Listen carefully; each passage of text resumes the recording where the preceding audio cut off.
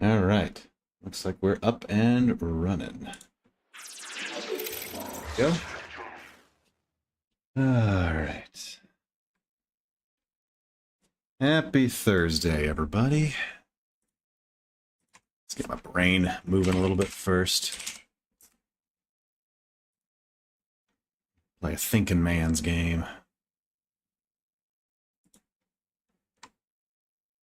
Hard mode, you say? I had no idea. Well. Any revealed hints must be used in subsequent guesses? Ooh. I don't think I'll turn that on yet, because I mostly like to use this as an exercise to get my brain moving in the morning. I don't want it as an extreme challenge that's gonna kneecap me early on. So let's play. What do you got for me today? Two of those. Ends in N, has an I in it.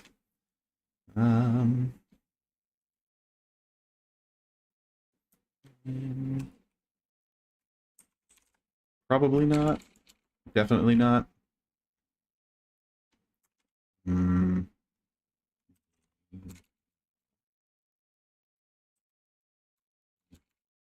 Chain.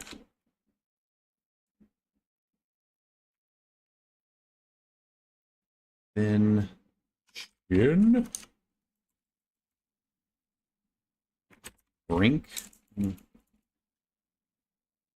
All right. I may have to get up and kick my cats out at some point. I'm pretty calm right now, but one of them likes to cause trouble. He loves to chew on things when I'm not looking, when I'm not giving him enough attention. Join coin.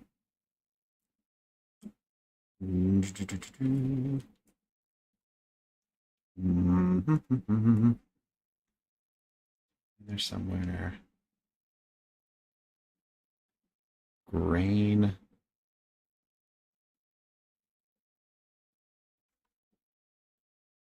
Something that ends with an N. Has an I in it.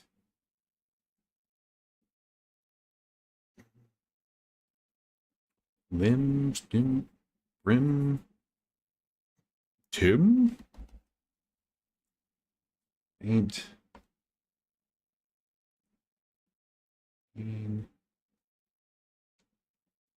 Rain. Rain.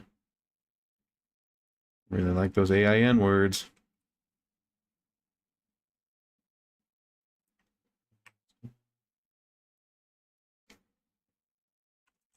Rain. Snow. Catch. Thatch.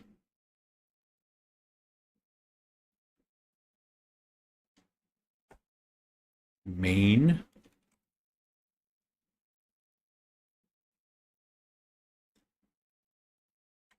Something with an I in the second. How about that?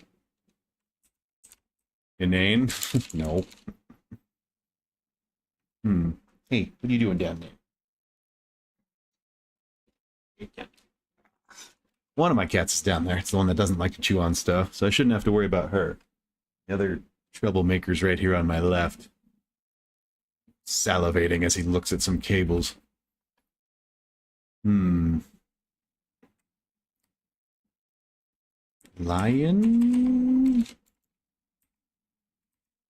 Lion? Really should just guess something else so it gives me a little bit more of a clue.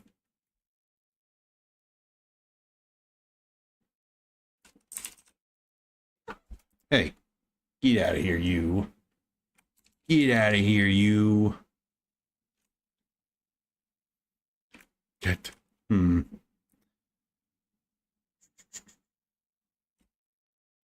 Preferably something that's got a couple extra letters I haven't used.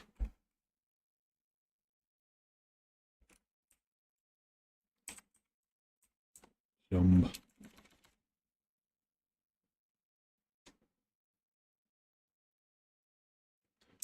Freak.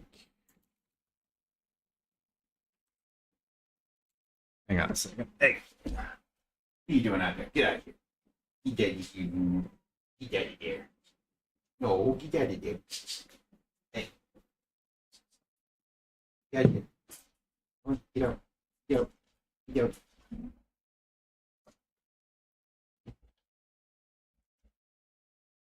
Don't be naughty. Oh, gets behind my screens. Thinks he's a big man. Hey. Do you want to be on camera, mister? Okay. You are very distracting.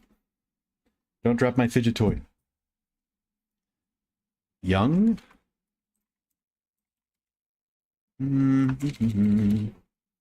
Brian. Lion. Brian. Nope.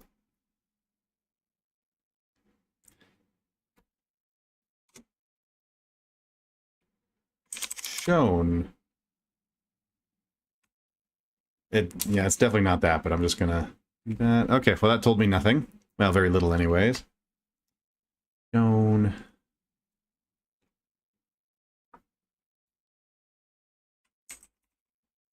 Raise.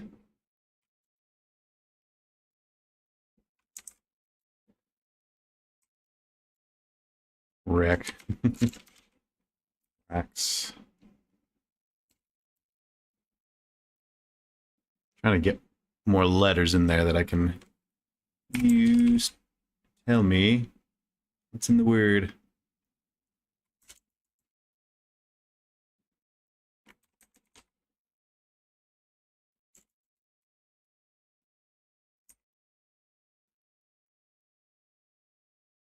Now he's on the floor licking his tail.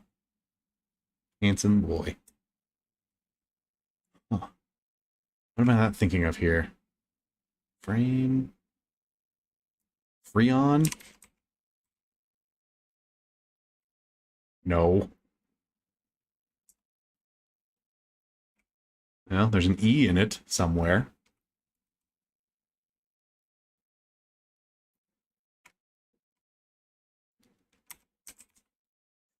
Mean. It's got to be an I. An E and an I somewhere. We know the I is not second to last, and we know the E is not in the middle.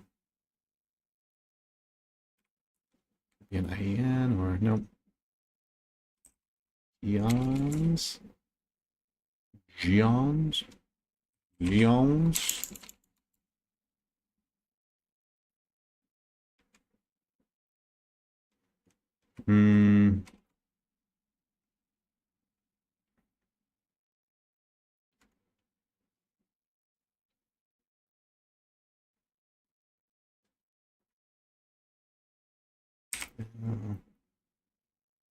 You. I know it's got an N. P.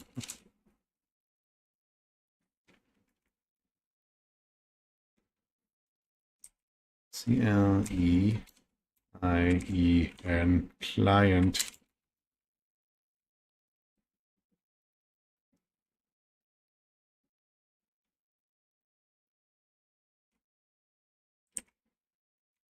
Lich. Preferably a word that tells me where the E and the I are. Beans? No, there's not an A. Like, tell me where the E is.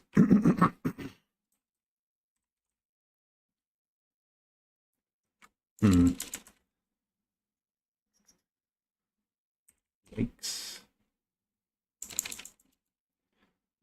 Lavas. Bravo.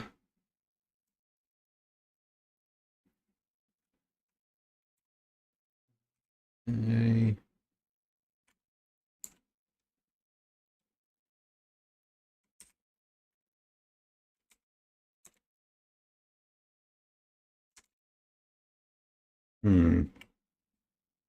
Hey, what are you doing? Get here. Hi, cat. Cat.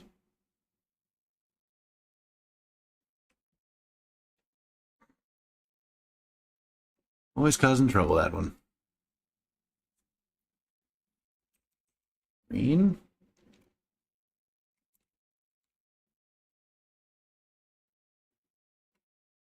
This is a tough one.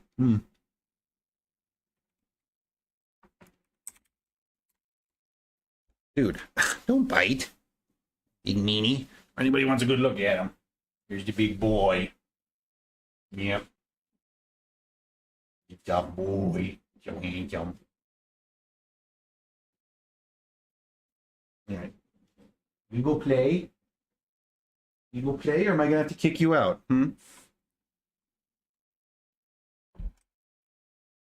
Team scream. Scree.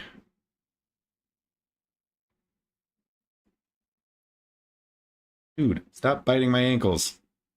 That's not cool. No bueno. Bueno.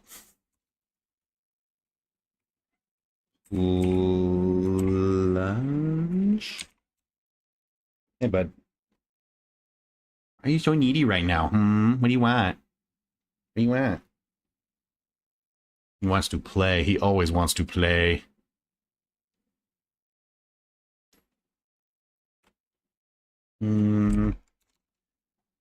No, don't claw the chair. Hey.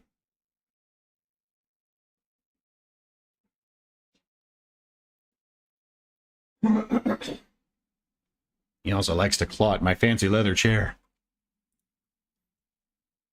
Ruining it.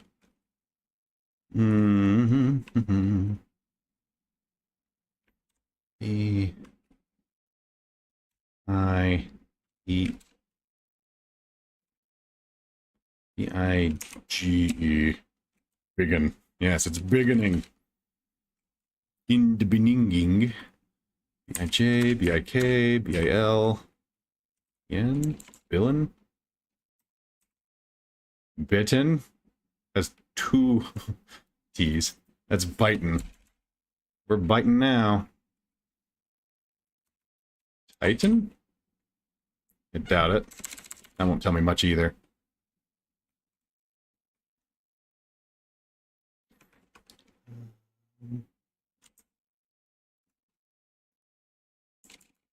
About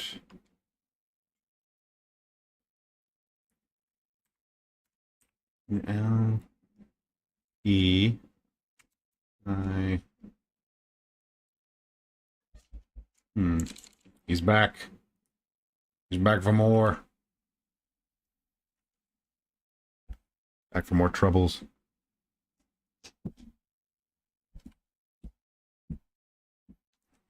I'm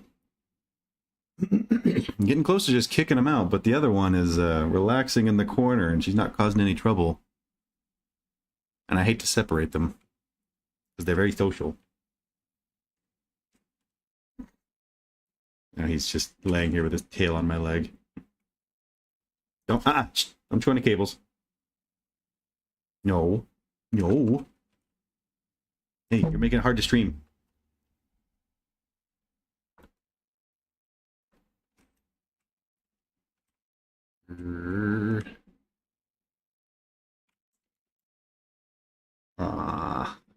Okay, let's just do another word here.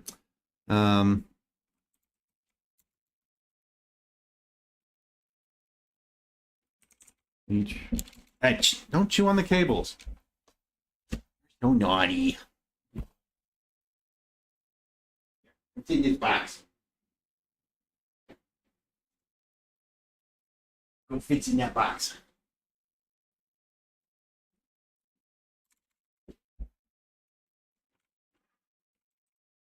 Let's see. Come up with some that I'm missing here.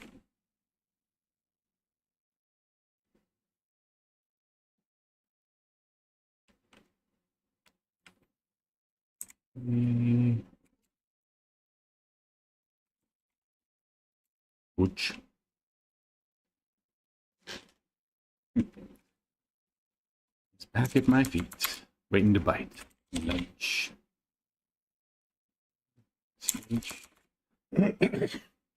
Yeah, I'm struggling with this one. Touch.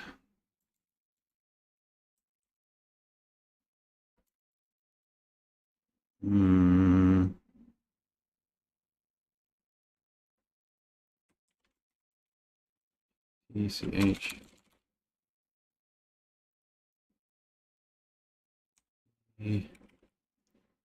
U. Can't do that. U. C. BI. E. Biden.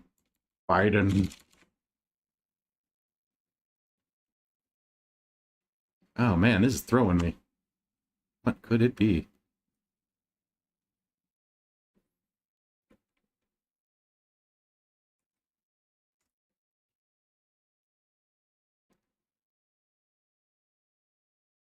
All right, we really need to just throw something together here. Let's see.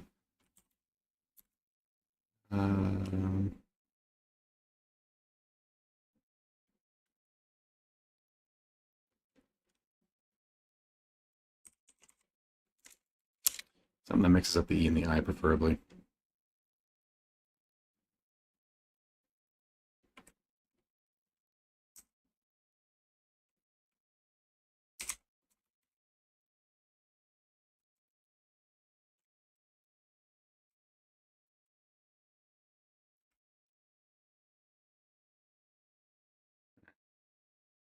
Well, tell me something. All right, we know where the I and the E and the N are. And we know where a couple of things aren't. What's in that middle? UI, YI, UI, EI?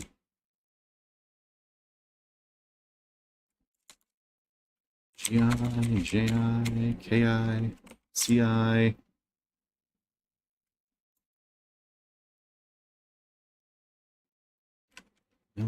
Quillen. Those two. Laying in a box. EI. GEN. Higgin. Hicken.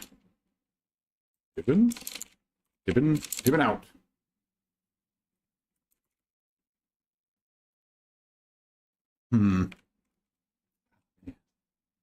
Want to use my second to last one to get a little bit more here, or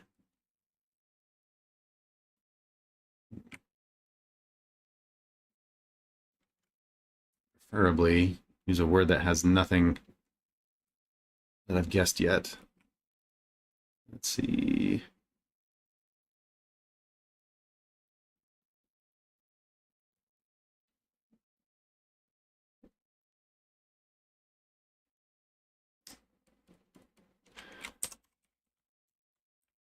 Like that's going to be a waste. Not on the word list. Okay, sure. What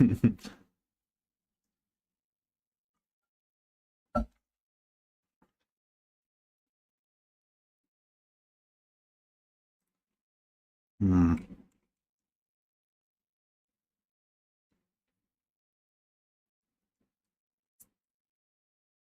I not thinking of? Man, you ever just have one of those days where your brain is just not making the connections? That is me today. It is just not cracking.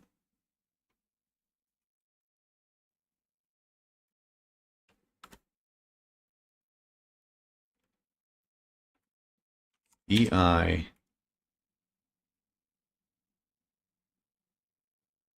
Vipe. Vipen, Vigen. Probably easiest to just... Yeah, let's just go over that. Ian, Iyun, Ipen, Eigen, Eigen, Eigen, Eisen, Eisen, Ivan, Given? Ooh, okay. Vixen. Oh, is that going to be it? Vixen. That's my last guess. Vixen. And we know that there's a V in there and it has to start with that. Is there anything else it could be? Vixen, Vicken, Ian, And Vippin, Vibbin. I think it's Vixen. Oh, yeah. Just at the end. Phew, indeed. All right. I feel like my brain's not quite woken up. Let's do some connections. Let's see if this is any easier. Bowling, wrestling, snuggling, doctoring? I don't think so. Buzzing, sewing, dishing. I was thinking like sports you can play in high school, but don't really see any others. But you know, all of these S end with ing. Some of them are onomatopoeias, like buzzing. And just buzzing.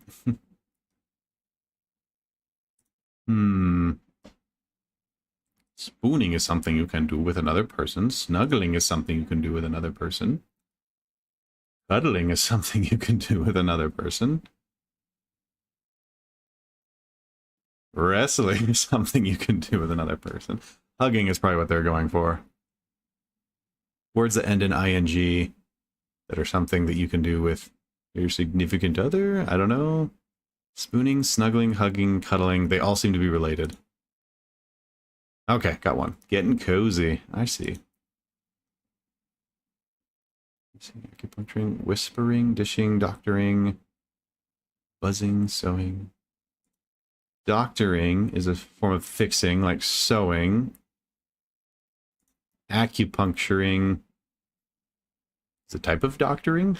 Is a form of treatment. I don't see anything else that really matches it. Dishing something out. Dishing, spilling.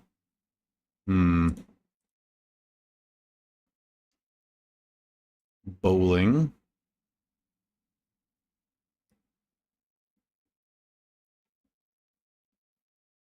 Wrestling. Yeah, I keep thinking like high school sports, but I don't see anything else. Oh. For words that end in ing with pins, sewing has pins and needles. Acupuncturing has pins. Ha ha ha. Nice. Okay. Morning. Whispering, dishing, doctoring.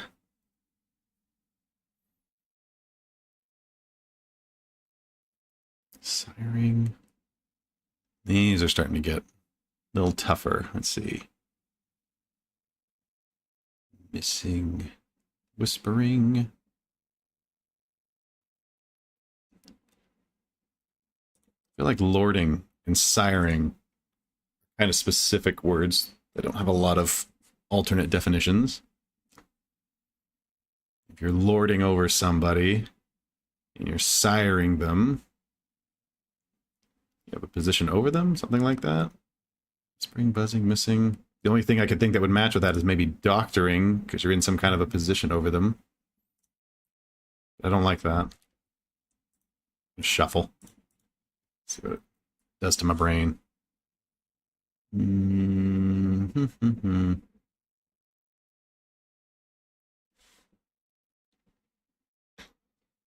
Ooh. Whispering and buzzing. Soft sounds. Siring, doctoring, spilling. I don't really see any other soft sounds, though.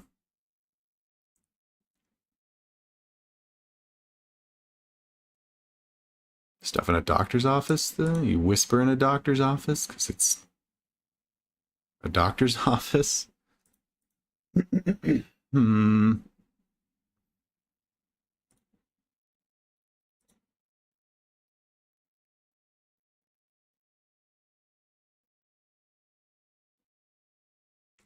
Oh, bots. Gotta love them.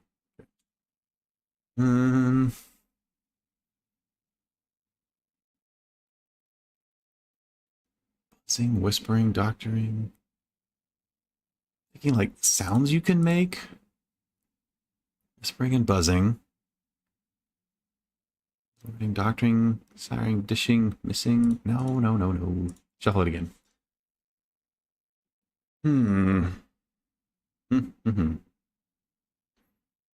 Buzzing, missing, spilling. Words that end in ing. I swear that's been a category before, is words that end in ing. So it's bothering me.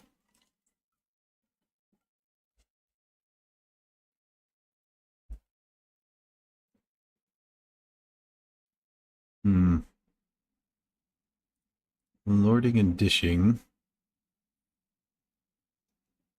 Meaning to give something out. Siring, meaning to give something out. Doctoring? I have some mistakes. I'm just going to make a guess and see if it fits. Nope, went away though. I'm guessing it's not doctoring. Spilling? Something is given away? Oh, even worse. Okay, well, it was doctoring then. Siring, lording, dishing. Buzzing, whispering.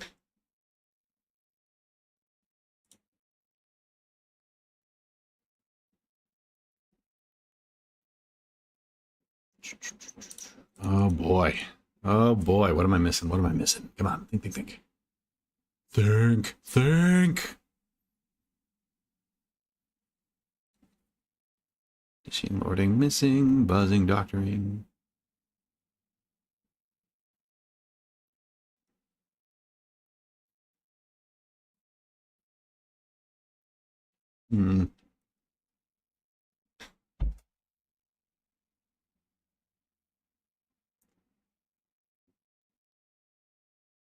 Man, these are tough today as well. It's a good day for Wordle and connections.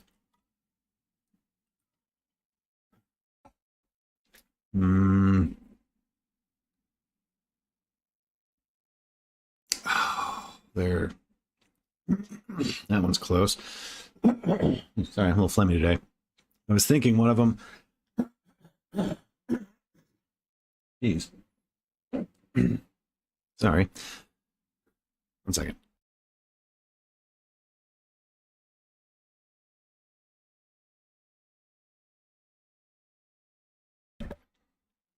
Sorry. I think I got one just right there that won't come out, but I feel better. Okay.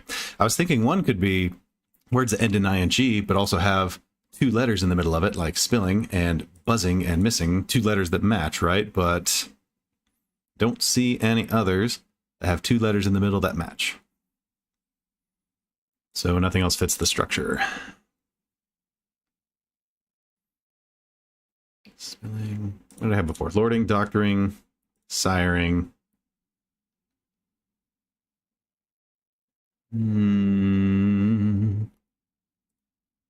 I did this one already. Buzzing could mean that you're high and you're feeling good. Spilling. Spilling, I feel like, has only one real definition, right? You're spilling something out. So what else could that go with? Whispering? Buzzing? Dishing? Things that you're giving out.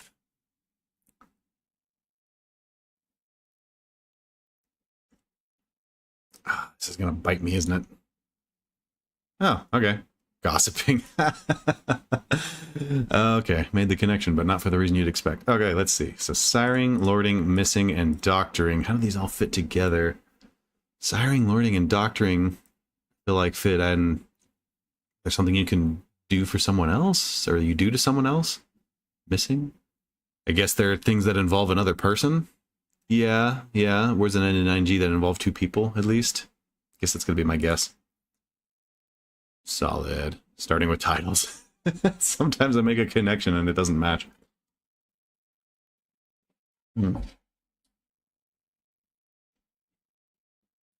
So ridiculous. Okay. Give me just 1 second for a break. I need to go refill my drink, and I'll be right back.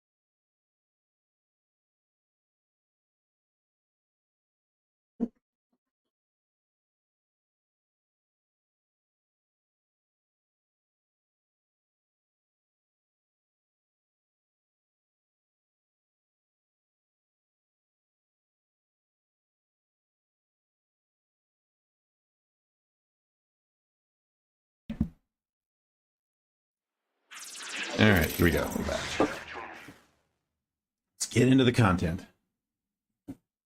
First thing I want to look at before I even get into the RFK nominations, looks like they have an update on SNAP benefits. I want to see what changes they've made. Let's see. Pull up that video. Didn't I already have it? Where is it? Oh, yes, there it is.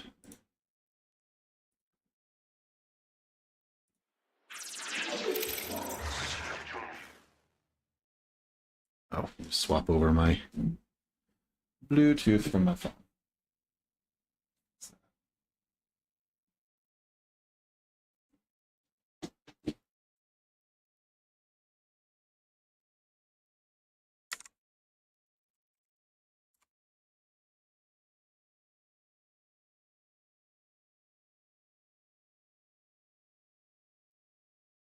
So, there it is. Hey. Okay, now we should have audio here. Here. Delicious foods such as dairy, fruits, vegetables, and meats, and recommend limitations on unhealthy foods. More to come.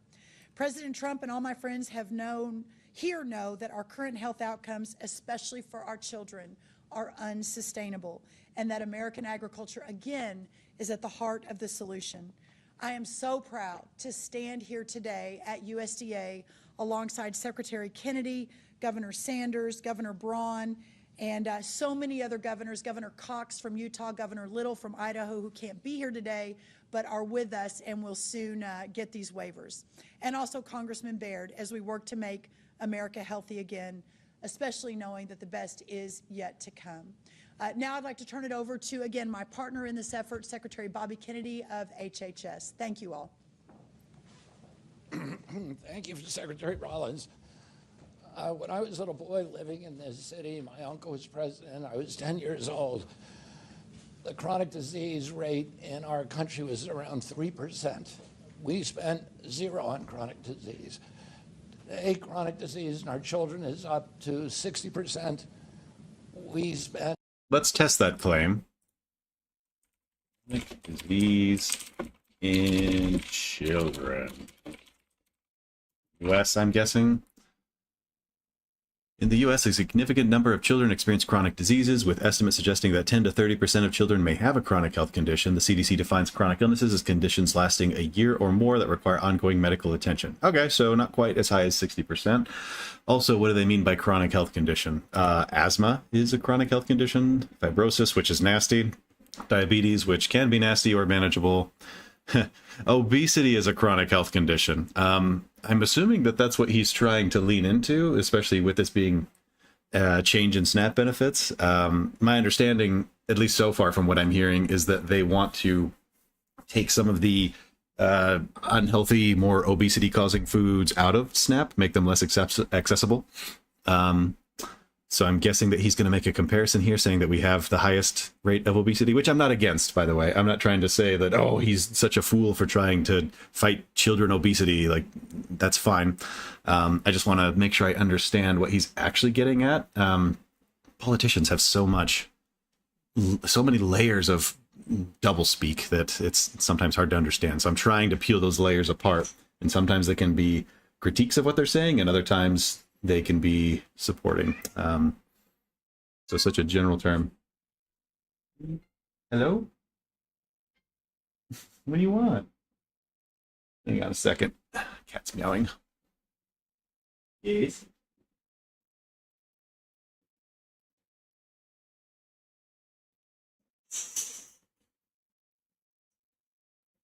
What? Yeah. Let's see. All right. I think she wanted to play in my storage area, but there was a curtain in the way, so she couldn't. All right. Okay, let's see what more he has to say here. Hang on.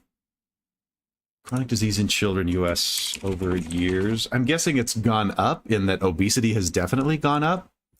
I think he's going to try to conflate that obesity's gone up, which is a chronic illness. Ergo, all chronic illnesses have gone up. We are less healthy and blah, blah, blah. when in reality, obesity has gone up. Other chronic illnesses, I'm willing to bet that they've gone down or haven't changed much per capita. And if that's the case, they're probably a lot more manageable and easier to deal with than they have been in the past. We'll see what the data says. Prevalence of youth with chronic condition functional has risen from 23 to 30% in the past 2 decades, an adjusted annual increase of 0.24 points per year. That's from Science Direct. This is, sure, give me your cookies. So this is from 99 to 18. Sought to provide an updated estimate of the current prevalence and recent trends over the past 2 decades in pediatric onset conditions among a nationally representative sample of youth to identify opportunities for prevention and intervention. Pediatric onset chronic conditions. So yeah, what do they define as a chronic condition? Secondary data analysis, representative data. Chronic conditions and functional limitations were self-reported by the participant or a qualified proxy. We employed multivariate linear probability models to estimate annual average increase. Okay. U.S. is currently seeing an unprecedented number of youth with pediatric onset conditions. It is incumbent for the U.S. health system to seek ways to treat these patients in pediatric settings and eventually matriculate them into adult care. Yeah. So this is for children 5 to 17, okay, which I suppose would be affected by SNAP food. I'm just trying to think, is this referring to children that are like pre-K through 12 or K through 12 students, just to see how it ties in with these SNAP changes that they're making. Because if they are before K through 12, then I don't know that I suppose SNAP could affect them, actually, because it's not just while they're in school, it's all through the child's life. They're eating whatever these foods are. And the argument could be made that the food is contributing to their chronic conditions and their bad health. I would think that a lot of that could also come from genetic factors as well, from the parents, which food will not help, but... Hi, honey. Can I help you with something? I can't read when you're in the screen.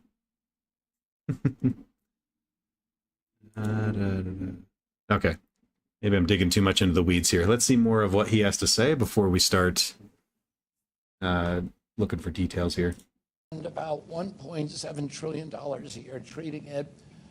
The cost is going up 2% faster than our economy is growing, so it's unsustainable. Secretary Rawlins pointed out about 75% of our kids can't qualify for military service, but the injuries are much deeper. We have a whole generation that's plagued by autoimmune diseases, by neurological diseases, by allergic diseases, food allergies, peanut allergies, etc. The fertility in our children has dropped dramatically. Girls are reaching puberty 6 years earlier.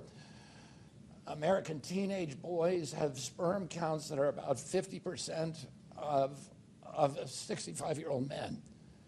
Their testosterone is about half of what a 65-year-old man has. So this is a crisis for our country. Can I pause this? Cancer rates are also exploding. I don't know if he knows what he said there. He said fertility rates in our children are dropping? What? When I was a little boy living in the cent, the economy is growing, so it's 5% of our kids can't qualify for military. We have a whole generation that's plagued by autoimmune diseases, by neurological diseases, by allergic diseases, food allergies, peanut allergies, etc. The fertility in our children has dropped dramatically. Girls are reaching puberty 6 years earlier. What are you talking about? The only way that I can see that those two things coincide, that fertility is dropping in our youth and that girls are reaching puberty faster, wouldn't that mean that fertility is increasing, actually, because they become pubescent faster? I don't know what he's trying to get at there. I just think that's weird, a weird thing to say. But I'll let it slide because I frequently misspeak, especially when I'm giving speeches like this. And I don't like to call people on just little specific gotchas like, oh, you said this, ha ha ha. Let's try to look at, the meaning behind what he's saying. Teenage boys have sperm counts that are about 50% of 65-year-old men. Their testosterone is... Okay, that relates more, I think, to what he said in regards to fertility rates going down. That can be related to sperm count. It's just weird that he mentioned that about, maybe there's something I'm not understanding there, but my understanding is those two things are not related. Puberty in young girls and fertility rates in them. Is about half of what a 65-year-old man has. So this is a crisis for our country. The cancer... Half of what a 65-year-old man has. Does that matter? I feel like both of them are supposed to have low sperm counts, right? Like a 65-year-old man is moving towards the end of their life. They're supposed to have low testosterone, low mating possibilities. It would just make sense that their sperm count would be low. And young teenage boys, I guess we would think that their sperm count should be high on its face, but should it? I'm not sure. I'm not sure about that claim. What would we expect there, and what have we seen in the past? Rates are also exploding. We know that the part of the problem is that we're not giving our children good food. The exposures are coming from chemical additives in our food, and we need to create, and then just bad food, sugar drinks like sodas.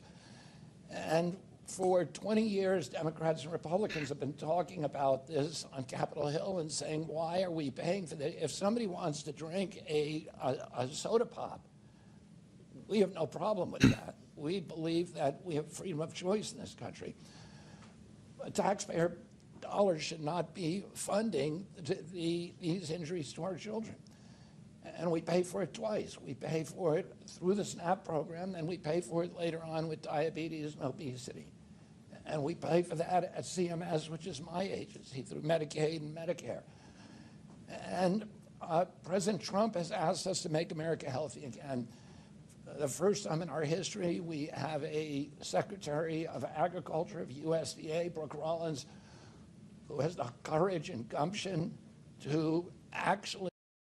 Okay, so I find this really interesting. He's trying to address obesity in the United States by cutting some of the junky, unhealthy foods out of the SNAP benefit program, which can contribute to that, sure. He hasn't really demonstrated that that's a major problem there. I think it's really important to realize that there is some truth in what he's saying. Like, yeah, if you are just going to feed your kids soda and cookies all day, every day, yeah, they're going to get diabetic and obese and have problems. Having one or two snacks occasionally is fine and healthy and absolutely okay. If anything, it's probably even more mentally healthy because they can have, they can enjoy life a little bit and have some fun. I don't understand the direct correlation there. He hasn't demonstrated it that, he has not demonstrated that SNAP benefits are being abused in such that they are like just chock fulling their kids of the worst, terrible kinds of food out there. It could be the case, but he hasn't demonstrated that. And I also just Googled real quick, how many people are on SNAP benefits? It looks like it's about 12% of the US population. So in my mind, I'm thinking, okay, there is definitely an obesity problem in the United States. How much of that is coming from SNAP benefits being overly abused with, fattening, terrible foods versus just that's an American diet. That's an American lifestyle. We like to indulge. We like to overeat. And most of us are in maybe not the most incredible of circumstances, but usually good enough that, yeah, we can buy some pretty decent food and we can buy something that's tasty and fun. And I think that's a bigger source of where the problem comes from, that we simply have that much freedom and that much economic freedom to be able to choose those things, and the food companies that create them are allowed to make them so palatable and tasty and frankly even addictive that it inevitably leads to this obesity that we're experiencing. I guess all I'm saying is that, yes, there's a problem there, but I don't see how this really solves it. And frankly, you haven't demonstrated that there's a direct connection between the two yet. We do what people have been talking about for years and years and years on both sides of the aisle. And one of the reasons this hasn't happened before is because the the lobbying headwinds, the power of these industries, the sugar industries, and particularly sugar soda. And Secretary Rollins told me, yeah, they came to my office. And I said, what did you tell them? And she said, we're paying for nutrition, and there's no nutrition in your product. And that one of the leaders of the lobbying group said, well, this program is not about nutrition. And she said, it's called the Supplemental Nutrition Assistance Program. It's about nutrition, and there's no nutrition in these products. We shouldn't be paying for them with taxpayer money. President I don't understand why he's making this leap again. There's well, first off, there's no nutrition in them. If there was no nutrition, people would just be dying straight up because of malnutrition, or rather, we wouldn't even see obesity. We'd see malnutrition, right? We'd see people with distended bellies and skin and bones, and so that's, you know, a shocking thing to say, but I don't think it's accurate by any means. Now, if what you mean is the food is lacking in nutrition and isn't good enough, I suppose that's the case, but that doesn't really contribute to obesity. You're kind of talking about two different problems here, right? Whether something is nutritious and healthy for you versus whether it has a high caloric density and is extremely palatable. Those two things are not necessarily related, and for him to just jump from one to the other, again, don't understand the logic jump there, but it certainly sounds scary to say that, you know, there's no nutrition in this food. It's so bad for you. There's nothing in it. Trump is not only promising to make America healthy again and acting on that promise, but also he takes very seriously his responsibility to be a steward over American finances. And this is money wasted. It's money that is poisoning people. It is poisoning a generation, the poorest kids in our country. And then we pay a high price for that in the explosion of chronic disease. I'm very grateful for your leadership and your partner. We have a very, very close, not only partnership, but also a friendship. We're working on the dietary guidelines. We're shrinking the dietary guidelines from what President Biden gave us, 453 pages, that reflect all of the industry interference and influence that drove Fruit Loops to the top of the food pyramid. And we're going to give people nutritionists, doctors, physicians, school lunch program. Maybe I missed something there, but he mentioned that we drove Fruit Loops to the top of the food pyramid, implying that the top of the food pyramid is the most important part of the food pyramid. I don't know what he's talking about there. The top does not, at least in my opinion, I don't know too much about the food pyramid. It was never a big thing for me growing up. It was kind of a cool little visual we saw when we were in elementary school. Like, okay, yeah, it's about proportion size and how much of something should be on your plate. And so if that's the case, Fruit Loops would be pretty small because it's on, you know, it's basically sugar and maybe some grains, I guess, if you want to, you know, parse it out. But what are you trying to say there? That things on the top of the food pyramid are implied to be the most important? I've never heard that. I don't know anywhere that the FDA or the USDA has advocated for that. And I don't know, that sounds ridiculous to me. I had a discussion with my mother the other day about the food pyramid, and she mentioned the myth of that the food pyramid, it's upside down. And I asked her, like, what do you mean? Like, what do you think that means? Like, grains on the bottom, they're supposed to be on the top? Like, well, what does that mean? That the top is most important, or is it about something else? And it was, you know, just meant to push a rhetoric. She hadn't actually thought about it and wasn't really trying to make any point other than, I don't trust, you know, foods these days, and I don't trust the government, and it should all be thrown out. And but she wasn't saying that. Instead, she was trying to convey what appeared to be a point. And in any case, I don't understand exactly what his point is here. Of the military dietary guidelines that are 4 or 5 pages written in plain English that people can understand. So we can start giving our kids good food again, and food is medicine, and we're going to start making them healthier by giving them better food and not paying for. Not according to the FDA's definition, food is not medicine. They are two distinct things that are regulated very differently. You could argue there's some overlap there, sure. Medicine basically started as food, and they're both You know, something that you take into your body that you eat up that provides you either some nutritional value or, you know, whether it be macro or micronutrients, whatever it might be. But at the end of the day, there's a big difference between drugs and supplements and food and how they're regulated and how they're recognized in various agencies and organizations. To say that they're the same thing is facile. The food that is making them sicker. It makes no sense. And I want to thank the governors. Brooke and I have been all over the country, to West Virginia, to Arizona, to Utah, and working with these governors. We're standing up now and petitioning to Secretary Rollins for SNAP waivers, and people have answered the call, and we're very, very happy with that. And we have two of the leaders, I think, just Governor Sanders, Huckabee Sanders, and Governor Brune, who are here today. And I wanted to thank Congressman Baer for his leadership on this issue. Two of them have made it now to the finish line. I want to thank you, Governor Sanders, for not only applying for the waiver, then doing the paperwork and jumping through all the hoops that we need to get this across the finish line. And I'm very excited about actually watching Secretary Rollins sign a waiver with Arkansas today. Thank you, sir. Well, I'll be very brief, but this is an exciting day, not just for the state of Arkansas, but frankly for the entire country. For us to be able to take action that has been talked about for so long. To Secretary Kennedy's point, both sides of the aisle have said this was a priority, yet it took Donald Trump getting elected, putting the right team in place to make it happen.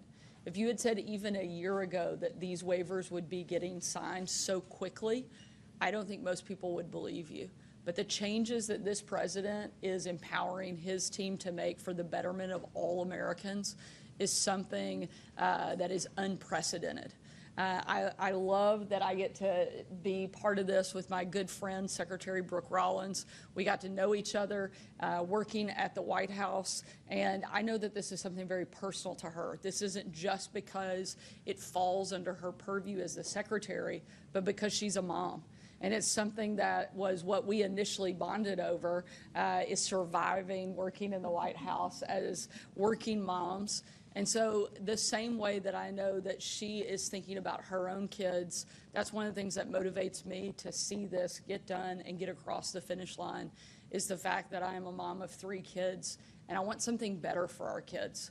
And I think that's what this president and the team that he has built are delivering on for the American people. We now have a food stamp program that's $119 billion a year, and $27 billion of that program are being spent on soft drinks, candy, and unhealthy desserts.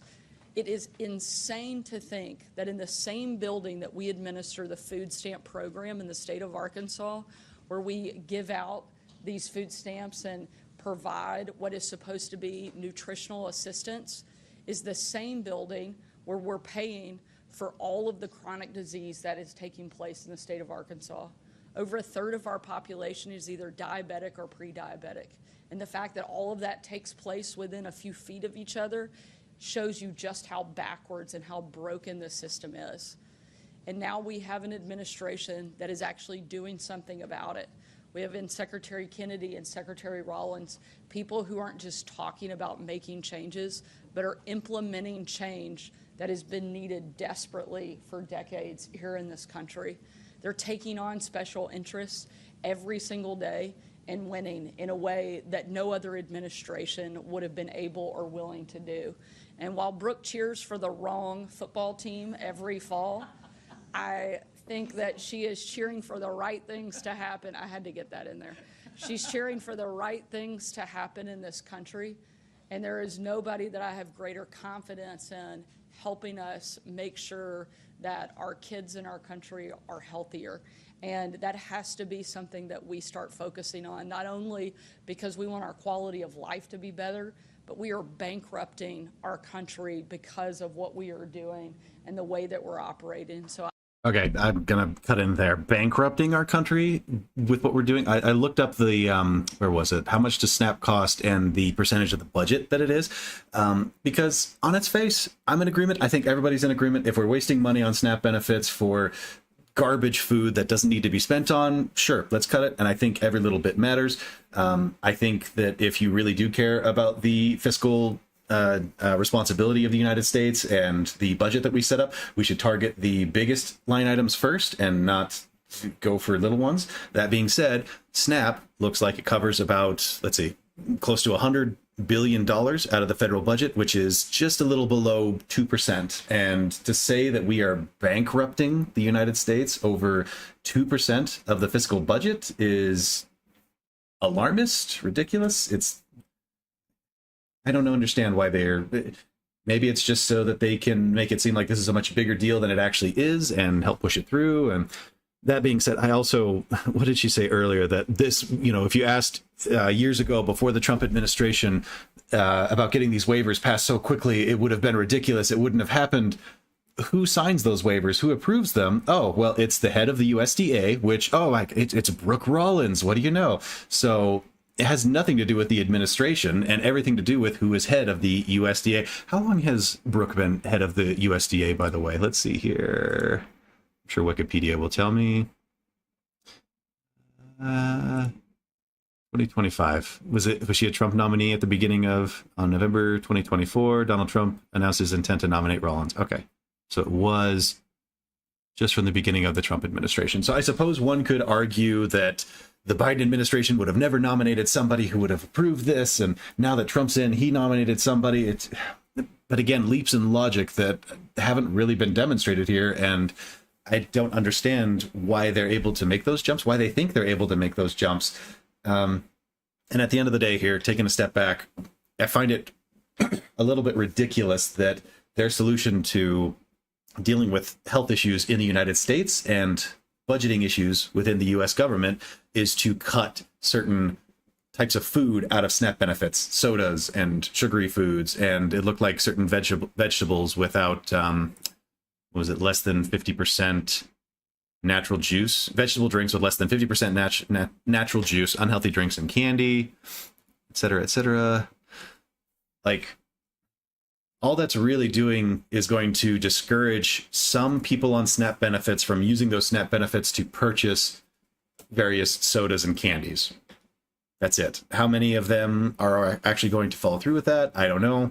How many of them are only able to buy food through SNAP benefits? I'm not sure. I'd have to look that up.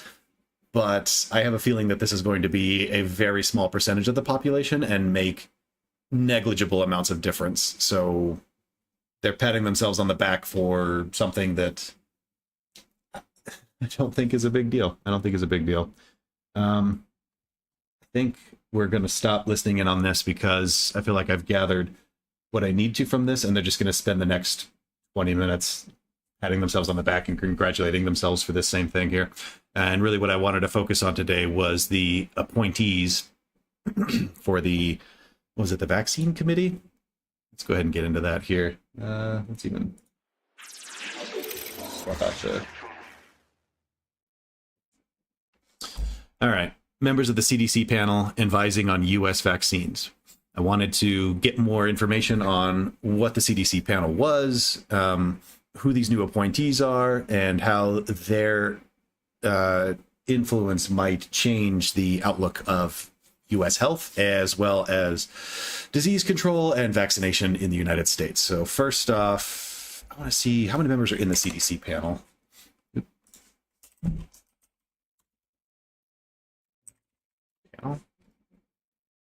Let's see. Advisory Committee on Immunization Practices, the ACIP, a panel of experts that advises the Centers for Disease Control and Prevention on vaccine policies. So they only advise on, well, I guess it's disease control and, wait, no, they only advise on vaccine policies and recommendations. It's just interesting that they call them the CDC panel and all they do is advise on vaccines. You would think that they'd specify and say the advisory panel on vaccines or something. Let's see. Composition. Panel consists of medical and public health experts, including pediatricians, blah, blah, blah, blah, blah. Fact, recent controversy. How many members? CDC panel. All 17. Okay. I was just curious as to whether it was he removed all members of the panel previously, or if it was just a chunk of them and he took out the most contentious ones or ones he didn't believe in the most, but he removed all of them. Okay.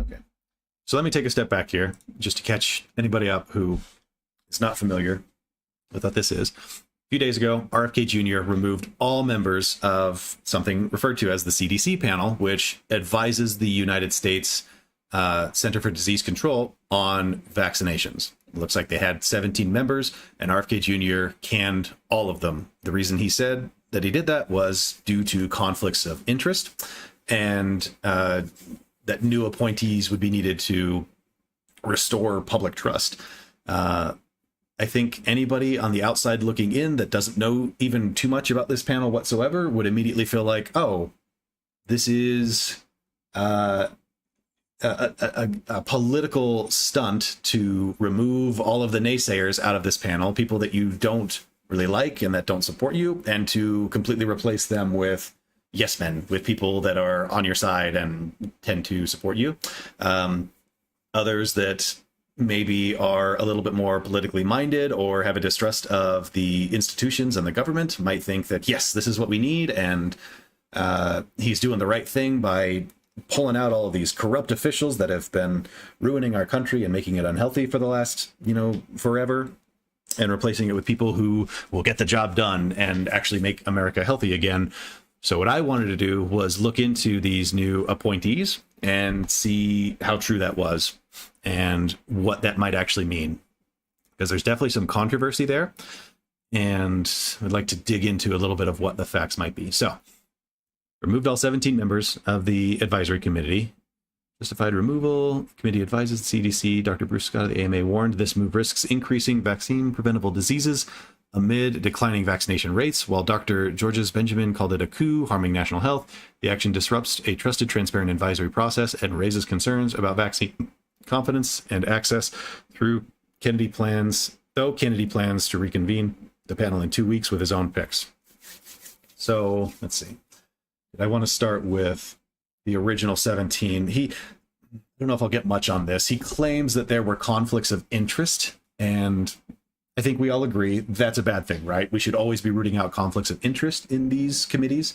My understanding was that the CDC panel already had ways of eliminating conflicts of interest and corruption. Let's take a look at that. Let's see. The CDC panel here.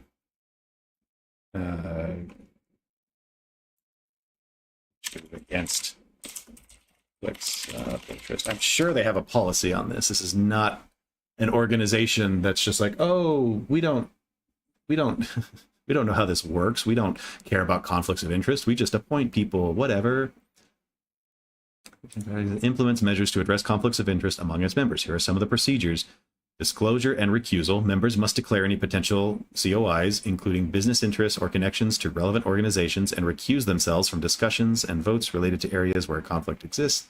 Transparency. The CDC offers a web tool allowing public access to past conflict of interest disclosures. Vetting review. Voting members undergo vetting and financial disclosure reviews upon appointment and annually. This is the kind of stuff that I'd want to look into. A structural process that they go through on a periodic basis, because if it's just a self-report system, I don't think that there's a lot of good for that. You kind of have to have a third-party organization that comes in and audits these. If it's just a self-proclamation thing, how easy would it be for somebody to come in and just say like, oh, no, I don't have any conflicts of interest with this. I'm barely interested at all, Obviously, I'm being a little bit facetious there, but if it's a self-report and nobody checks in on it, it's a system that can be very easily abused, which I'm against. But if they have a structure for this, then RFK Jr. is going to need, in my opinion, some better evidence to support his reasoning for doing this. Ethics training. Members receive regular ethics training. And work groups. ACIP work groups also have screening procedures for potential conflicts with annual updates. So there are, let's see, structures. Currently, committee members are required to declare any potential conflicts as well as business interests that arise during their tenure. They also must disclose blah, blah, blah. That's just from PDS. So here are the disclosures. Let's see what they have to say.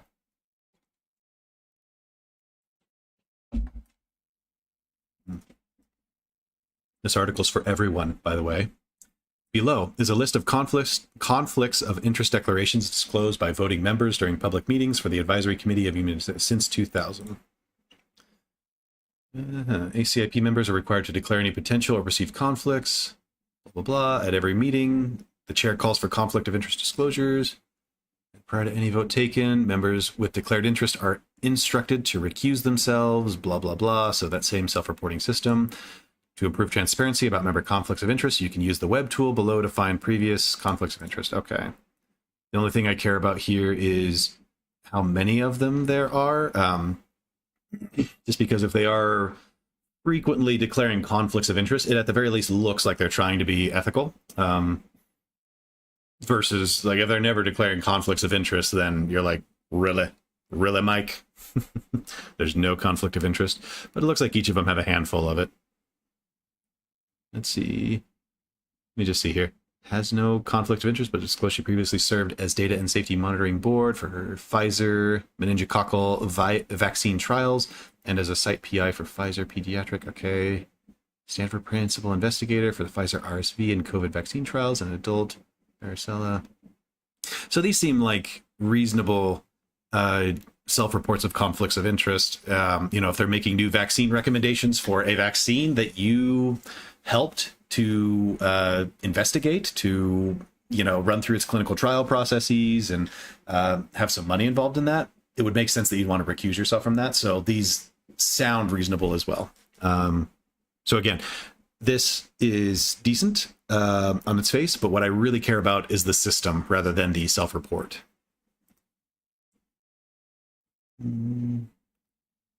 Disclosing competing interests in CDC guidelines. Is this just a PDF guideline?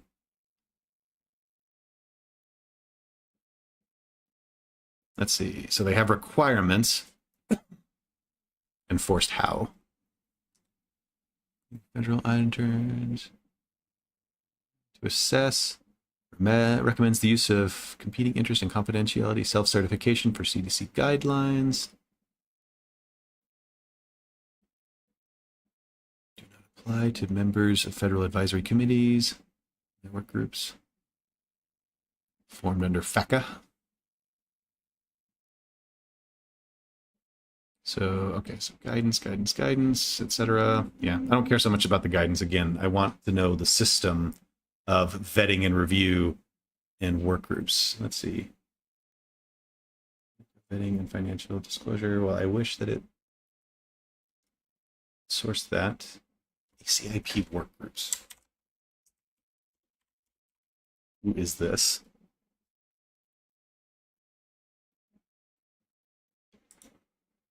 Okay. ACIP uses subgroups of the committee known as work groups to review relevant published and unpublished data and develop recommendation options for presentation to the ACIP. Work groups are typically task-oriented and convene in response to specific policy needs. Each work group operates under specific terms, etc., etc. So, let's see. How does this work? Is this basically they have certain types of vaccines, and part of that is they review members of these panels to ensure that there's no conflicts of interest? Let me just do a search for conflict.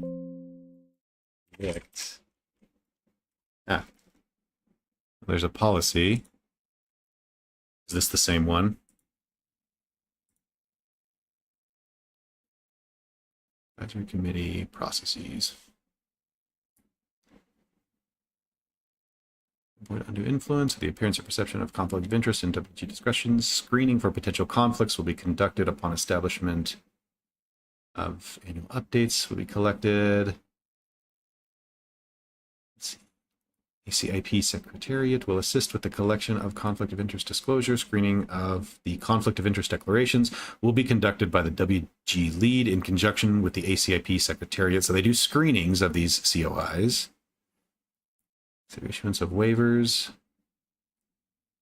Familiar with their own situations, their personal responsibilities, include the following to alert the WG lead.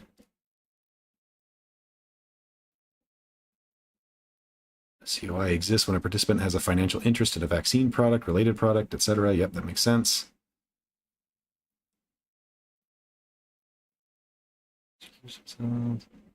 This guidance applies to vaccines or related products under the purview of each ACIP WG on which a person serves and the pharmaceutical company that manufactures the vaccines or related products under the purview of them. This guidance is not all-inclusive.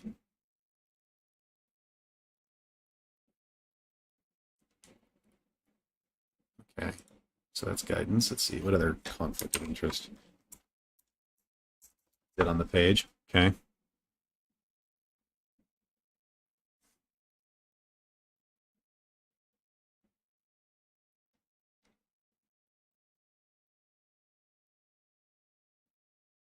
Mm-hmm.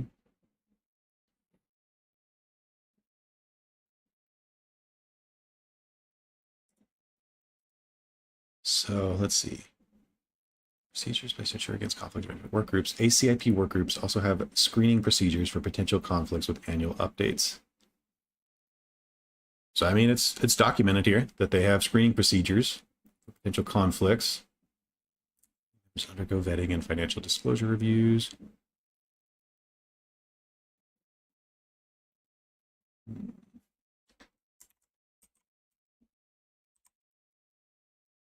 Procedure. Vetting procedures, rigorous examination, comprehensive ethics review, conflict of it. Yeah, but who does it? Designed to ensure the expertise, independence, and ethical conduct of individuals serving on its advisory panels. Yes, but again, how do they do it?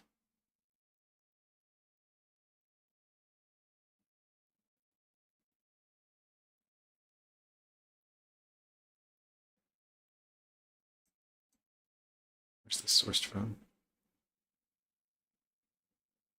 News.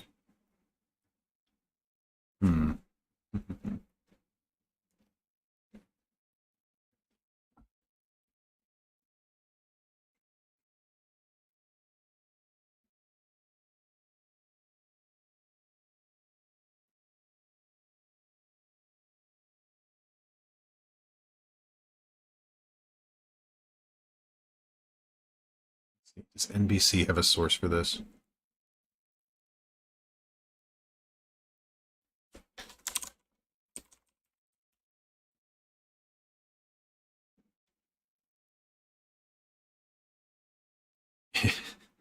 This is an interesting thing to say. Advisory members are also required to disclose conflicts of interest, recusing themselves from voting on vaccines for which conflicts exist. Yes. It is not clear whether Kennedy has required those disclosures for the new members. Wouldn't that make things so much better if... Yeah, they're just not required. We don't... The old guys, they definitely had conflicts of interest. They were definitely corrupt and dirty. But the new guys, we know that they're so clean, we don't even need to check. It's not required. It's fine. Love to look into that. Plagued with persistent COIs and has become little more than a rubber stamp for any vaccine. Where's your evidence of that they are plagued with COIs? Members of the medical community have widely resisted that claim, saying there's no evidence to support it, which, of course, they say that.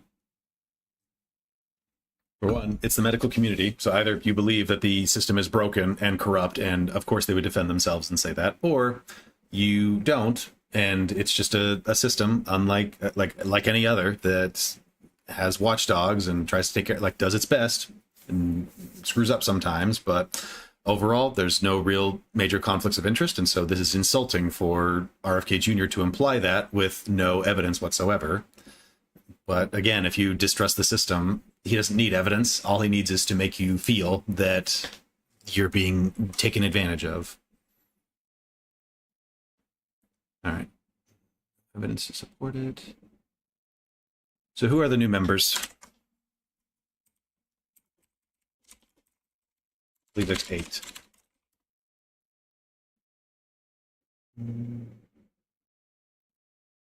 Oh, did I already have the information up here? All right. The list includes Dr. Robert Malone, an anti-vaccine activist who suggested this year, without evidence, that recent pediatric deaths from measles were due to medical error. And Vicky Pebsworth, blah, blah, blah. Okay, I'm going to look up Dr. Robert Malone. What's his history like? What do you say, Wikipedia? Let's just look at the summary first off. Robert Wallace Malone is an American physician and biochemist. His early work focused on mRNA tech, pharmaceuticals, and drug repurposing research. During the COVID-19 pandemic, Malone promoted misinformation about the safety and efficacy of COVID-19 vaccines. Coming in hot there with misinformation. From The Atlantic, the vaccine scientist spreading vaccine misinformation. Robert Malone claims to have invented mRNA technology. Why is he trying so hard to undermine its use? If I can't have it, no one can, right? Let's see. Medical doctor, I'm an infectious disease researcher, recently suggested that the Pfizer and Moderna vaccines might actually make COVID-19 infections worse. He chuckled as he imagined Anthony Fauci announcing that the vaccination campaign was all a big mistake. Oh darn, I was wrong, and would need to be abandoned. When he floated that nightmare scenario during a recent podcast interview with Steve Bannon, both men seemed almost delighted at the prospect of public health officials and pharmaceutical companies getting their comeuppance. This is a catastrophe, Bannon declared, beaming at his guests. You're hearing it from an individual who invented the mRNA vaccine and has dedicated his life to vaccine. He's the opposite of an anti-vaxxer. And it's starting to rub out there. Doesn't really sound to me like there's a lot of credibility behind this guy. Let's see, where's some more detail? I guess the stuff we really care about is this COVID-19 research and controversy, because with the rest of his career, I assume it's just undergraduate, PhD, research, and then conflicts and controversy. Let's see. He performed experiments on the transfection of RNA into human rat mouse, blah, blah, blah. So this work published in 1989. In 1990, he contributed to a paper with John A. Wolfe, Dennis A. Carson, and others, which suggested the possibility of synthesizing mRNA in a lab to trigger the production of desired protein. These studies are recognized as among the earliest steps towards mRNA vaccine development. So at least he has some grounded reality in his claim of being the inventor of mRNA vaccines. Credit for the distinction is more often given to the lead authors of the major papers he contributed to, such as Felgner and Wolf. Later advances, blah, blah, blah. Let's see. Sounds to me like he's a little bit bitter that he helped with the initial research, but is not credited since he's not one of the lead authors on the major paper.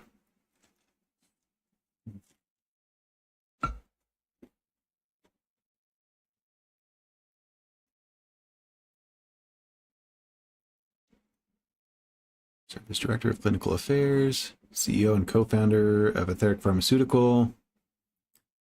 C16 was contracted by Medical Research Institute to assist in the development of treatment of the Zika. Okay. Yeah, certainly nothing super crazy in early career. And then in June 2025, Secretary of Health and Human Services Robert F. Kennedy named Malone to the Advisory Committee on Immunization Practices. So I guess looking at this from a glass half full perspective, it sounds like Dr. Malone has an education in mRNA technology and the proper credentials to advise on vaccination strategy in pandemics, but was also a huge COVID-19 skeptic to the point of spreading misinformation. Yeah, let's see what the misinformation looked like. Early 2020, during the COVID-19 pandemic, Malone was involved in research through the Defense Threat Reduction Agency's domain program into the heartburn medicine famotidine as a potential COVID-19 treatment. Why? I mean, that's how research works sometimes. We throw stuff at the wall until we find something that sticks, but why would you think heartburn famotidine is a potential COVID-19 treatment? Okay. Interest in the drug candidate followed early observational data suggesting that it may have been associated with higher COVID-19 survival. Malone, with the Alcam Laboratories, suspected famotidine may target an enzyme that the virus uses to reproduce, and recruited a computational chemist to help design a 3D model of the enzyme. After encouraging preliminary results, Alchem Labs, in conjunction with New York's Northwell Health, initiated a clinical trial on famotidine and hydroxychloroquine. Excuse me. Why would they do it together? I guess they had promising results initially. They're looking for synergistic effects. Okay. Malone successfully proposed to the publishers of Frontiers in Pharmacology a special issue featuring early observational studies on existing medication used to treat, for which they recruited other guest editors, contributors, and reviewers. The journal rejected 2 of the papers selected, one on famotidine co-authored by Malone and another submitted by physician Pierre Corey on the use of ivermectin. The publisher rejected the ivermectin paper due to what it stated were a series of strong unsupported claims, which they determined did not offer an objective nor balanced scientific contribution. Malone and most other guest editors resigned in protest in April 2021, and the special issue has been pulled from the journal's website. Starting in 2021, Malone received criticism for propagating COVID-19 misinformation and conspiracy theories, including making dangerous and misleading claims about the toxicity of spike proteins generated by some COVID-19 vaccines, using interviews on mass media to popularize medication with ivermectin, and tweeting a study by others questioning vaccine safety that was later retracted. He said that LinkedIn temporarily suspended his account. So it sounds to me like I suppose you can have a major distrust of the system, and they realize that he was onto something here, and we can't have people actually being cured of diseases, so we're going to pretend that his scientific contributions have a series of unsupported claims and reject his papers and discredit him and keep the world sick so that we can keep making money. I suppose you can look at it that way, but to me, it looks more like, hi, honey. You want to jump up here? Let me see, oh my God. Here you go. Hi. B looks more like a researcher that submitted a paper that was not good, that it lacked the academic rigor that it requires to be published in such a journal, and was rejected, and they got pissy about it and decided to burn bridges rather than fix their science, right? Do a better job. Let's see. COVID-19 misinformation and vaccines.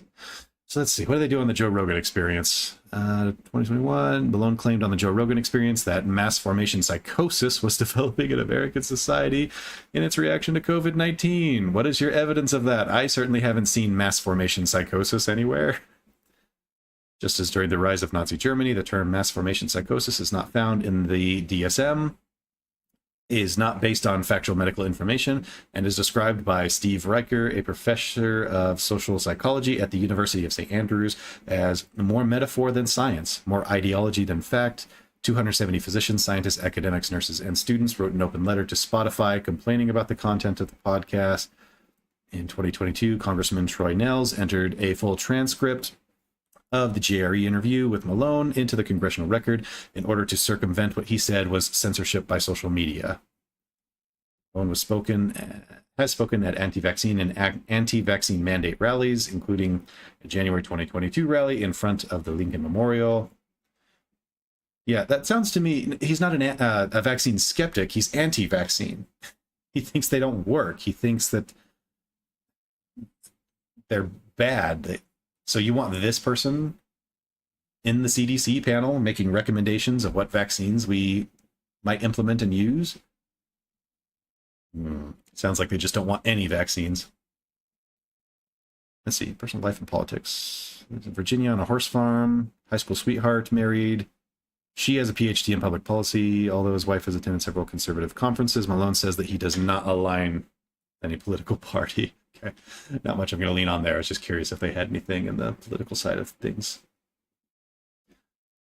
So one thing I saw in the news the other day that kind of struck me, I thought was interesting, was they mentioned that the way that they that they referred to Dr. Malone was as a vaccine skeptic in the headline, which fine, sure, technically in some way he is. But as you read the article, they would further that by saying that he is a skeptic and also has been known to spread COVID-19 misinformation, as well as a known anti-vaxxer. So there's more to it than just a vaccine skeptic. Like, if he was just a vaccine skeptic and a healthy one at that, then fine, put him on the panel, no big deal. The science will speak for itself and it'll get through. It's just a panel for recommendations. But if he's completely against every vaccine under the sun, regardless of efficacy, he really just sounds like a jilted lover to me that found more fame and more money and political power in fighting the system and going on the Joe Rogan Experience than he ever did in research. Apparently, I guess he wasn't a very good researcher. Hey, honey, the cat's so cuddly today. Oh, over my lap. All right, so there's Dr. Malone. What others? Vicki Pebsworth, Director of Research and Patient Safety at the National Vaccine Information Center, NVIC, huh? Also considered a leading source of misinformation about vaccines. That's the information center, right? Study anti-vax Facebook groups in early days. Well, first off, what is the National Vaccine Information Center? That sounds official, right? That sounds like a government institution. Vaccine Information Center. But what actually is it? VIC? It's a .org website, not a .gov, which means it's a nonprofit organization, sure, but not a government-instituted organization. So that's not saying that they're bad, but don't mistake them for a government institution. Make informed vaccination decisions for yourself and your child. Learn about risks and complications. Educating, taking a stand, donate. The truth about whooping cough. Truth about whooping cough. State vaccine legislation report. State legislator lead the way to protect informed consent. Do you know about vaccine laws in your state? Yeah. This sounds like a support group for anti-vaxxers. Don't claw my arm, that hurts. What does Wikipedia have to say about them? And under the name Dissatisfied Parents Together in 82, has been widely criticized as a leading source of fear-mongering and misinformation about vaccines, while NVIC describes itself as the oldest and largest consumer-led organization advocating for the institution of vaccine safety and informed consent, claimed that vaccines cause autism, and its campaigns portray vaccination as risky, encouraging people to consider alternatives. Ay. Okay, great. So she was on, what was it? Director of Research and Patient Safety at the National Vaccine Information Center. Great. So another anti-vaxxer. Vicki Pebsworth. Chiropractic. Okay.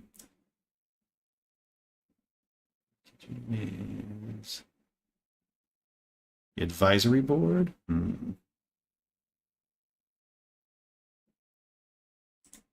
What is this? Is this no, this is .com.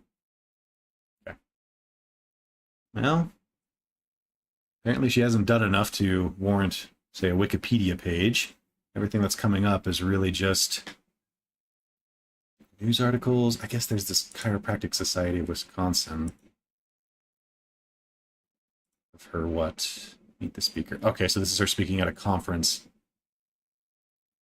Board.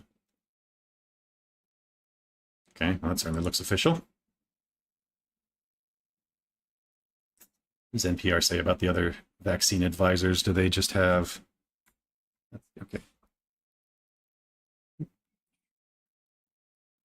Kennedy did not pick people with strong current expertise in vaccines. Professor who studies vaccine policy. It tells me that Kennedy is setting up a committee that would be skeptical of vaccines and possibly willing to implement an anti-vaccine agenda. I don't like that they're continually using the term vaccine skeptic. I don't think these people are vaccine skeptics. I think they're anti-vaccine.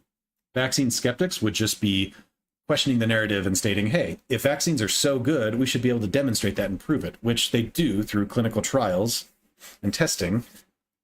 We are able to demonstrate that vaccines do work and that they cause more... Sorry, getting hair from my cat. She's rubbing on my microphone, so you might hear her. Anyways, we get more benefit than risks from vaccines. It is demonstrated that way. And a vaccine skeptic would, push back against the narrative of like, well, are they required? Is the benefit really worthwhile, et cetera, et cetera. They would not be saying vaccines are garbage and don't work at all and pushing that form of the narrative, because that's simply not true, right? That's too much. That's anti-vax behavior. That's not vaccine skepticism. Hey, I can't read when you're standing in my way. I do love you. Okay. Do they name any other? An epidemiologist and biostatistician upright, the Great Barrington Declaration with Dr. J, who's now director of the National Institute of Health. That open letter questioned lockdowns and other public health measures. Early COVID-19 declined to comment when reached by NPR.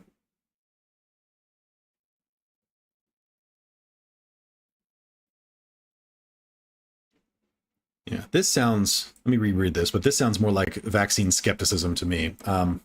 Kennedy's new selections have varied backgrounds, though many rose to prominence during COVID-19 when they criticized government policies on school closures and lockdowns and the mRNA vaccines. For example, Koldorf, an epidemiologist and biostatistician, helped write the Great Barrington Declaration with Dr. J.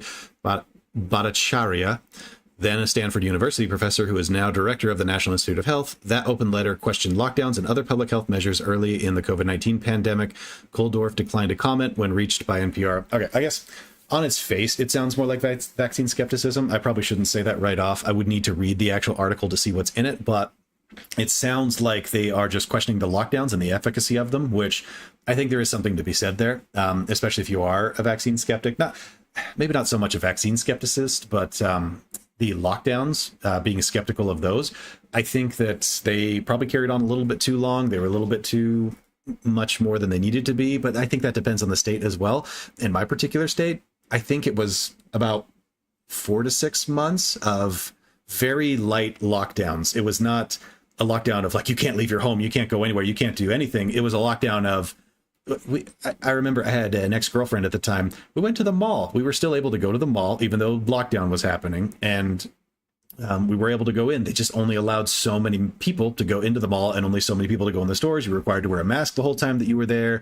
Was it frustrating? Yes. Was it a complete lockdown? No.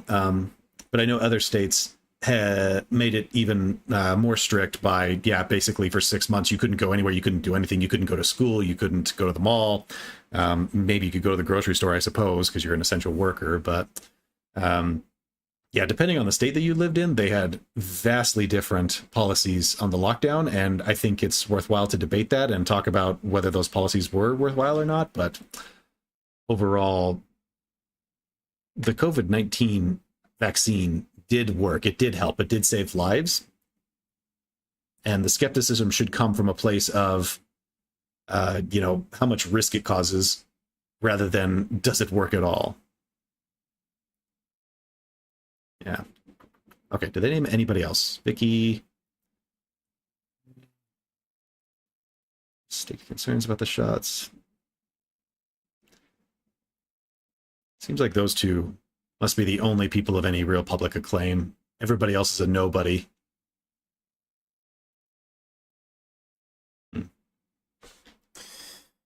Well, in my opinion, this certainly doesn't look good for the outlook of the health of the future of the United States, the future of the health of the United States, excuse me.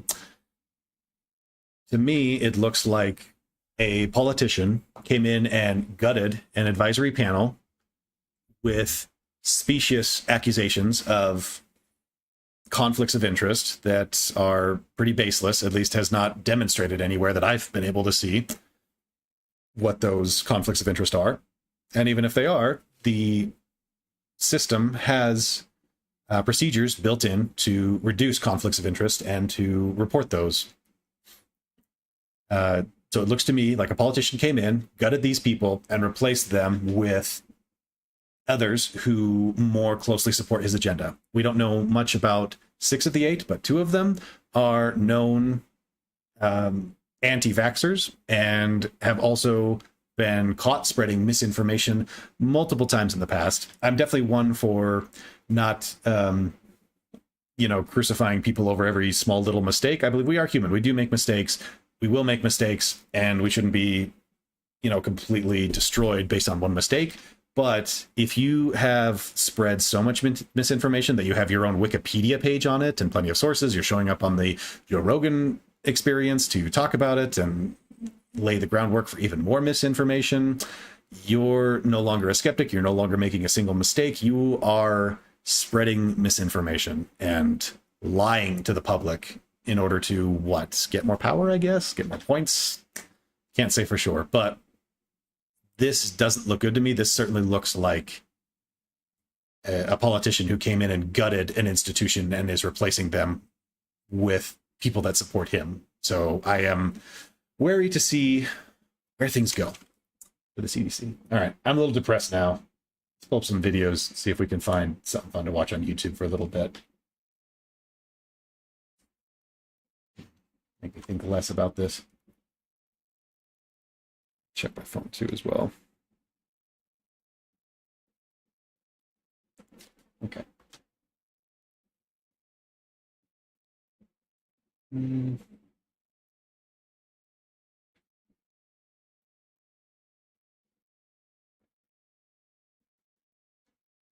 What's this?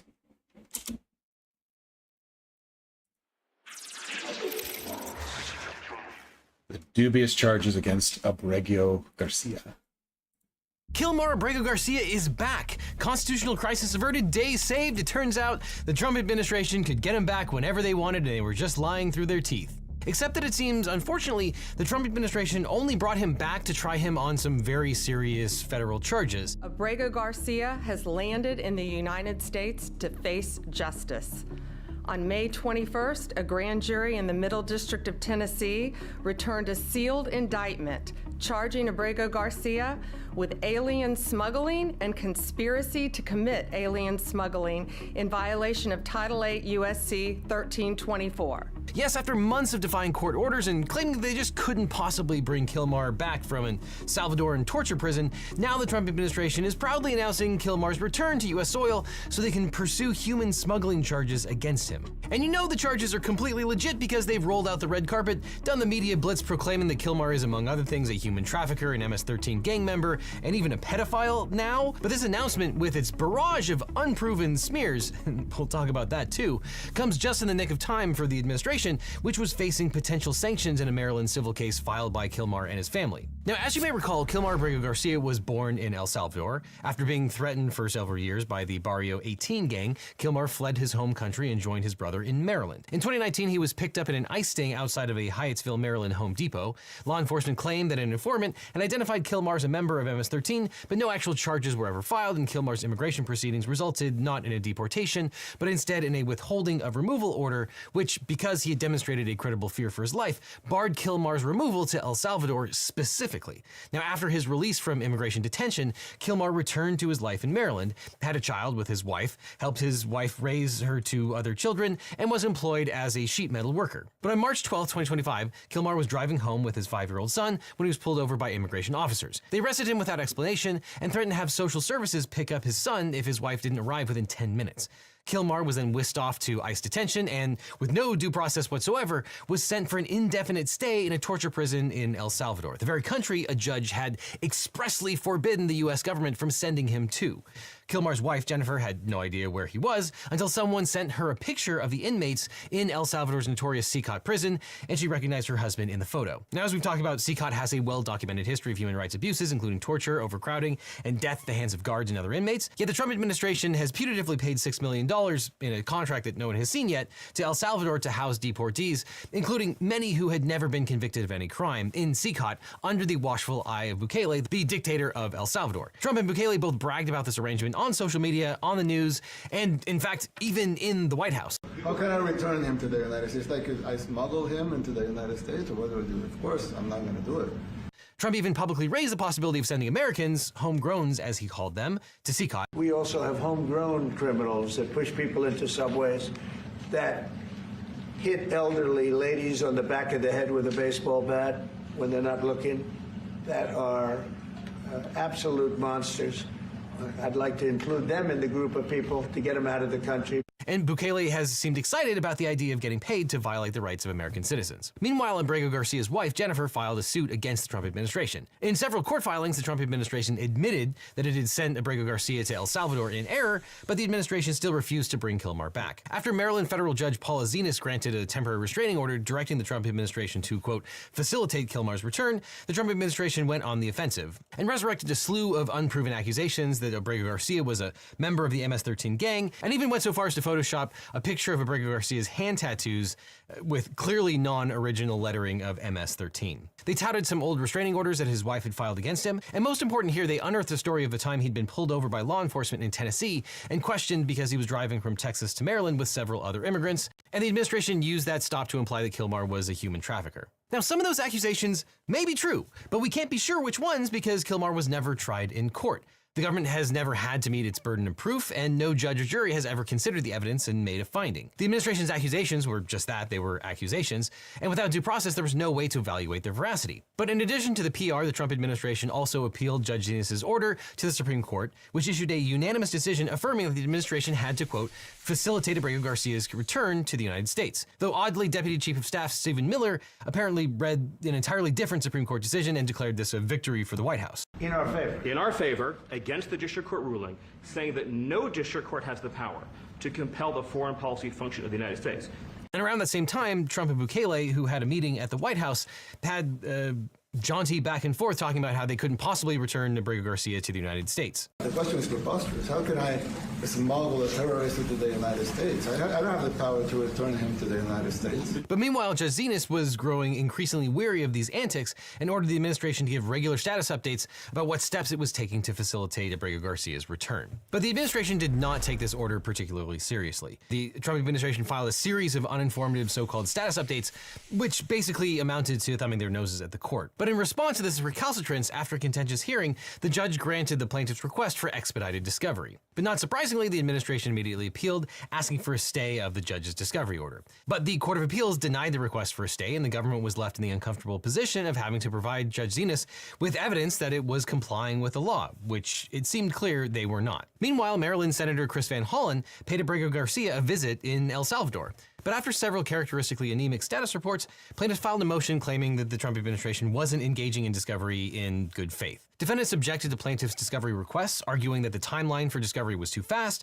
The discovery requests were based on the false premise that the United States can or has been ordered to facilitate Abrego Garcia's release from custody in El Salvador, and claiming that the material was privileged. But the judge wasn't having it and took the Trump administration to task for its continued non-compliance, stating that, quote, defendants and their counsel well know that the falsehood lies not in any supposed premise, but in their continued mischaracterization of the Supreme Court's order. Defendants' objection reflects a willful bad faith refusal to comply with discovery obligations. And she found the defendants' privilege claims equally specious and their complaints about the timeline unconvincing because, quote, for weeks defendants have sought refuge behind vague and unsubstantiated assertions of privilege, using them as a shield to obstruct discovery and evade compliance with this court's orders. But she directed plaintiffs to narrow their interrogatories and ordered defendants to actually answer. Now, over the next month, the parties continued to fight over the scope of the discovery and the adequacy of the Trump administration's responses. But because of the administration's continual recalcitrance in this case, including, according to plaintiffs, discovery deficiencies, consistent delays and refusal to reply properly to interrogatories, plaintiffs asked Judge Zenas permission to file a motion for sanctions. And on June 4th, after months of uncooperative behavior, the judge granted the plaintiffs permission to move forward with their motion for sanctions. Now, meanwhile, the Trump administration tried to get the entire lawsuit dismissed, claiming that Judge Zenas and the Maryland District Court lacked jurisdiction.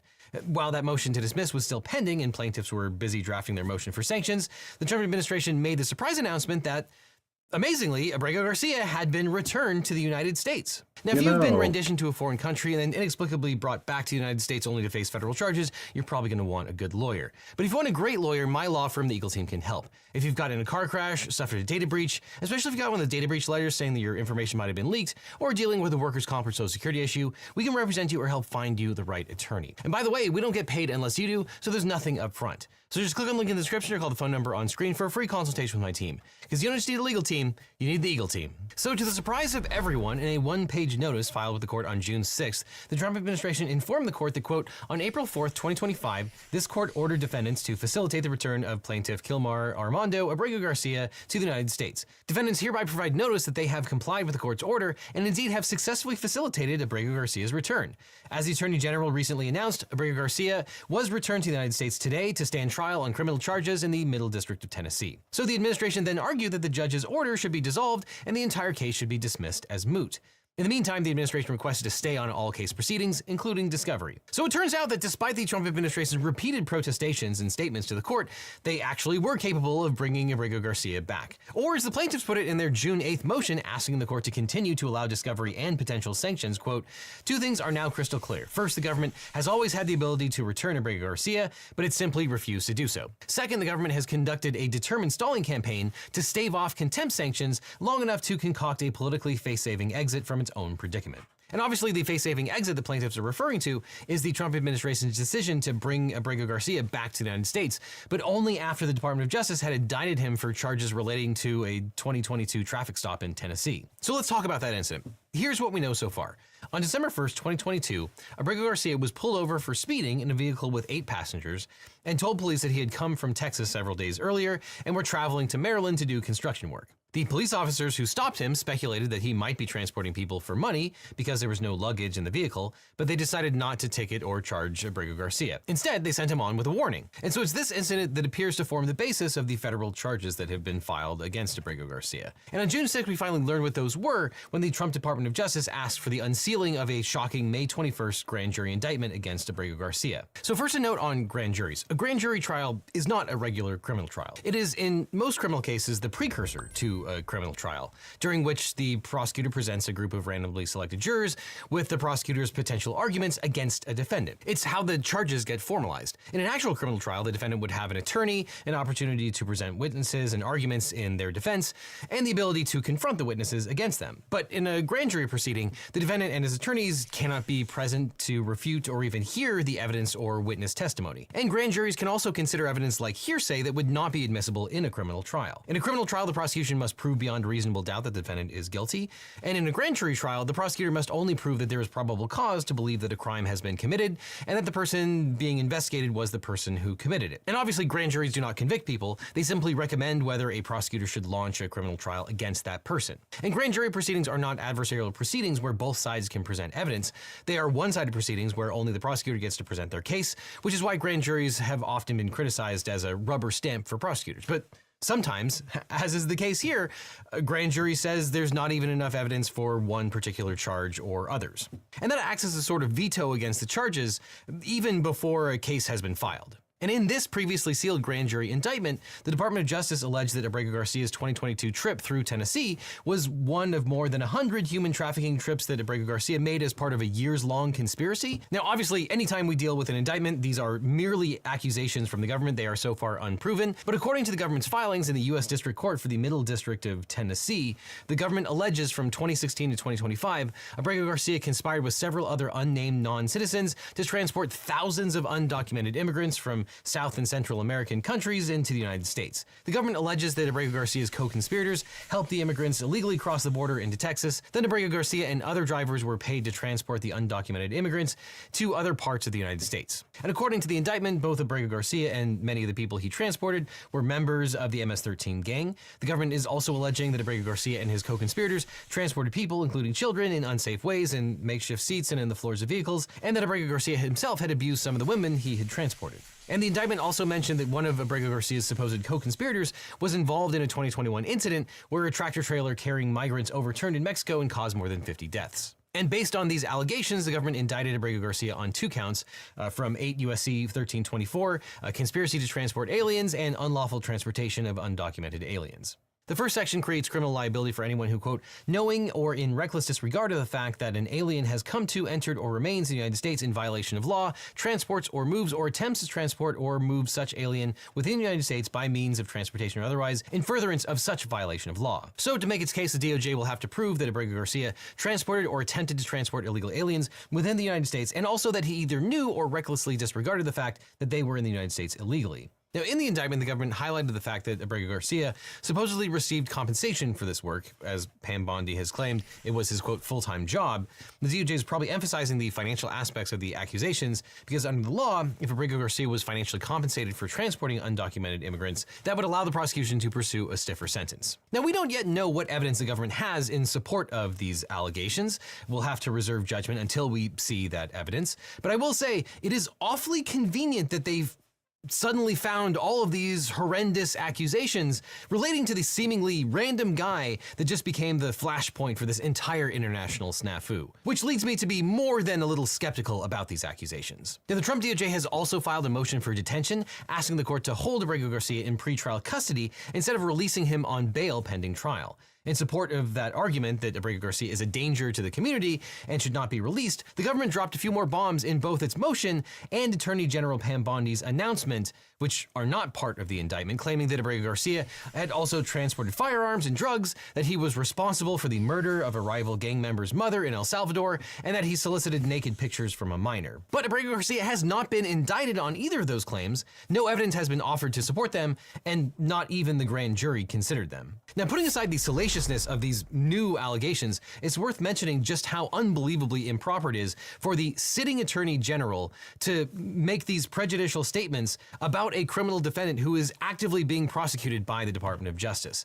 The Trump administration's campaign to smear Abrego Garcia in the media is itself a breach of norms and potentially prosecutorial ethics. In the past, federal, state, and local prosecutors from both political parties have generally only publicly accused defendants of crimes for which a grand jury indicted them. Discussing other potential crimes has long been regarded as an abuse of prosecutorial power, risking obvious unfair harm to defendants' reputations. And according to NBC News, a former senior Justice Department official who requested anonymity, citing fears of retaliation, said that Bondi often speaks as a partisan Trump loyalist, not as a neutral law enforcement officer.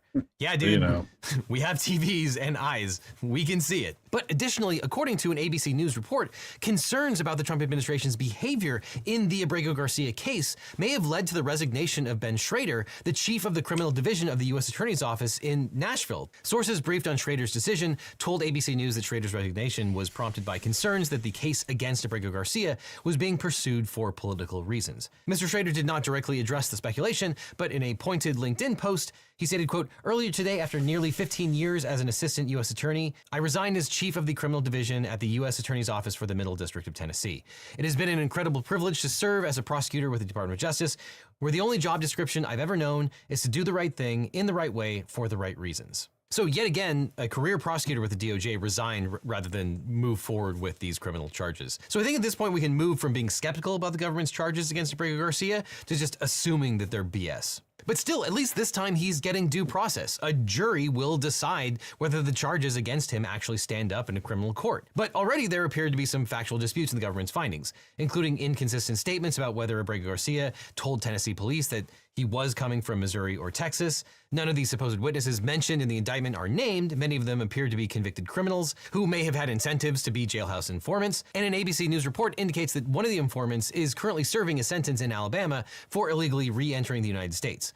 All of these factors will have to be considered by an actual jury. And all these witnesses will have to be available for cross-examination and scrutiny. Though, as Abrego Garcia's attorney has pointed out, this still isn't true justice because, quote, "True justice means the chance to defend yourself before you're punished, not after." Meanwhile, President Trump has claimed that he thinks the administration has, quote, "a very easy case against Abrego Garcia," which sort of raises the question, if it was so easy, why not prosecute him earlier instead of making the politically controversial and unconstitutional decision to whisk him off to a torture prison without due process? And for the time being, the case before Judge Zenas is still alive. The plaintiffs have asked the judge to continue to hold on to her jurisdiction over the case, to order discovery against the Trump administration, and to consider their motion for sanctions. And regardless of the outcome of Abrego Garcia's criminal trial and civil case, the constitutional problems still remain because dozens of other men are still being held in the Salvadoran torture prison without trial or recourse. As Representative Jamie Raskin pointed out, quote, "They obviously want to make this about whether or not he ends up being a good guy or a bad guy, but it's not a moral question. It's a legal question. It's a constitutional question of whether the government can pick people up and take them out of the country." So yeah, that's why it's probably a good idea to scrub as much of your personal information off the internet as possible, which you can do with today's sponsor, Incogni. Because Incogni removes your personal data from online data. Yeah, I think that's a really important thing to remember there. They are bringing him back into the United States to go over a criminal trial, criminal proceedings for the allegations that they're bringing up about the human trafficking and the other crimes that they're committing or alleging that he committed, but they are not bringing him in under immigration charges, like immigration proceedings. So regarding his, claim for asylum or his withholding, anything related to that, they're not going to deal with it whatsoever. So it really, it seems to me like they're just trying to, as he said, bring this in as a, whether he's a good guy or a bad guy. It's all about the publicity. It's all about whether, we can allow criminals in our country and we should get rid of them, but it's not a criminal question. It's a legal matter. It's a matter of due process and habeas corpus and doing, following the rules, as it were. Even when somebody is a criminal, they still deserve a right to due process and to be given their day in court and a chance to defend themselves. And frankly, I feel like they should be required to go through immigration proceedings first, but I'm not sure what that would change in their tactics here, because I'm suspecting that the current administration's policy and strategy is to, as he mentioned, try to make this a criminal case. And if they're able to make anything stick, anything at all whatsoever, to Abrego Garcia, they will probably just ship him out again, which I don't know if they'd have the right to do that. They, try to deport him again. I don't know if they'd have the right to do that, since they never go through the immigration proceedings. They would have never determined whether he's, eligible for not citizenship, but whatever the, his green card status or whatever it would be, with his withholding. Yeah, I don't know if they would be allowed to do that. I'm certain that they would try. Maybe actually makes more sense that maybe they would just try to get anything to stick and then jail him here. Then it doesn't matter about immigration proceedings. It's all just, he's a criminal. We got him off the streets and he's in our jails, and we'll just let this one slide, especially with how embarrassing it's been for the last little bit and how much they've been dragging their feet. I think if they do try to ship him out again, even if he is found criminally liable, that it would just cause more embarrassment and issues. It's either that or they're not going to find anything and they're just going to let this kind of slowly slip under the rug until nobody cares anymore, nobody pays more attention, and we forget about the rights of this man being violated and how he was sent to an El Salvadoran prison without due process. Interesting. Okay. What else is there?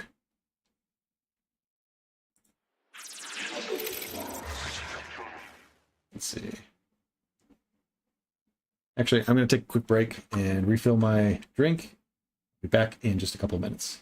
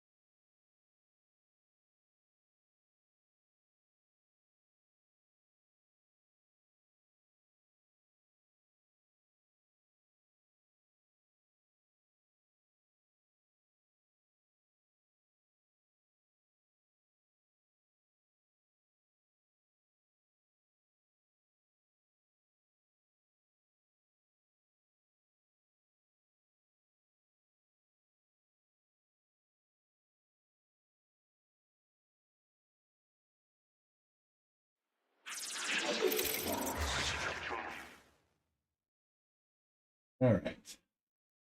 We are back. Which power do I have in this left? I think these headphones lie to me. I've been using them all morning and it says the battery's still fully charged. Oh well, let's see. I want to watch something with more brain rot.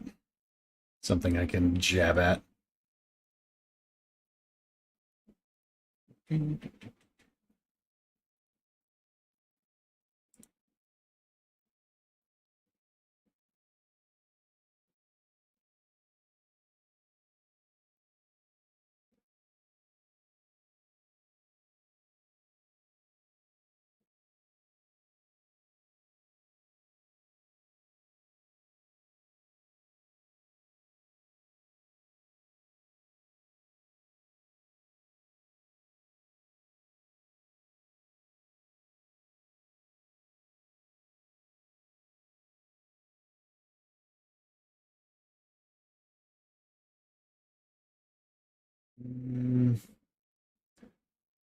Prefer something, I don't know, like Jubilee or something. 20 verse 1.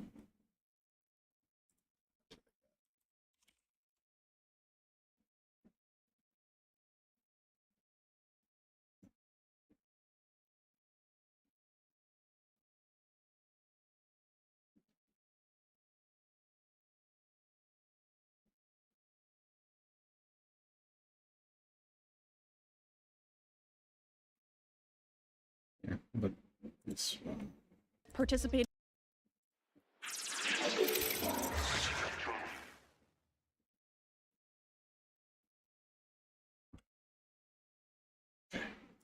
In homosexual acts is inherently not loving because it's damaging. It violates They're not natural inherently law. damaging. It doesn't violate natural law. There Yes, are it over does. 1,000 Your body species is that not are designed proven for to that. have queer relationships. So at what number do we have to get to show you that It this ended ruined up their saving lives? their How many lives. double mastectomies do we need to How have? many young people have to tell you that this care is saving their lives before you care?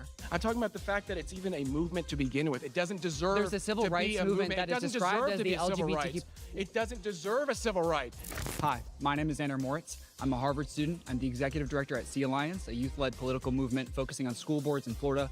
And today, I'm surrounded by 25 conservatives.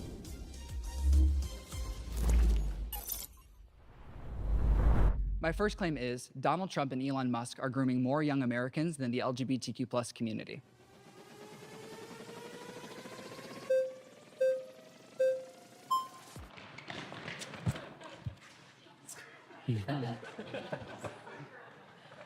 Can we agree that grooming is bad and should be punished? Yeah. Okay, lit. What I would say is that Donald Trump and Elon Musk use their positions of influence over young Americans to change the way hundreds of thousands of young Americans think and behave throughout elementary, middle, and high schools, which has been documented, studied, and proven to increase bullying and harm, and it infringes on parental consent. I disagree. Why? I think that what they are trying to do is not grooming, but trying grooming. to. But Let's define actually grooming. We based. should start by doing Yeah, that. yeah, yeah. I would say that grooming is someone with a position of influence over another person attempting to change their thought patterns or behavior to exploit them. Would you agree? Right. What I would With say the- is that with- Donald Trump and Elon Musk are proven to have been doing that with elementary, middle, and high school children by sending targeted ads to youth demographics, accessing their rhetoric on social media, and what studies have shown, studies of tens of thousands of teachers, reported incidents, school reports, hundreds of disciplinary reports sent to studies have proven that there's increase in bullying in I think they places have a where plan. Donald Trump. I think they have a plan. Well, let me to finish this really quickly. improve It's important the to United note that States there of have been America. thousands of cases. Yeah, sure, maybe they've got a plan, but the plan is grooming. I don't understand how that refutes anything that he's saying. I don't like the premise of this question, or rather the premise of this answer. That I disagree. I don't think that there's a lot of or any grooming happening with young Americans in the LGBTQ plus community. I also don't like the framing. Grooming, I'm kind of glad that they defined it because it's much more broad than the connotation might make you suspect in the beginning. I think most everybody looks at that and thinks, oh, grooming, it's obviously, it has negative connotations. It's bad. It's these drag queens coming into libraries and trying to convince our kids like, oh, you gotta be gay. It's the only way. Whereas grooming can have a much more tame definition where it's really just having an influence on youth through whatever means you might have employed. Those can be good influences, those can be bad influences. It's still a form of grooming. It just comes with that connotation. So I think it's really healthy and good that they set up that distinction in the beginning. But I dislike how there's it feels like a forced comparison of Donald Trump and Elon Musk grooming with the LGBTQ plus community. Wouldn't it just be sufficient to discuss why there actually is no grooming, not realistically, not substantially, in the LGBTQ plus community? Why does it have to involve Donald Trump and Elon Musk? I don't know. Maybe it's to get this to have more views, to be more exciting, to get people to actually pay attention. I'm not sure. But if you take grooming at its most basic definition of having influence on young people through whatever position of power you might hold, sure, they have huge influence on the youth through tons of means, especially Elon Musk and his acquisition of X and how he uses that as a platform to not only push his own ideology, but just the ideology of others. And so anyways, I don't love this argument, but we'll see where it goes. Of Donald Trump's rhetoric being linked specifically to bullying incidents that have been done by elementary schoolers, middle schoolers, and high schoolers who all said that they felt vindicated in their actions because Donald Trump, the president, told them that it was okay. And what we're also seeing is that in communities that have a 10-point increase in support for Donald Trump, there's an 8% increase in bullying. And the reason that this is unique is this has never happened in politics before. It hasn't mattered Republican or Democrat. I'm gonna let you finish. Specifically, Donald Trump and Elon Musk working to change the minds of young Americans, and they're doing it for exploitative gain. Right. Exploitive. No, I think that we are tired.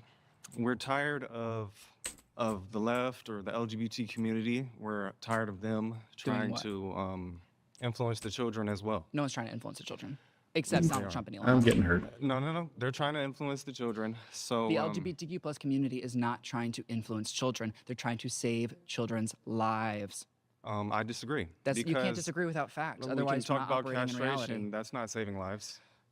That's not saving lives. Okay. That's not saving lives. I want to break that down because it's a scary concept. If people were actually chemically castrating young Americans, I would also be freaking out. I would also have problems. But when we work with the medical professionals, when we talk to the psychologists, when we work with the families, we see that that is not happening. We see that that's not happening. There are 0.01% of young Americans that are receiving non-reversible gender-affirming care. And in 90% of those cases, that was life-saving care. That is life-saving care. Tragedies happen. No. Let's Medical talk about mistakes society happen. as a whole. Okay. Do more people regret their gender-affirming care, or do they regret knee surgery, hip replacement, LASIK eye surgery more? Okay, let's pause. You've been voted out by the majority.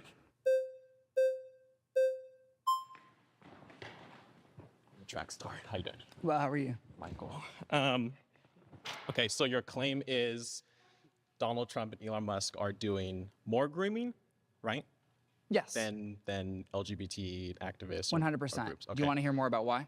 Sure. Yeah, go ahead. Okay, amazing. So Donald Trump's rhetoric has specifically been linked to bullying cases in elementary, middle, and high school. What we see are also that Donald Trump and Elon Musk are working in tandem to access young people through their phone screens. Donald Trump and Elon Musk worked to reduce Twitter protections, and we saw the firing of staff that worked to specifically set children's guidelines. We now see about 1/4 of young people that are online are on Twitter, and they're accessing media because also the algorithm has been changed to make sure that Elon Musk content and far-right content are boosted by about 1,000%, and that's been measured by a variety of studies. And so our young Americans, while they're on their phones without parental supervision, are absorbing rhetoric that psychologists have measured to be damaging not only to their minds, but to their peers' minds. So we've specifically seen hundreds of cases in over 20 states that bullying has increased as a result of Donald Trump and Elon Musk's rhetoric. There was an incident, and it was heartbreaking, where one student was bullied so severely that they attempted suicide because they kept being told, Donald Trump says you need to leave. Donald Trump says you are illegal. And it is a heartbreaking, devastating truth because these young minds are not voters. This has nothing to do with the political campaign. It has everything to do with changing the political culture and working to specifically target young people. That's why they're banning books. That's why they're trying to restrict information that our children have access to and trying to give them a broken worldview so that when they continue to idolize Donald Trump and Elon Musk, they won't know the line of when they've gone too far. And that's a huge problem. We should not have the most powerful person in the world who's setting an example for our young people, who most of our young people say they recognize as the most powerful person in the world, sharing hate speech that we see manifest in elementary school classrooms. 90% of teachers surveyed after Donald Trump's first election stated that school climate worsened specifically due to Trump rhetoric and bullying that was directly linked to Donald Trump's name and catchphrases. It's not a coincidence. It's not a parallel, and it's not something that's ever happened before. Okay. Okay. I understand what you're saying.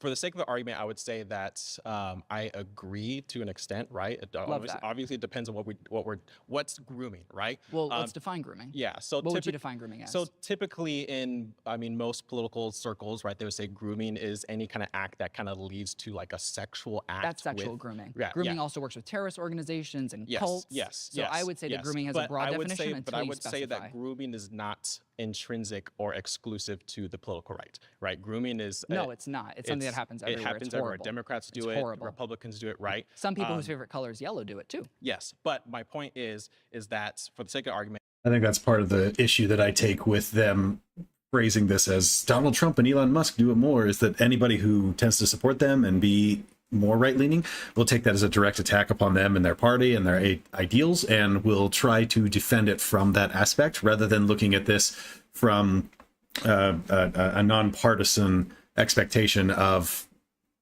is there actually any grooming happening in the LGBTQ plus community, and is it substantial, and what effect does it have? Do we need to worry about it? Rather, it becomes a fight for, well, I love Big Daddy Trump, and the things that you're saying about him are negative and sad, and I don't like that, and here's why. I would say I agree, but I kind of reject the initial premise because, and even this ties into your previous point, because I think what you're actually trying to say is that the agenda that LGBT activists— There is no agenda. Everyone has an agenda. It doesn't matter. Well, the LGBTQ activists make it sound like there's a coordinated agenda, when in reality there's a bunch of people who want equal rights. If you're organized group, you have an agenda. We're not organized. I promise we're disorganized. So disorganized. Well, for the sake of argument, let's just say every group has some kind of focus and things they're trying to accomplish, right?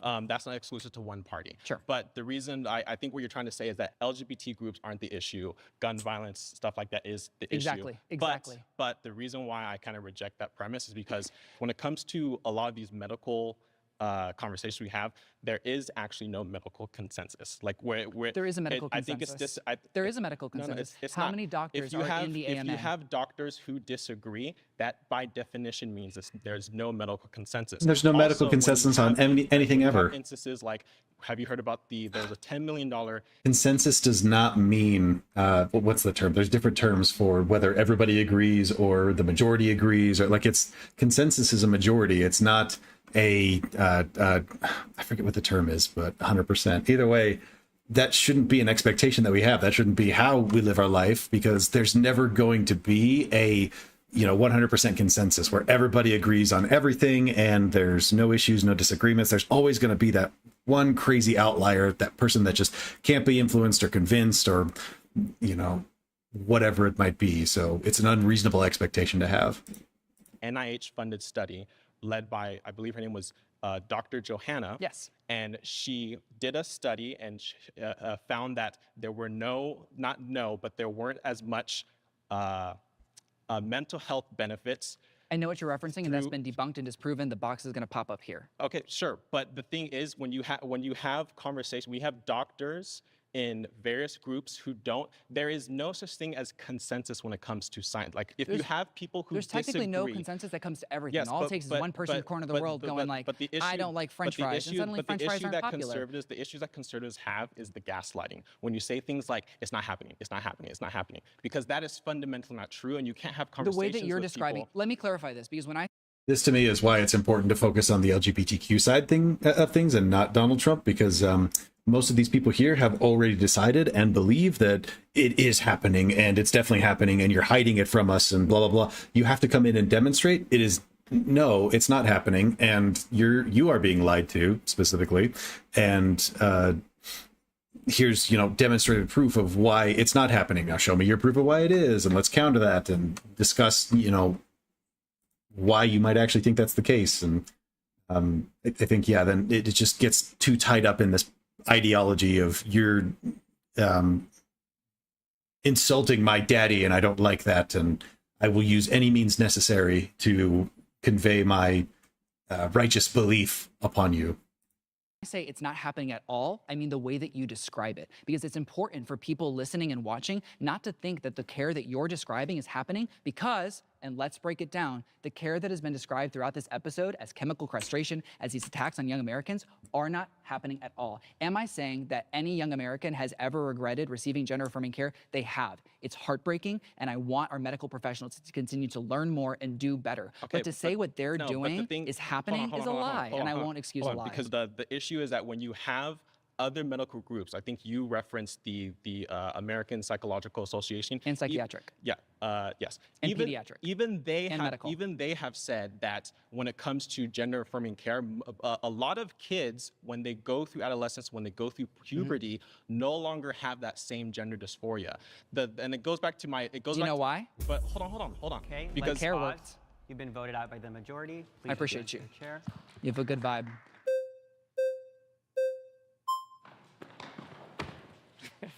Love your shirt. Oh, yeah.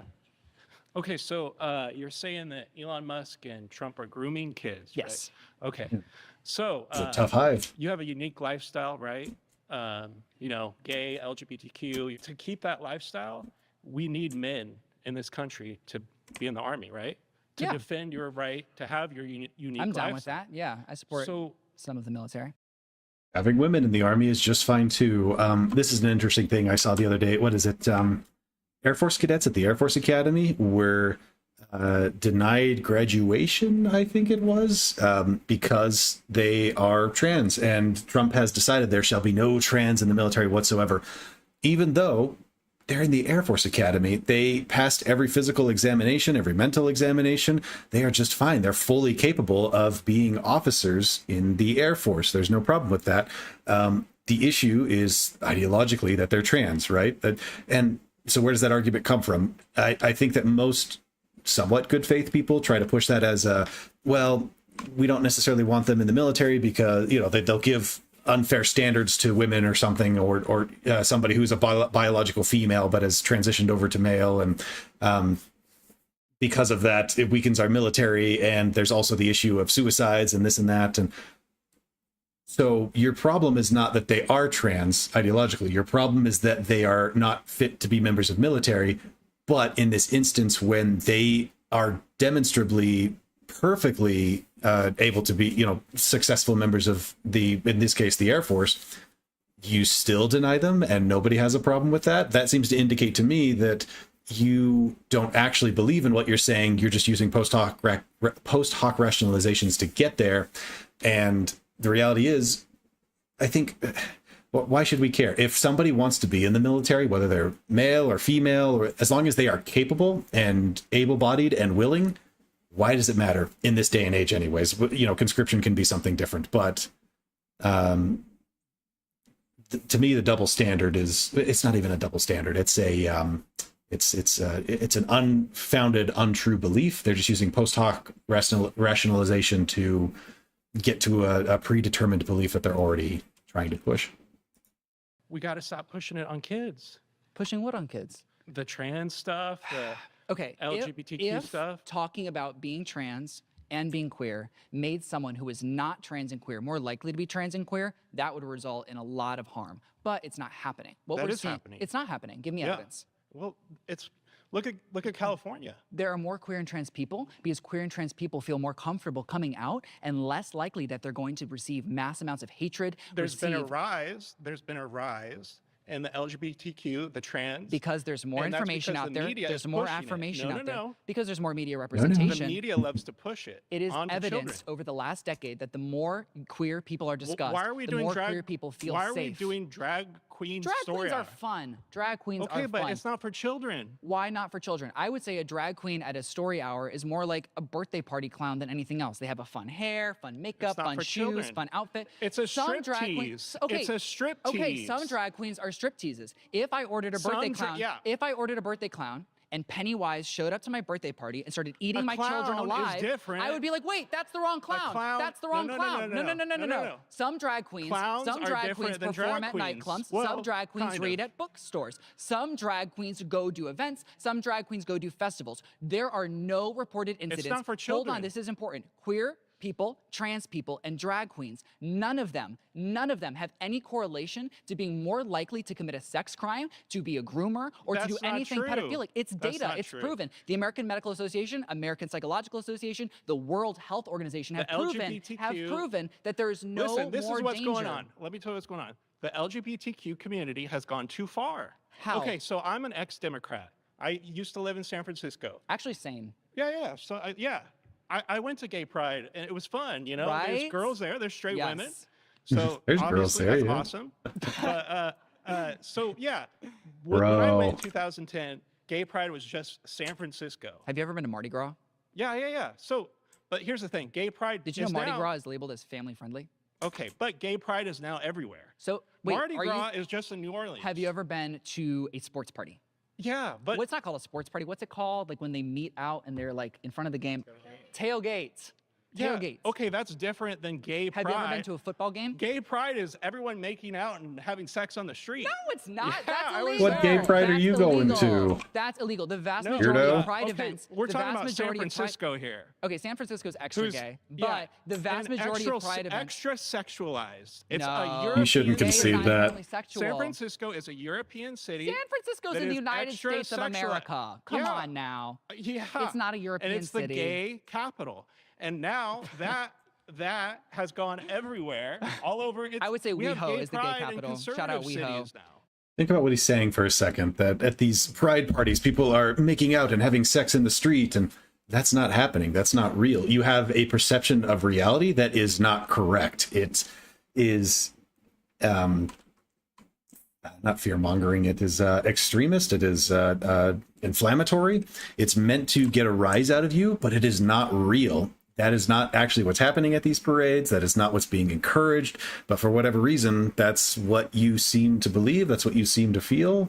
I don't know where that comes from. I don't know why you feel that way. And I would love to hear more about why you feel that way. Because my understanding is, yeah, it's not true. Not true at all. No. Yes, we do. But the pride dangers that you're describing, people having sex in the streets, that's illegal. That's illegal. And Yeah, absolutely. If It's someone's illegal. having sex in the streets at Pride, I think they should go to jail. But what we're seeing is that's not happening in the vast majority of cases. And when it is because these are drunk adults outside, and that happens anytime there's drunk adults outside. And we need to work to prevent that and make it more safe, more family friendly. Okay, but and we should differentiate here's spaces. the thing. There should Here's be the adult spaces at nightclubs and family friendly spaces in parks, and we should all have magical You pride. agree And we need men for armies? We need men to be men, right? You agree with that? I think we need anyone who wants to serve the American military and is qualified to do so Okay. to do so. You do realize that all men cannot be trans and No we one need- is saying all men are. You're not about to Why- become why do you trans have if to I push it? watch a bunch of trans movies in No, front but of you. why do you have to push it on children? There is no medical research, no psychological research, and no data anywhere in the world over any period of history that shows discussing queer and trans identities, putting To queer and trans kids? identities on TVs, I'm about to say it, change children's minds or Oh, it identities. does. Okay, let's Oh, I feel like it you're a good does. person, Voted out but by the that's just majority. wrong. I get a good vibe, but that's wrong.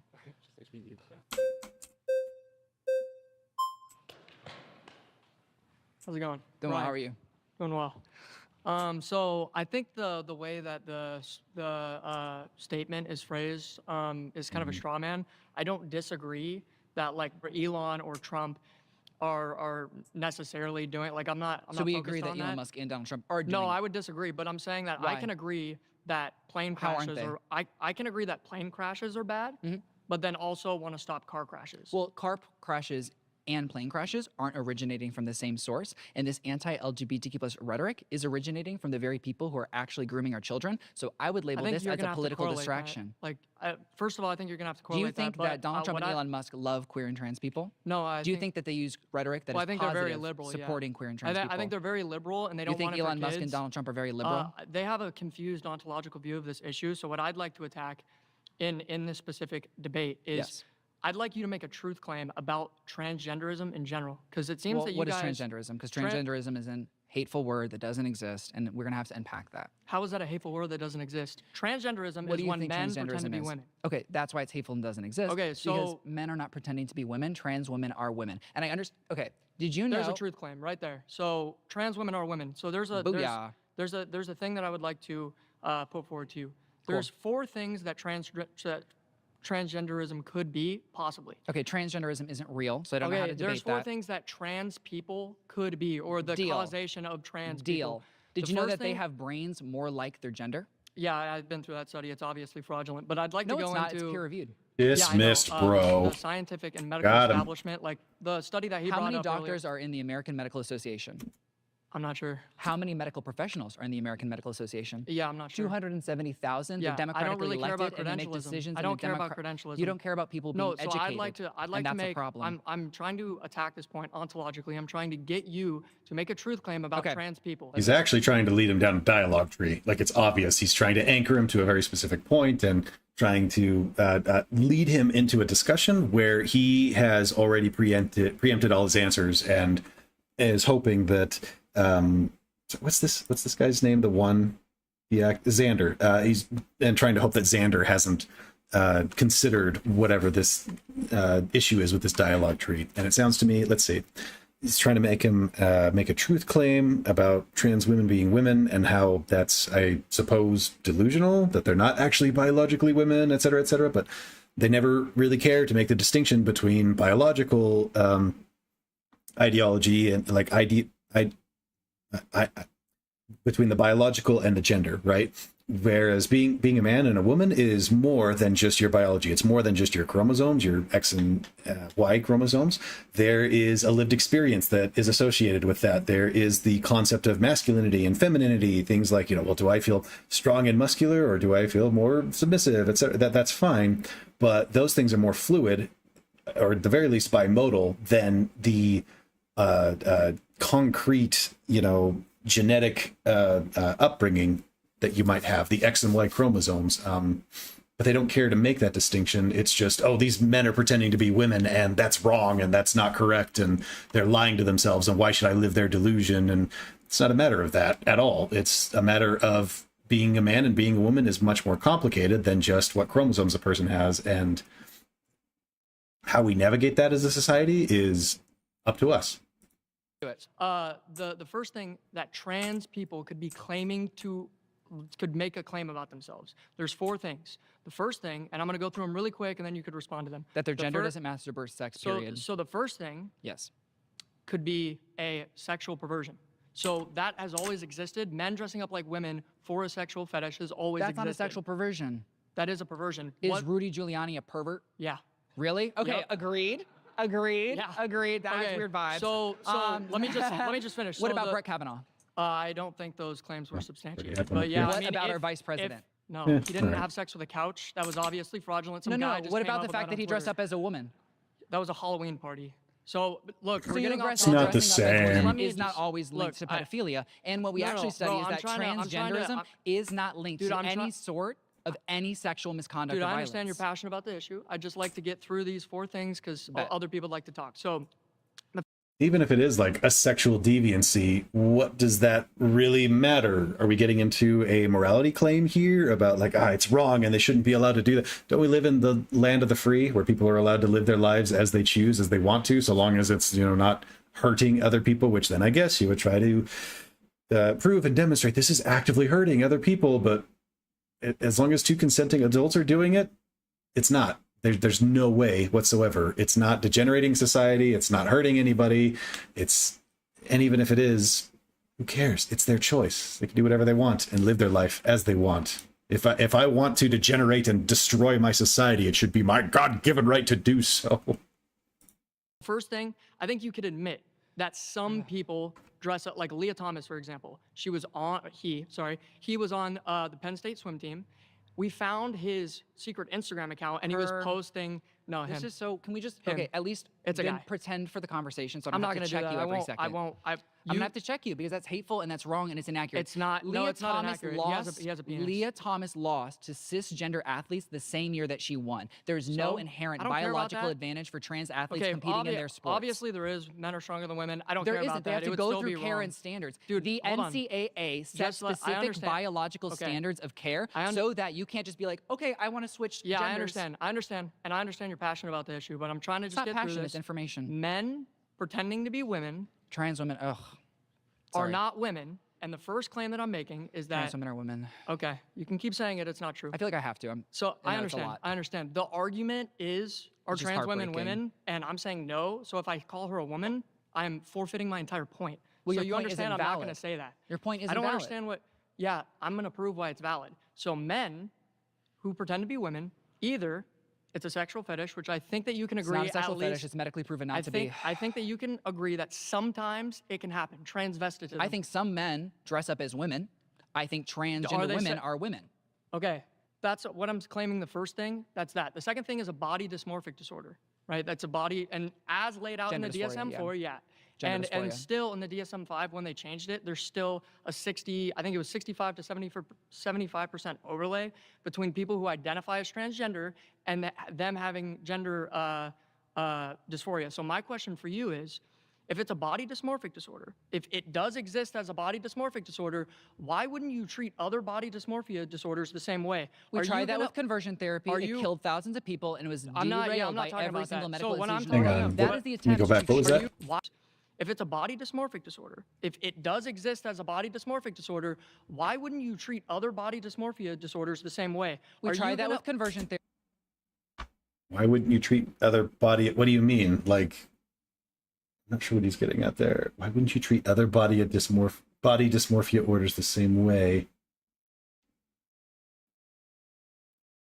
I don't understand what he's getting at there. Let me listen more. Therapy, it killed thousands of people, and it was I'm not derailed by talking every about single that. medical So when I'm institution in the talking world. about- That what- is the attempt to change Give someone. why not give a tummy tuck to an anorexic person?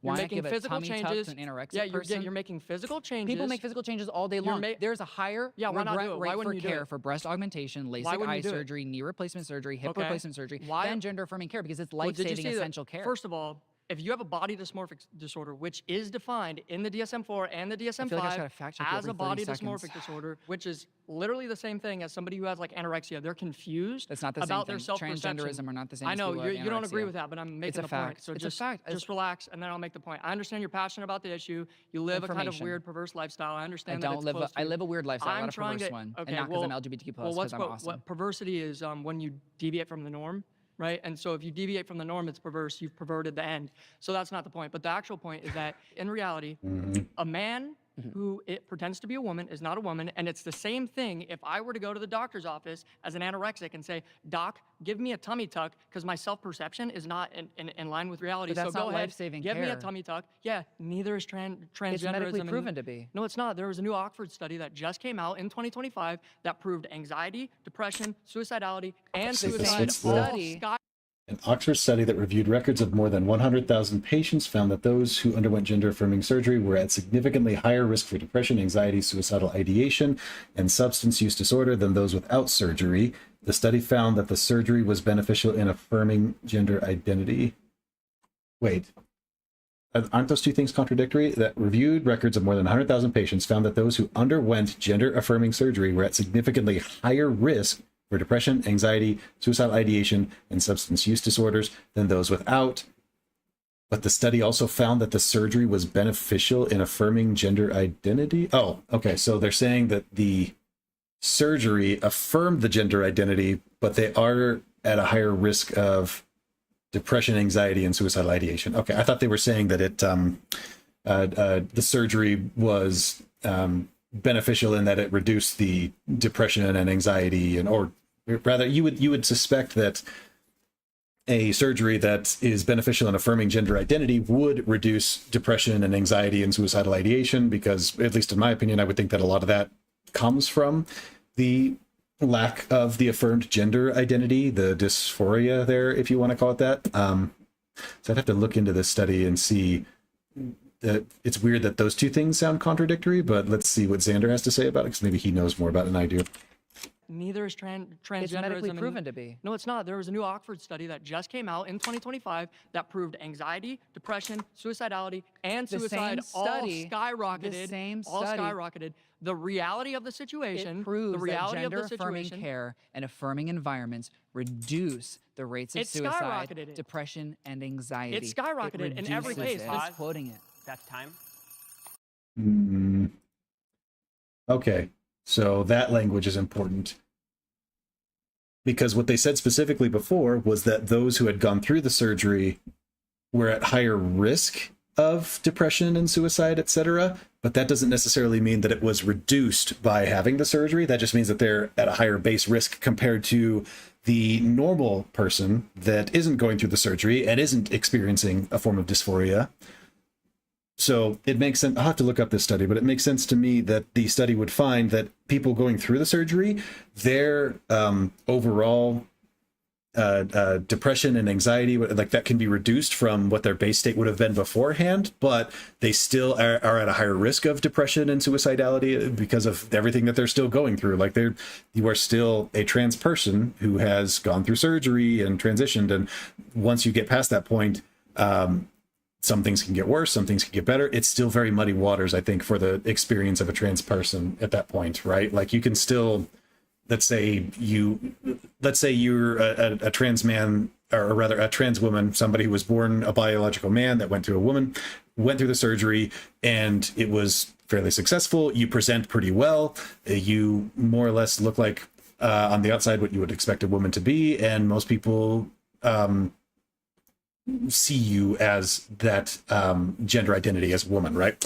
Even in that case, I would think that, let's say your experience on Tinder, you go out on Tinder, you try to meet people and you talk to them, and at first, yeah, you pass, you meet somebody, they're really nice, you have a good time, you're enjoying yourself, and then things start to progress to the point where you want to get more intimate and you want to be safer with that, or you want to be with that person, but either you've already told them or it comes up in conversation. You mentioned like, hey, I just, so you know, there's no surprises here. I want to be open and honest with you because I want a relationship. I am a trans woman. I was born a man, whatever. Like I obviously present really well because you haven't noticed anything until I've mentioned it at this point, but I don't want to lie to you. I don't want to, hurt you in any way. I think you're a great person, whatever. That person might still decide like, oh, I'm not into this. I can't handle it. They might be very gentle about it. It might be fine. Or they might be very, antagonistic and unsupportive. Either way, that is disruptive and that hurts. And that is something that's difficult to deal with and process. And I would think can cause higher, suicidal ideation and feelings of, not fitting in, not being a part of the community and the group. So I'll have to look up this study, but I can see how both of those would be true, essentially. Good to talk to you.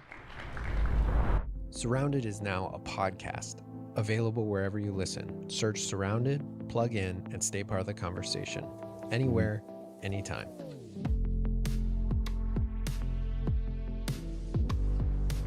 My next claim is healthcare costs and gun violence harm young Americans. LGBTQ plus acceptance does not.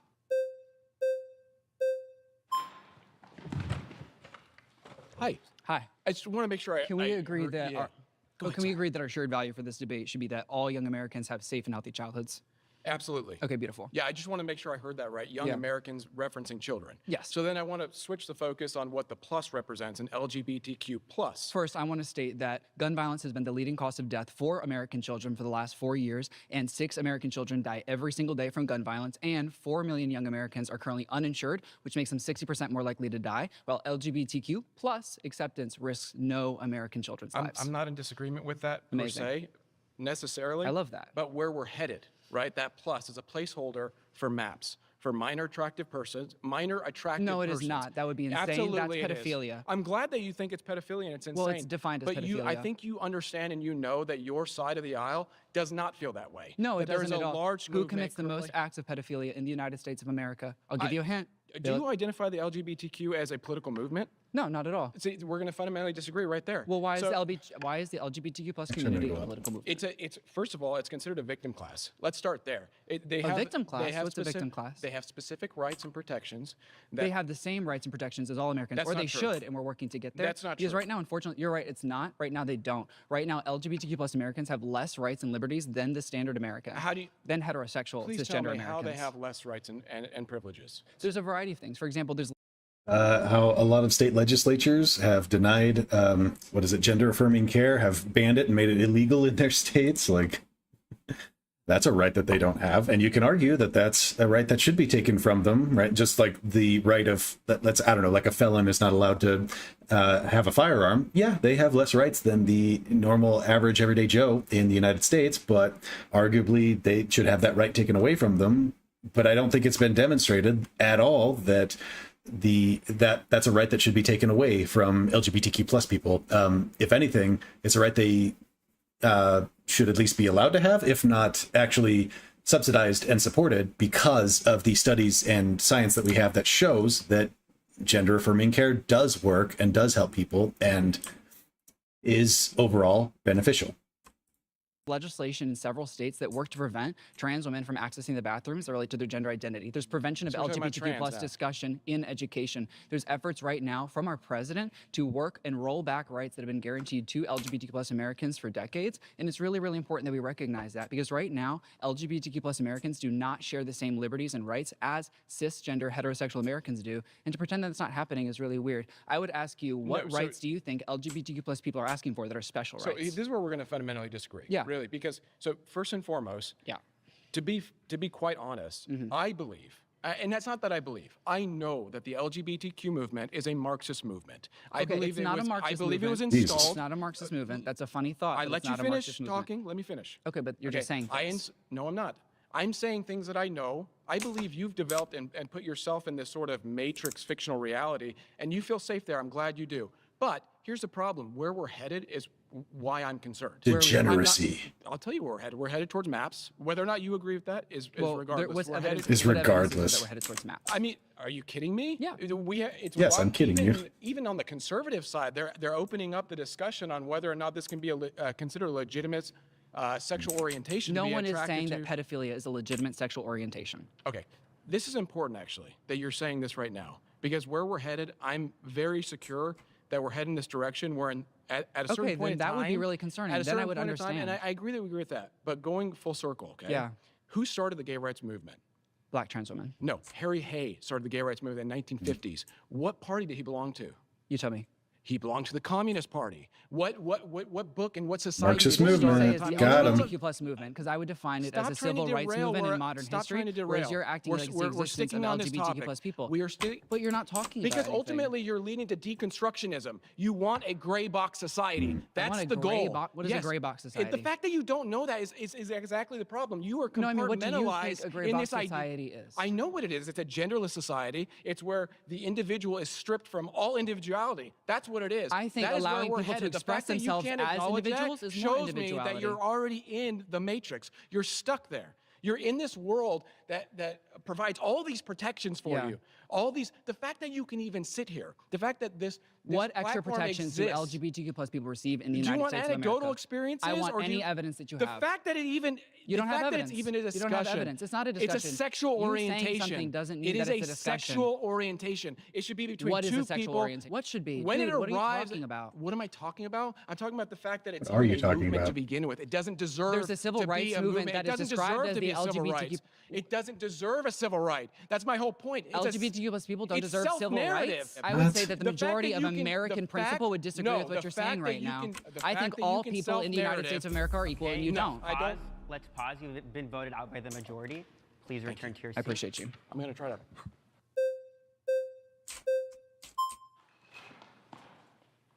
Hello. Hi. Nice to meet you. I'm Angelina. Nice to meet you. So Can we I- agree that our shared value would be young Americans deserve safe and healthy childhoods? 100%. And Okay, I awesome. think gun violence is an issue, and I think healthcare is an issue. I However, agree. what I would like to talk about today is children being targeted and transitioned at a young age. I don't believe What it is. children are being targeted and transitioned? So currently in the United States, you can start gender transitioning a child as early as they're starting puberty, and that's anywhere from 8 to 13. And so at that age, you How can start many putting them on people- puberty blockers, and which is not reversible, by the way.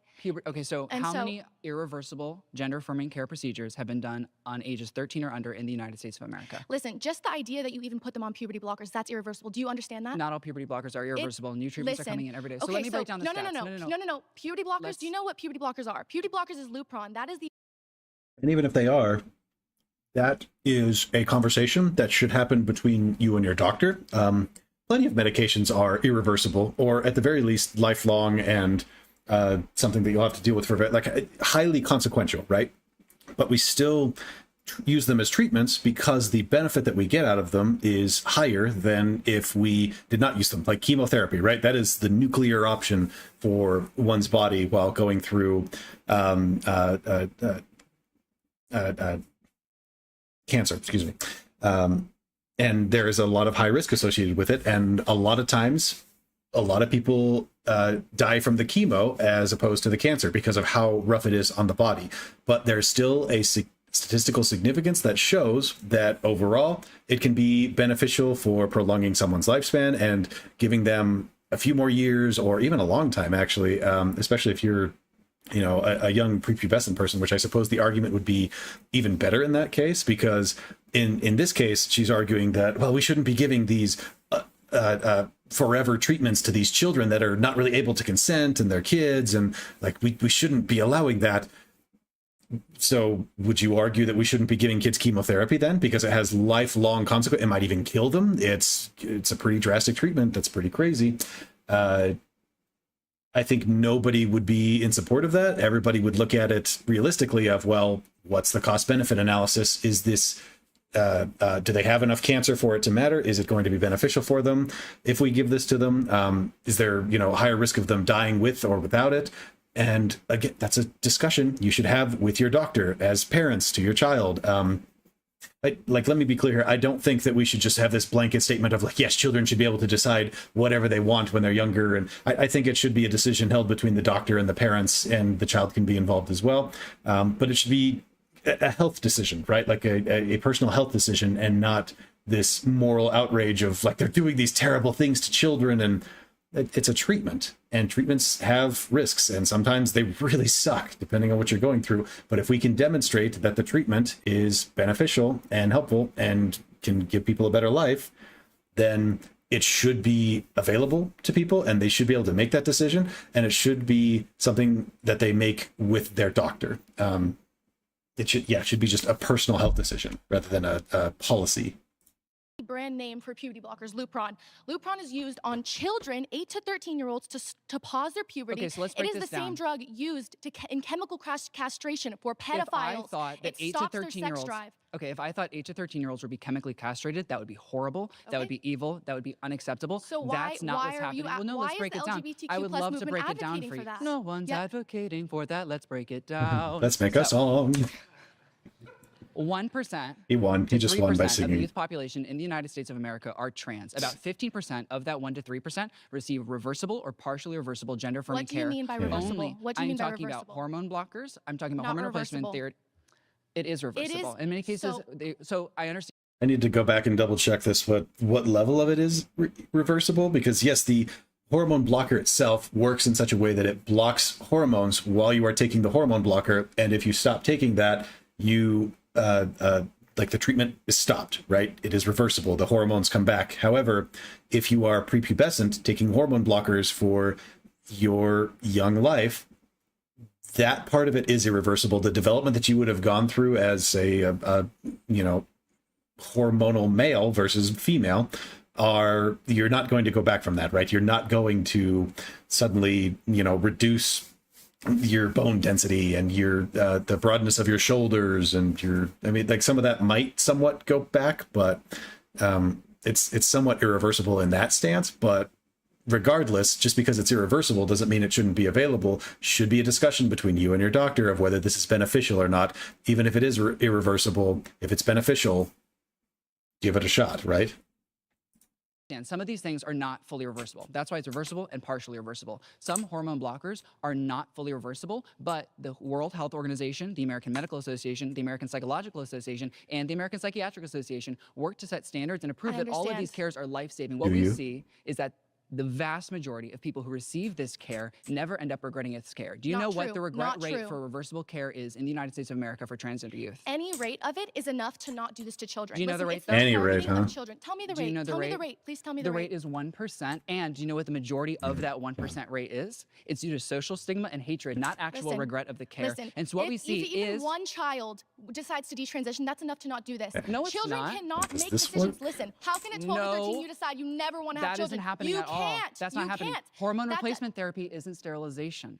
That's not Hormone true. replacement therapy, Then why do puberty we give blockers are Lupron, not- the same drug we give to children, to pedophiles to chemically castrate them? That's not what's happening. That's not what we're You doing. don't think we That's give not Lupron happening. to pedophiles? I don't think we're chemically castrating our young American children. All gender-affirming care surgeries have to have a period of time between about 1 to 5 years in which these people Not are true. receiving Not treatment. True. Not They are true. working many with medical people, professionals. You do not even have to go to a psychologist. That in is all not this. true. Blair White, one of the most prominent trans women Blair in America Wright- right now, said she had to get no psychotherapy. Blair Wright is Compare that proven back to in the spread day. misinformation online and in the Listen, media. It's Blair true. Wright is Depression is real. Gender Agreed. dysphoria, I agree, is real. Agreed. But I don't think the way we treat this is by Agreed. just slapping on hormones So what and happens puberty to blockers. anxiety, depression, and suicide rates after a young trans person goes through gender-affirming care? For about a year, it's better, and then after What about that, 10 years?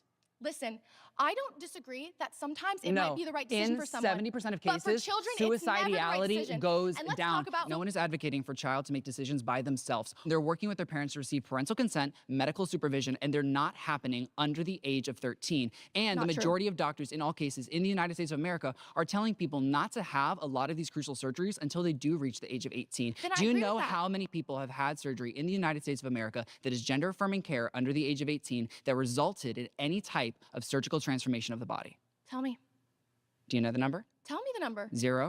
0.01%. So at what number do we have to get to to show you that it this ended ruined up their saving lives? their How many lives. double mastectomies do we need to How have? many young people have to tell you that this care is saving 84. their lives before you care? Listen, It's saving lives what's the every difference single between doing it as day. a child and doing it when you turn 18? What's the difference? What's the difference? What's the difference? There could be a There's so world much of difference When there. you go through puberty, so much of your body and chemical changes so drastically that it creates a lot of the negative experience that leads trans young people to kill themselves. And that is why the World Health Organization, American Medical Association, American Psychological Association, American Psychiatric Association work to agree that they understand that gender-affirming care is life-saving care for young adults, for children, In some for cases, anyone who needs in some it. cases, And what we're I'm not sure it advocating is. for. But when you're a child, you cannot make that lifelong decision. You Just can't make it by alone, yourself. In the fact alone that it sterilizes them is enough. Correct. You can't make it by yourself. Again, that's a decision that needs to be made between the parents, the doctor, and the child itself.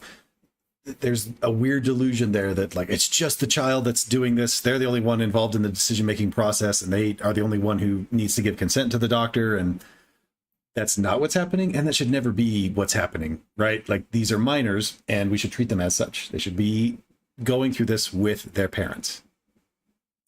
Enough to say we can't do this until they're 18. In that It does not alone, sterilize young children. You are just saying it things that are does. scary. No, I'm That's not And happening. even people on your Let's side will say pause. that's You've been true. voted out by the majority. Please Thank you return so to your much. I seat. Thank you.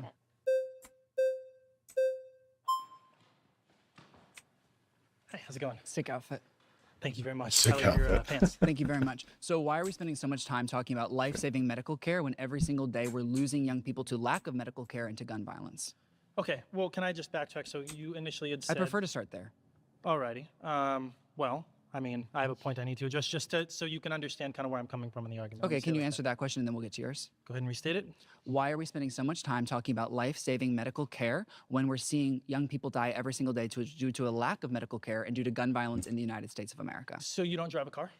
Of course I drive a car, but Look what at, we're wait, seeing... look at how many people die in car accidents every year. That's a really special statistic. But what's important about That's a noting really is that special the vast majority statistic, of people guys. who drive cars are choosing to drive cars. The vast majority of Yeah, people who are that's- being that shot is- to death by guns are not choosing to be shot by death by guns. The 4 million children who do not have access to health care are not choosing to not have access to health care. They are more likely to die, however, because of a system that they were born into, and that's not fair. That's deadly. It's harming young Life's Americans not- every single day.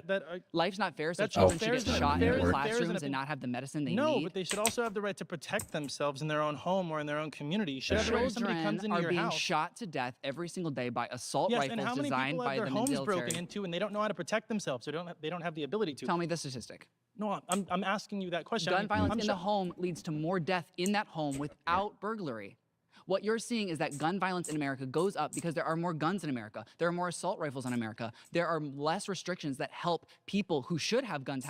And now we're saying, oh, you know what? Everyone have a gun. Let's all have guns. There are more guns in the United States of America than there are Guns, people. bro. What there are not is people that are receiving chemical castrations and being sterilized, like other speakers in the circle are saying. Gender-affirming care is medically proven to be life-saving care, and they're working with psychologists, psychiatrists, doctors in all the cases. I am saying that you and I right here have no idea what is best for a child in Illinois, in Utah, in Florida. Their parents do, they do, their medical professionals do. And the more that we get in the way of their choice making, we're infringing on parental consent, we're infringing on medical privacy, we're preventing young people from receiving life-saving care. You just said their parents have the right to make those kinds of choices. To help them make those choices. But isn't your party the one that says if a kid says that they're gay at school, that the teacher shouldn't go and tell the parent? Well, the Democratic Party. I'm not a member of the Democratic Party. However, I would say that much of the Democratic Party's stance versus the Republican Party's stance makes more sense because it's grounded in evidence that saves young people's lives. So why is it about keeping a parent out of the picture when it fits the case? Like that's a really unsatisfying answer for anybody that would be Republican leaning in that case. I think there are people on the Democratic Party that are somewhat that rhetoric of like, oh yeah, we should let, kids decide and they should be able to declare whenever they want and this and that. Those are the leftists of the list, the most extreme side that I don't think anybody should listen to. I think that they're insane, that they are asking for ridiculous things that should not be entertained. And you should never fight ghosts like this, right? Like when you're face to face with somebody, it's fine to use some generalization and say like, well, yeah, this particular group feels this way, but to use that as an argument of like, well, you can't be right about this because this group feels this way, like you're fighting a ghost at that point, right? Like I'm right here, ask me my stance on it and how I believe, because maybe I am a member of the Democratic Party and maybe I have a certain belief and I can demonstrate to you that the actual beliefs that most of the average people hold is not what you feel. And I get into this kind of discussion with family members a lot where they have preconceived notions of what somebody on the left or the right might believe. And they'll start to, say to me like, well, they believe this and that or whatever. Like, well, yeah, but I'm like right here in front of you and I consider myself to be center left. And you can ask me what my policies are and how I feel about things. Like, regardless, we're having this discussion face to face. Why are you resorting to fighting ghosts? It's not helpful. It's not useful. And it's it's pointless. And then now all of a sudden you think the parents should have that kind of say. I don't understand. No one is saying parents should be removed from the children's lives. That's essentially what they argue when they. No one's arguing that. They are gay if a parent is a direct threat to. And I think that also does more to exacerbate people to say like nobody suggests. Some people are, but they're crazy. They are the fringe. Nobody should listen to them.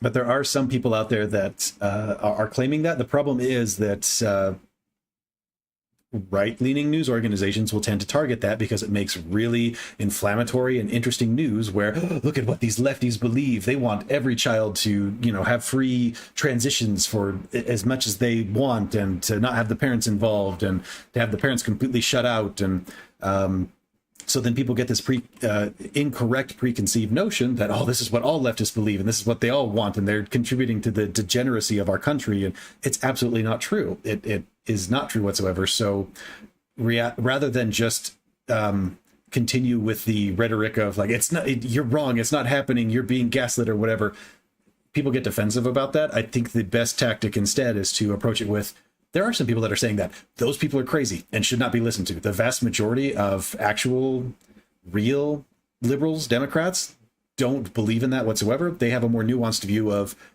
gender is fluid, and sometimes kids go through experiencing that in a detrimental and unhealthy way that should be worked through between the parents and healthcare providers if they can give them treatment that is able to increase their potential outcome. And I think, yeah, most people believe that and agree with it. And it's not something that we should be fighting over because even from the Republican side, as much as you might disagree with trans people being a real thing or being able to do what they want, it's a medical health issue. It's a human rights issue. It's no longer a morality issue. A young person's life, then that needs to be evaluated, but that's not happening in the conversation. Well, what do you consider a direct threat? I guess that's the thing. There's how real many threats, trans and then people are there's, transitioning without the support of their parents? In the vast majority of cases, trans people are supported by their parents. In all cases in the United States where surgery was done, parental consent, medical supervision, and psychological supervision were there. When you say all, I already know that's false because nothing is a perfect 100% like that. That already is just, that invalidates everything you're going to tell me with statistics. When you say all, I know that's, maybe you're right, maybe there's a lot, but when you say all, that's it. You've been voted out by the majority. Cool. Please return. He's not getting billed. I appreciate you. Thank you very much.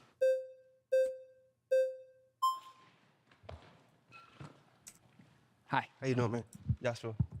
How does LGBTQ plus acceptance harm more young Americans than gun violence and healthcare costs? So, define harm. What does harm mean to you? To me, harm would mean reducing quality of life or ending the life. Okay, so the word of harm, it doesn't have to necessarily mean physically. You No, can of harm course not. somebody Aren't these by building? spiritually, mentally, and all Agreed. of above. Entirely agree. Right. So when we And what go, we see is that when we Yeah, 50 support and steel affirm plates? LGBTQ plus acceptance, Yeah. depression rates, anxiety rates, and suicidality rates go down significantly. 60% is the rate of change in suicidality rates when we see LGBTQ plus people being accepted. Suicidality. honestly, that's not necessarily true because It's 100% anxiety, true. It's a medical What fact. are they missing? You could say that, but we're Well, if it's you the really truth. want to if you really gonna go to realization, when they do transform to LGBTQ, their anxiety actually goes up because That's not what's happening. Well, why you if it's So, not? so let's break it I down. because I lie. understand that this would be horrible and it's very scary and the talking point gets out there a lot and it's very confusing. What's happening is that LGBTQ plus young people experience higher rates of depression, anxiety, and suicidality because of the way they're treated in society. And that's a medical fact that's been studied for years. What we see is that when there is more queer and trans representation, more queer and trans discussion, and more queer and trans affirmation, that those suicide rates, depression rates, and anxiety rates go down. And so if Do go it was down. innate within the queer and trans identity to be depressed and anxious, the more queer and trans discussion there were, the more queer trans people there were, the more that we would see anxiety, depression, and suicidality. Instead, what we see is that it is only when we accept, affirm, and educate about LGBTQ plus identities that these rates go down, because it's not a symptom of being queer and trans, it's a symptom of hatred, it's a symptom of anti-LGBTQ plus policy, which is harming young Americans. Explain about the LGBTQ plus. Well, Doesn't no, that go what do you with- think about what I just said? Yeah, no, I agree.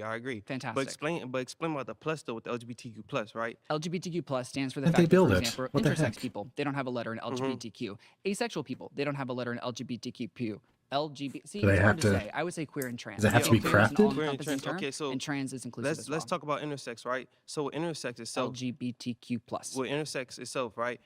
That still does not make a third gender. The chromosome itself, it still identifies a male if it has a Y chromosome, still is a male. So by there are birth. many people that are born XX that would have what you would describe as male reproductive organs, right? There are many people who are born XY that actually have female reproductive organs because chromosomes themselves No, don't that's- define biology. no, Sex no. is actually a XX biological is- characteristic XX that is woman. chromosomes are a part of.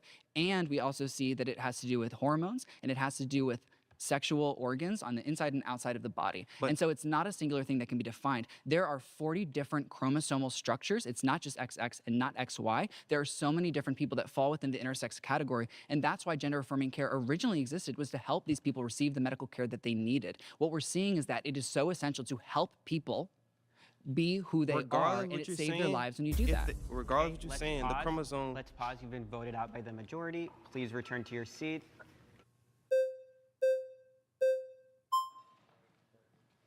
Hey. How are you? Doing well, how are you? I'm okay. Okay, Put a so radar out there. your original claim They would do that. was that gun violence And healthcare costs healthcare harm costs- young Sure. Americans. LGBTQ plus acceptance does not. Okay, so I agree with the first half. Okay. What's your disagreement with LGBTQ plus acceptance and how it does not harm young Americans? So I think that first you can look at anything, teaching any young people something that's just fundamentally not true.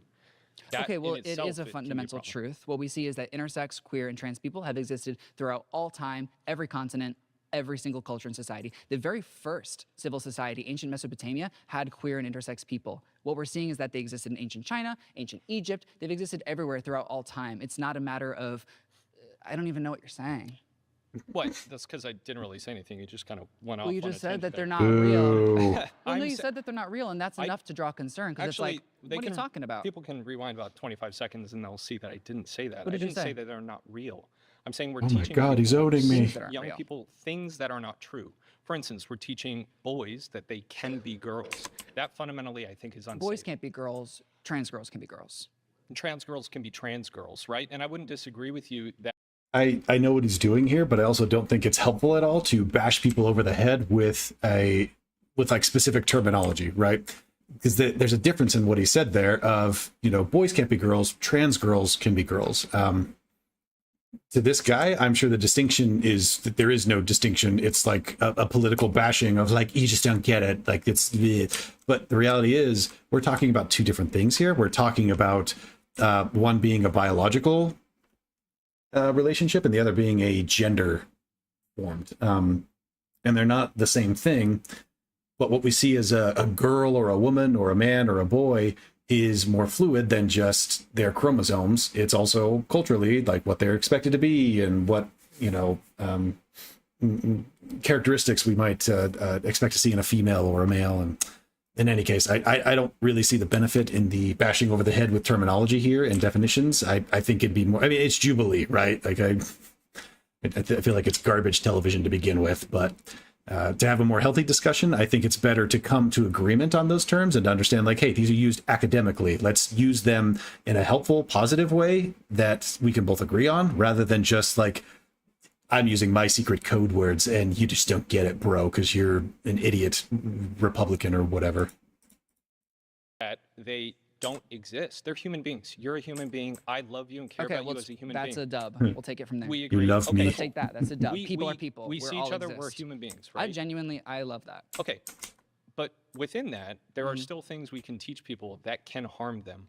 I think that I agree. Teaching hatred harms people. Teaching people not to accept people harms people. Sure. But teaching about LGBTQ plus identities saves lives. It reduces anxiety and depression. I guess my only question really would be, if you're going to say that their suicidal rates and depression rise because people aren't affirming like gender, right? Which they are.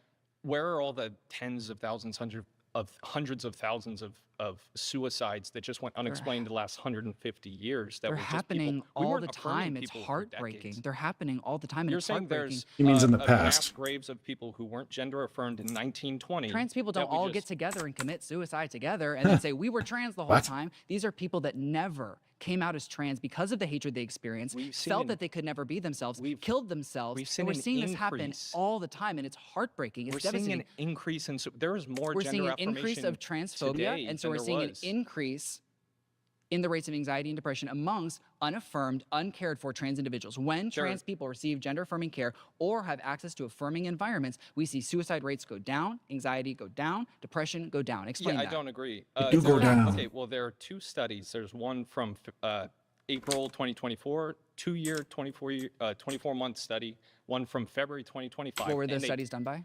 They can fact check it. I don't remember off the top I'm of my going to cite head. a lot more studies. Okay, But you let's can. pause. That's time. There were studies that you should look into. I have. Thank you. Hey, before we go any further, we want to take a moment to say thanks so much to Straight Arrow News for powering the fact checks in this video. Skip this. Straight Arrow News is on a mission to raise the bar on culture of undeserved description of news. Anti-LGBTQ plus policies are anti-Christian and anti-American. Got my running on shoes today. You are fabulous. You are fabulous. So let's start with the less obvious. Let's go anti-American. What is like your point in saying that? How is it anti-American to say that protecting our children, right? Our children is our only thing we have. It's the future, right? Agreed. How's that anti-American? When I Protecting our children would not be anti-American. Okay, but the LGBTQ policies, anti those, right? You're saying is anti-American. Dare you. When you think of children, right? You think of what? I have a 9-year-old, right? I think of the future. Okay, the future, right? Do you have a child? No, I don't. Do you want children? Maybe. Okay, all right, so good. You want to have a child, and you want this child to be what? Protected, correct? Absolutely. Can you agree with me on that? Okay, good. When you think of your child being protected, what is an issue you don't agree with? What's something you don't agree with? Gun violence and healthcare costs. Okay, gun violence and healthcare costs. Do you come from a family that didn't have healthcare? I come from a family that struggled with healthcare access, but had healthcare access for me. That makes sense. Okay, so you had it. So you don't want your child to be negatively influenced by gun violence, correct? Correct. Or by not being able to have access to healthcare. Absolutely. So if there is an agenda, and I know you say there's not an agenda, but if there is a mass media awareness that's pushing a narrative of saying, and we kind of see it, right? Guns in all the movies, right? Yeah. Guns in the music videos, guns in this, rap, hip hop songs, all this stuff. You'd probably not want your child to be exposed to that, correct? No, I would make sure they're educated about what guns are, and I would make sure they're accessing this information at age-appropriate age. That's a false comparison because why is that a false comparison? It's still guns aren't people. Okay. And people in their intrinsic identities aren't murderous. Guns are designed to Right. kill things. Yes. LGBT But plus it's still- people are designed to exist and live and Okay. love. They're and be humans, money and correct? work and be They are people. designed. Okay, they're humans. All right, Absolutely. so let's go with that. We'll take that angle. So you're talking about humans, and you're saying that humans are designed to be themselves, right? And intrinsically themselves. Yes, we're getting so far away from No, the claim, we're though. coming back Okay, because back. you're talking I about believe you. anti-American, and I said I Yes. gave you that example of guns. So for me, This as a woman is mom, I insane. don't want my child, and I'm just going to say the alphabet community because it's easier than LBGT. What about queer Can and I say it? trans? I think queer and trans is easier. Queer and trans. All right. So I don't want I my like that. son exposed to queer and trans. You didn't say you don't like the word agenda. I'm trying to be nice and Queer and use trans people. Queer and trans people. Okay, I don't want him exposed to that. I'm Why? a Christian and I'm faith-based, and I believe I'm Christian that too. my son should have his testicles intact until forever, not until he's 18. I want him Yeah. to have his testicles forever. And he actually just asked me about that last night. He said, "Mom, I think my testicles are dropping a little." I said, "No, sweetheart. You're 9. Enjoy. You got a long ways to go." Why? As parents, we want to protect our children as long as they can. Oh, 100%. Hi, Right? buddy. Okay, you agree. We are in agreement with that. Yeah, Yes, I love 100%. that. All right, so Oh. let's keep Go going. team. I'm going I would TV. never, Mm. in my right mind, let my son, first of all, attend a school. A What are you public doing? school. You gonna be on Second stream? of all, attend That's a a school. Is it time for lunch break? where Awesome that they're- you're able to make it. Correct. I got And left I on worked this. very hard for that. Where there 45 are minutes. clowns, as you called them, drag queens there. No, I made a comparison that clowns sorry. are entertainers and drag queens are entertainers. But they Hang on a are second. very much. Hey, get out of there, you. Get out of there. You've been chewing cables and I don't like it. Go on. Go ahead and get. Come here, you. Come here. Wow.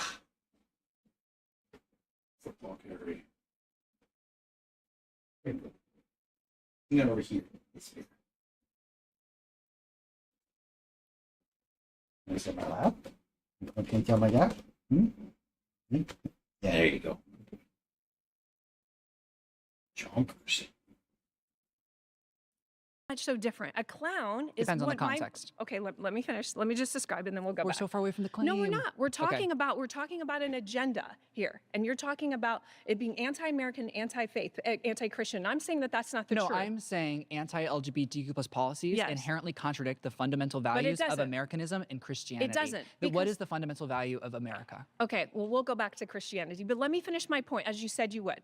Okay, so I'm not letting my son be exposed because you're kind of in denial, sweetheart. You're saying that a clown is the same thing or same Nope. humor. Hold on, let me finish. This let woman me finish, please, dear. is a As the moron. same as a drag queen. And I know for a fact what comes, if you just Google the word drag queen and children or kindergarten, you see what goes on. Those shows, the girls are in, or the men rather, are in lingerie and scantily clad, very, very sexually completely explicit missed his behavior, point previously. crazy There's hair and different makeup. types of And clowns.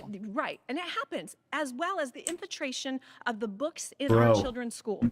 These Dude. trans books are being put into our kids' school. I know for a fact. That's why I pulled him. I saw these books in there. You said yourself, if you had a child, you would not want him exposed to things that you didn't approve of, or you'd want him to be, quote, educated as to what is right. Why do we have to educate children to mental health challenges when men decide to castrate themselves and take off their genitals and reattach new genitals, and then they demand equal rights? That's not okay. And I'm not letting my child get exposed to that. That is anti-Christian, and that is anti-American. Okay, so I don't find that to be a claim that addressed my claim at all. Okay. I would say that the fundamental value of Yeah. Americanism is freedom, and the fundamental value of Christianity Freedom is to what? love, and anti-LGBTQ policies are contradictory to both of those Okay, beliefs. But back God to is your love. point, because you took us there, Okay. the majority of drag queen book hours have never had a reported incident. In fact, there's no pattern of reported incident, and there are cherry-picked incidents where bad people did bad things, not because they're drag queens, but because they're bad people. And So those why are we incidents allowing occur it? in So less why than are a we percent of even places. We're not allowing So it. It's what I would against the say law. Is that drag queens have no statistical correlation with pedophilic behavior, with sexual violence, or That's or not true. That is or not true. hold up in the club, Okay. or in sexually exposing Well, we themselves don't to go I don't go children. to club. What I think about- clubs are you fun. said Okay, we're faith- getting so far no, away. American Hold. and faith-based values. Let's go back to that. Oh. American faith-based values. Why the trans movement is not that, or is antithesis of that? Trans people are people. What I'm telling you is that if your child is exposed to trans and queer individuals, they're no more likely to decide to become trans or queer. Not true. Nope, it is true. It Not is true. statistically proven. It is so true. It is data driven. It is Okay, medically keep going, proven. keep It is going. psychologically I'll let you proven. believe It your is life. Go proven. ahead. No, it's proven by hundreds of Go thousands ahead. of people. Jeez, I lady. have no idea why you believe when you're Be not more educated on the condescending. subject. Well, no, not in a you don't know what you're talking about way, but in a you need a medical professional, you need a psychological professional need to one, but address you this might. care. No, to address this care. What Lady, I'm saying is calm that down. your child is not endangered by witnessing That queer is and trans not true. existences. It is true. That is not It true. is Let me give you true. an example. Prove I'll it. give you Okay, one. let's pause. You've been voted out by the majority. Good. Thank you. Thank you. Hope you don't hate me.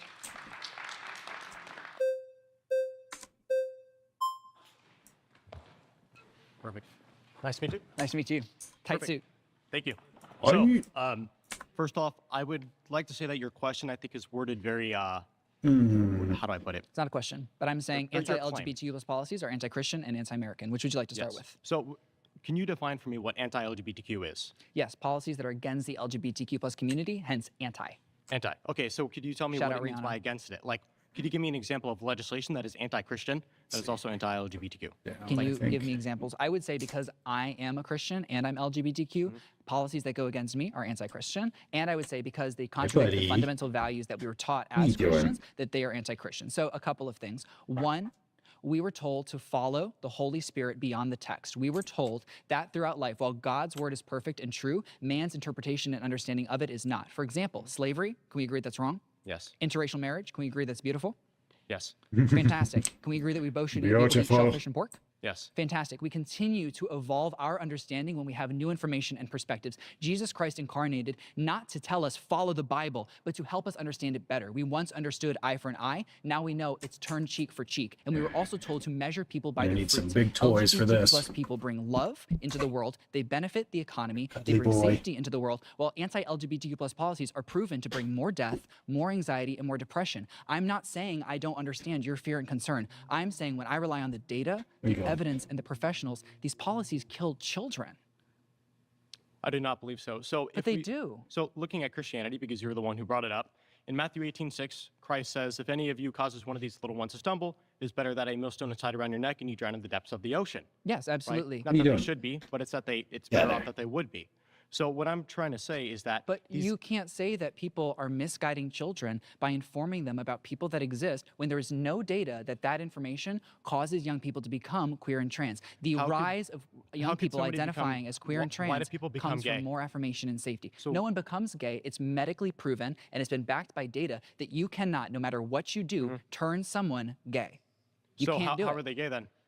It is a biological characteristic. So it's like in It their, is something it's, that just it's happens. in their genetics, essentially. Yeah. Okay, so how could you spread the genes of being gay if you're gay? Like I'm straight because my dad and my Maybe mom not are straight. genetics. It's in the biochemical reality of human existence. It's not something that's taught. It's not something that can be changed in an experience. And that has been proven throughout Okay, time. so the only thing that we're born with essentially is going to be our genetic code, which our parents passed down from us. And then after that, we have a blank slate of mind. And whatever is put into that blank There slate is of no mind gay will alter gene. our personality There is no- and our person. So you're right, there is no gay gene because it's non-existent. It's an inferior genetic. You cannot pass down the genetics of being gay if you're gay, which is why I believe that people are being groomed to become gay, whether it happens when they're 2 years old, 10 years I mean, I suppose if there is any sort of a gay gene, you can pass it down. You're probably less likely. Well, let me put it this way. So as far as I understand, there is no correlative gay gene as of yet that they have to discover. There could be at some point. Like that's how science works, right? We disprove things. We don't prove them with 100% certainty of like, we know there is no such thing as a gay gene. Like we haven't been able to find evidence of it yet. We could in the future, but as of now, there is no correlative evidence of that. But even if there was, it is still possible to pass that gene along because even gay couples do want kids, right? And they can be sperm donors or egg donors or have that progeny passed on in other ways. Like it just because somebody is gay doesn't mean that they're not necessarily passing on their seed. And then, yeah, even if there is no sort of genetic correlation between being gay and not, I would think that, yeah, a big portion of it probably does come from your environment and your cultural upbringing. But I would think that that's more of like your acceptance of it and your desire to even pursue it, less than whether it's going to make you that way or not. Well, I guess I can't really speak from personal experience in that realm, but either way, I don't think that these religious people have any sort of stake in the claim of just exposing kids to this makes them more likely to do that in the future. As a matter of fact, I think Xander has cited many times that, yeah, there's many studies out there that indicate that it doesn't matter how much gay material I expose you to, you're not going to become gay as a result of it. I think all it really does is increase your acceptance of it and your understanding. It doesn't actually make you more likely to be that way. It might manifest as more people becoming gay, because if you grow up not feeling like you're accepted or that being gay is accepted, even if you are gay internally, you're not going to act on that, right? You're not going to feel safe. You're going to be in denial your entire life. You're going to shove it away and just not let it become a part of you, or rather your life. But if you live in a society that is more accepting of it and more supportive, then you might feel comfortable to say, you know what? I do want to let this part of me out. I do want to explore this a little bit and have that be a part of me. Is that because the material made you that way? No, it's because you felt safe enough to bring the person that you really are out of that shell. 13 years old, whether it's from the LGBTQ agenda, which I believe you and your allies are pushing, or if it's Who are my allies? Your mom has an agenda. I mean, I'm not very familiar with your work, but I understand that you're an LGBTQ activist. So I would say your allies are people mom's who an align with your activist. values, at least a 90% So overlap. I am an activist, and I work on political reform in the state of Florida, focused primarily on school boards because they are currently attacking our children and they hold massive political opportunity to actually revolutionize the state. And I'm LGBTQ+. So how are these school boards attacking children in Florida?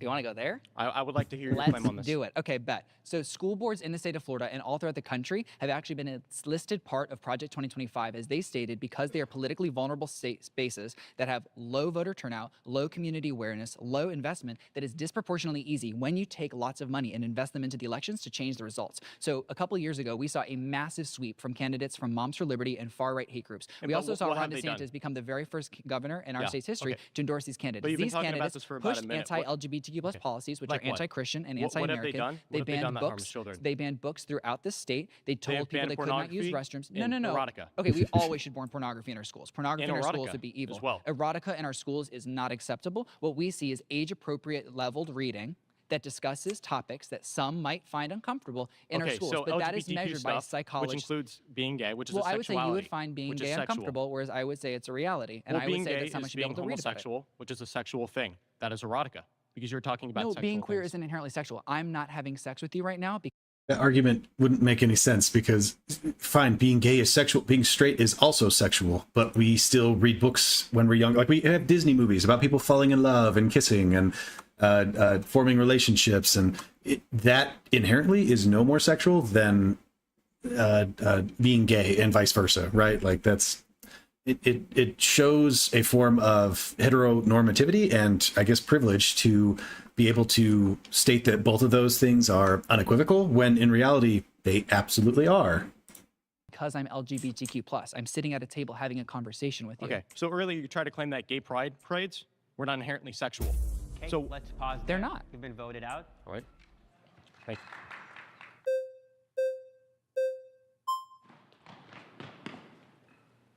Hi, nice to meet you.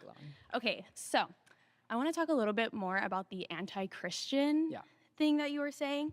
So I know that you said that Jesus, this is what you said. Jesus said that basically we follow the Holy Spirit. Does that mean that we can do whatever we want? No, or of course not. what are the rules? Because within Christianity, there are a set of rules. Obviously, You gotta be we're not gonna scrupulous. follow them. The most important one I would say is to love others around you, but there's a lot of Exactly. other ones that are important as well. Such as? Such I'm as getting cooked. saying, like, no LGBTQ. That's a rule. That's a Where rule. does it say that in the Bible? Lust. It does say that a man cannot be with a man. Did you know that that was actually mistranslated and had to do with sexual violence, grooming, and ritualistic relationships?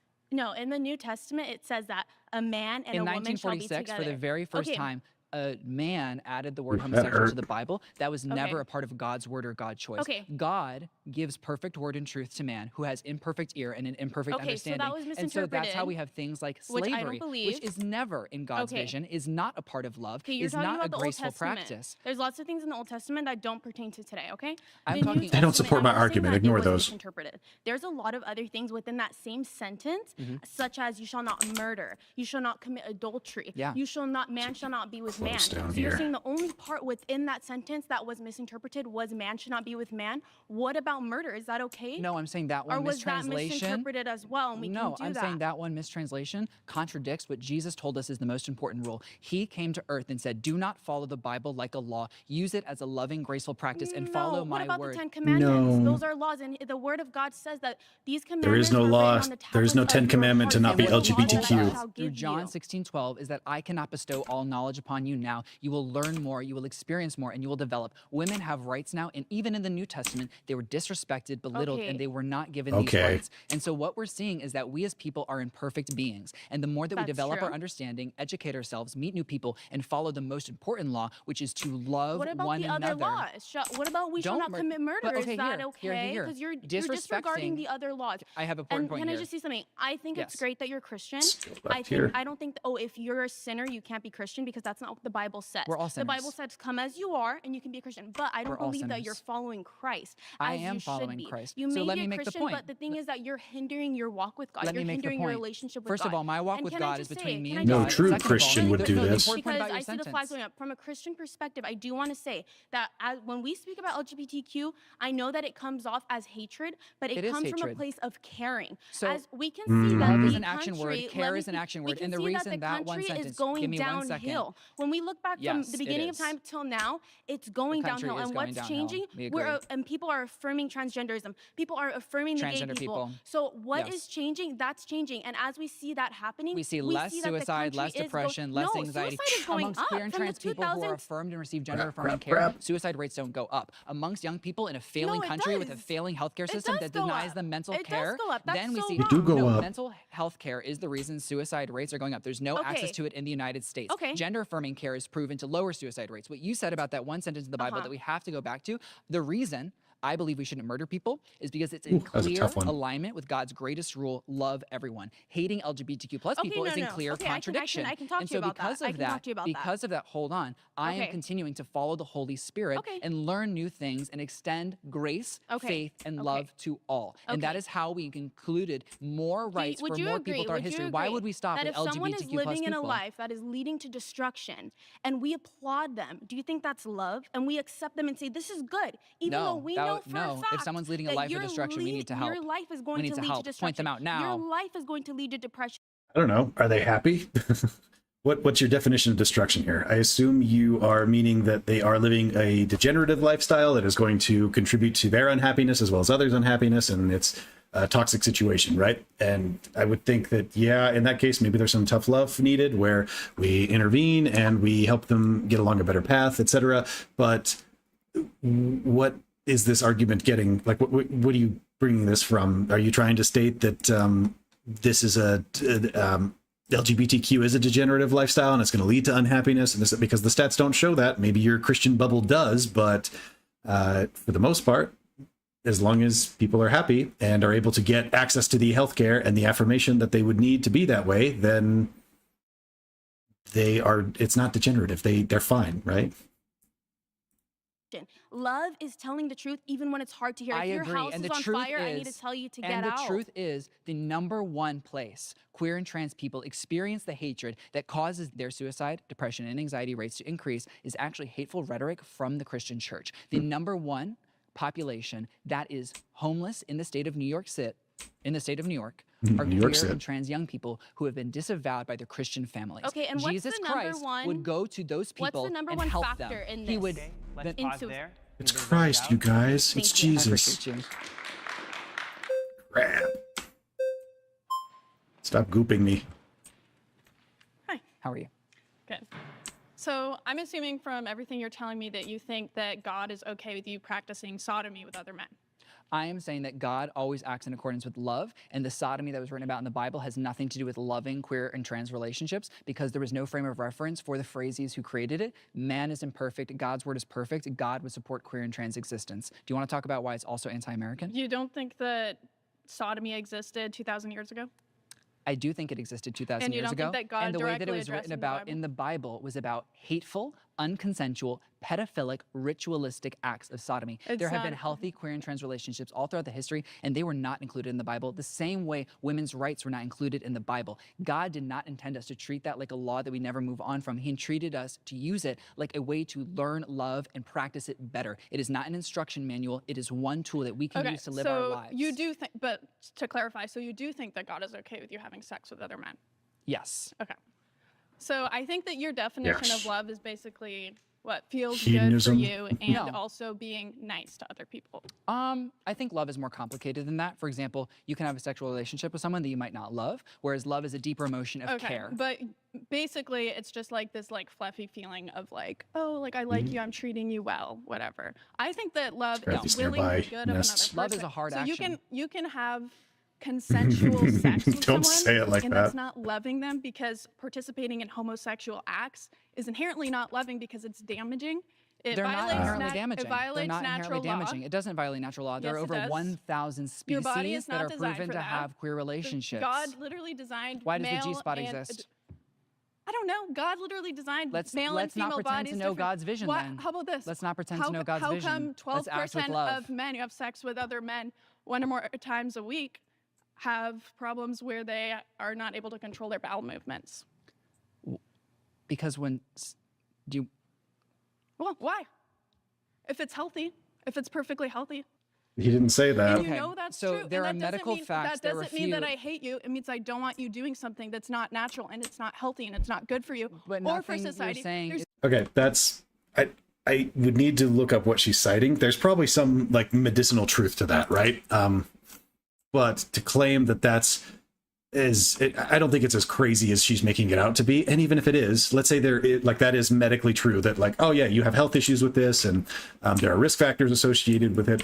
Isn't it your right and your choice to make that decision? And on top of that, you again, like in the example I was talking about before with the degeneracy and the tough love and getting involved in somebody's life, I think it has to be a pretty drastic situation. I think it has to be one where, like, yeah, this person is on a pathway to self-destruction and destruction of other people that's going to cause a lot of harm and a lot of pain and suffering. The inability to control your bowel movements, as much as that sucks, I would not call that a negative thing that requires a tough love inspiration, right? Like that's ridiculous that she thinks that, oh, that's bad enough that we as good Christian people need to intervene and to show them the error of their ways and to keep them from doing that because it is so harmful to their bodies and not good. And so what? It's not that bad.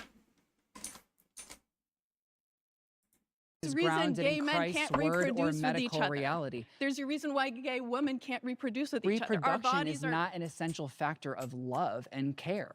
It is not the essential factor of a relationship. And the things Yeah, that you you are can be saying friends with someone, are still love them. nasty, evil pieces That's of not rhetoric that evil. aren't grounded in That's science. absolutely not evil. You don't think it's scientific that it's more harmful to have gay sex than straight sex? It's not more harmful. It obviously is. That's why there's more STD rates. So, okay, that's time.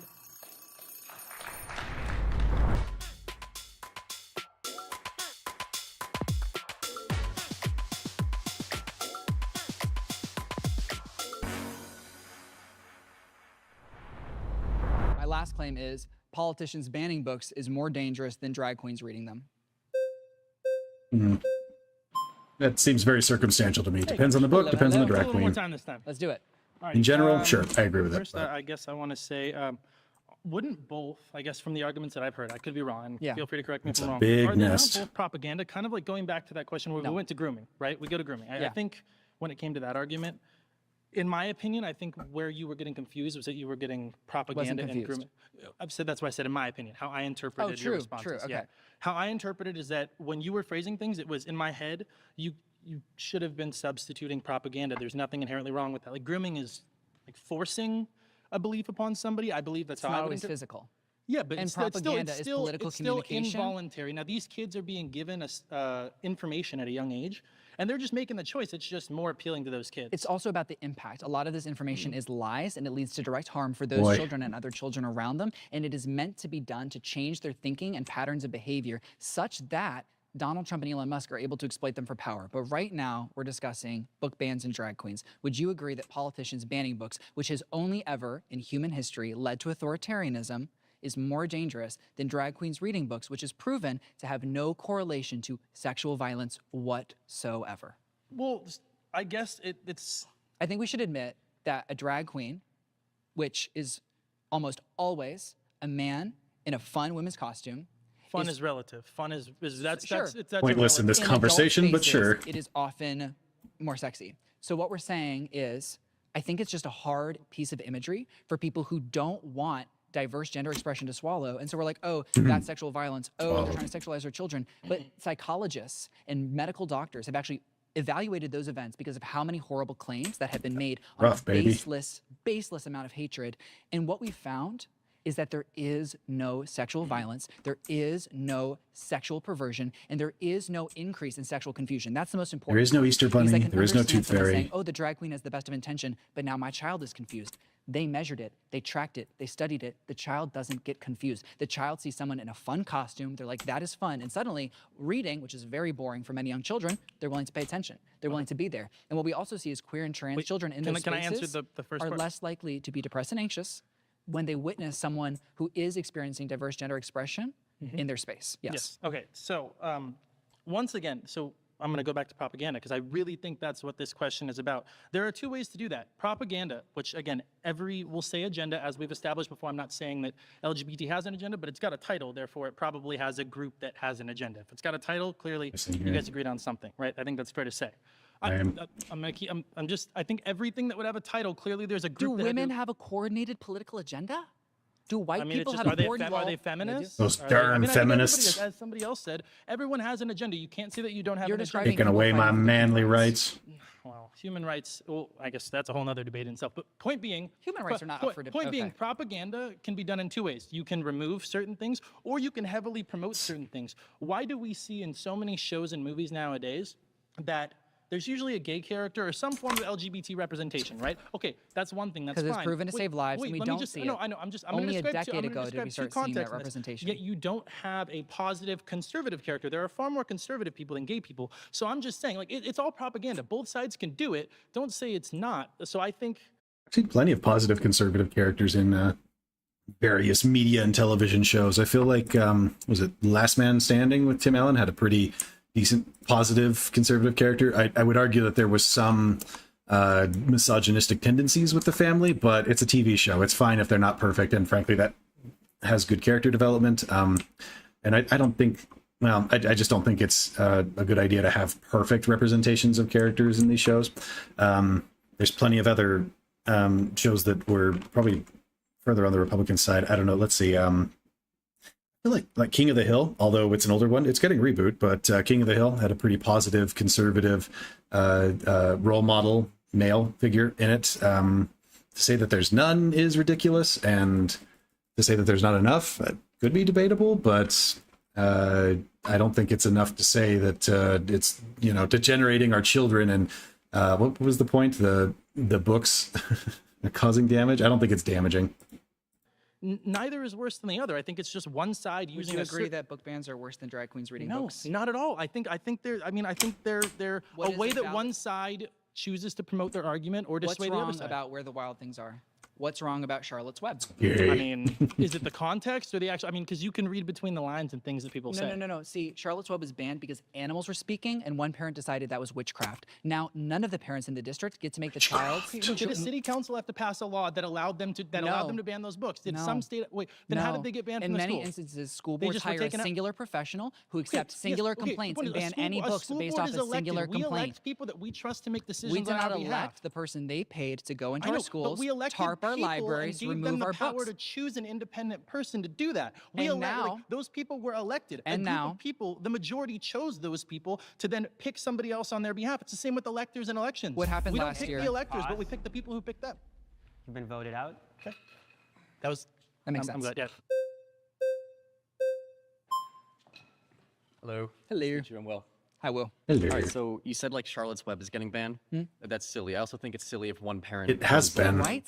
But for sure, that's not every book being banned. I see what he means. I'm sure you've heard of genderqueer. Yeah. Stuff like that should not be in schools. It's pornographic. I think it should be available at an age-appropriate level. Do I think elementary schoolers need to be reading genderqueer? No. In terms of like, Republican bills in Florida, like, I don't think, especially K through 3, that there should be any official curriculum being taught to kids that is telling them about sexual orientation. However, I wouldn't go the extra mile and say like, we should get rid of every book that just mentions a gay character in the library. That's not a part of the official curriculum. Okay, I love that. We're inching there. What I would say is that there has never been a democracy that lasted when it started banning books. Every single civilization that has ever started banning books turned into a fascist regime. And to me, that's very frightening. And to me, the justifications of it being rooted in marginalized communities and their identities, the majority of banned books discuss queer, trans, black, and brown identities. That feels to me like a very quick trend towards fascism. And so when that's being perpetuated by someone who's saying, I want to be king, there's going to be a third term for president, I'm like, uh-oh, fascist recipe coming together very quickly. No, I don't agree with the third term bullshit. Right? What are we talking about? George W. did a lot of work just for him to be like, no. Sorry, backtrack. What were we just talking about just before you mentioned Trump? Book bans. Book bans. And how they're worse than drag queens reading books. Okay, well, first of all, they're not being banned in the sense that none of these books are banned in the state of Florida. They're being banned in like local school boards, like you're saying. So there's no actual government law that's being written to ban books. What are school boards?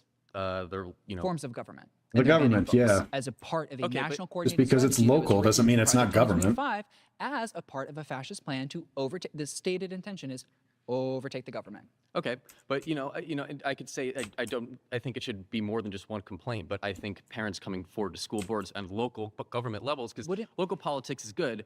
I'm not a fan of local politics. I like local politics, so it's This is something I think people need to get more involved in, and they actually have very little to no understanding of what's actually going on behind the scenes. It's local politics. People really only get excited about the big stuff, the presidential elections. That's what people go out and vote for. Nobody goes out and votes for the local elections. Nobody has any idea who their local comptroller is, or when these elections are happening, or who's on their school board. Well, they might know a little bit about who's on their school board, but they certainly don't do much about it. They don't really care.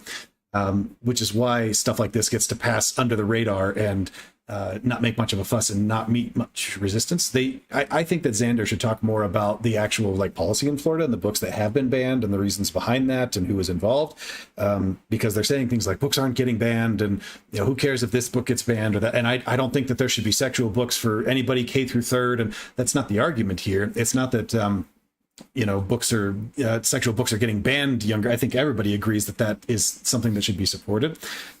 It's a weird conservative push to have various books banned across all ages, even age appropriate ones as kids get older. And on top of that, I think that books should be available more or less at an appropriate age level. So, like once you get to college, there should basically be nothing off limits. You can read everything, everything's supported, everything's even discussed and talked about, because I think even bad ideas are worth discussing, because then you at least remember them historically, right? You're not doomed to make the same mistakes if you have talked about the ones that have occurred previously. So I feel like Xander definitely has a political schema that he's running through here, that he's trying to push, where he's going through Project 2025 and what they're trying to do on the local level. There might be some truth to that, but people don't see it that way and they don't care about it that way. I think you'll reach more people realistically by just discussing with them like, hey, let's be reasonable about banning books here. We don't need to have mature books being presented to kids, but they should more or less become available as they get older and can choose what they want to do and have the mindset to accept that and to process it. And it's just, these darn prompts are so provocative. Proclaiming that banning books is more dangerous than drag queens. Like, again, it depends on the books being banned. It depends on the drag queens. It depends on when it's happening. Each of those things are not inherently good or bad. They can be done in beneficial and unbeneficial ways. It's different than a statewide ban on books in Florida, which is not happening. Yeah, I agree that local governments are banning books, and that is bad. Okay, and in terms of the drag queen story hour, what is the upside to that? Why That's don't we have firefighters or veterans That's come a good in? question. It actually creates They safety do. and new gender experiences for queer and trans children. Who Like you don't remember like career day at school or bring your dad to work or whatever it was. Like, yeah, they absolutely do have firemen. Like, what is this delusion that the United States is destroyed and all we're doing is these drag queen book shows for our kids and nothing good is being done anymore? Like, that is a delusion. That is an incorrect view of the reality of our lives. don't feel safe. And so we've actually found is queer and trans children who do have drag queen story hours, they actually have higher rates of affirmation, less suicide, depression, anxiety, and I think that matters. Okay. All right. Been voted out by the majority.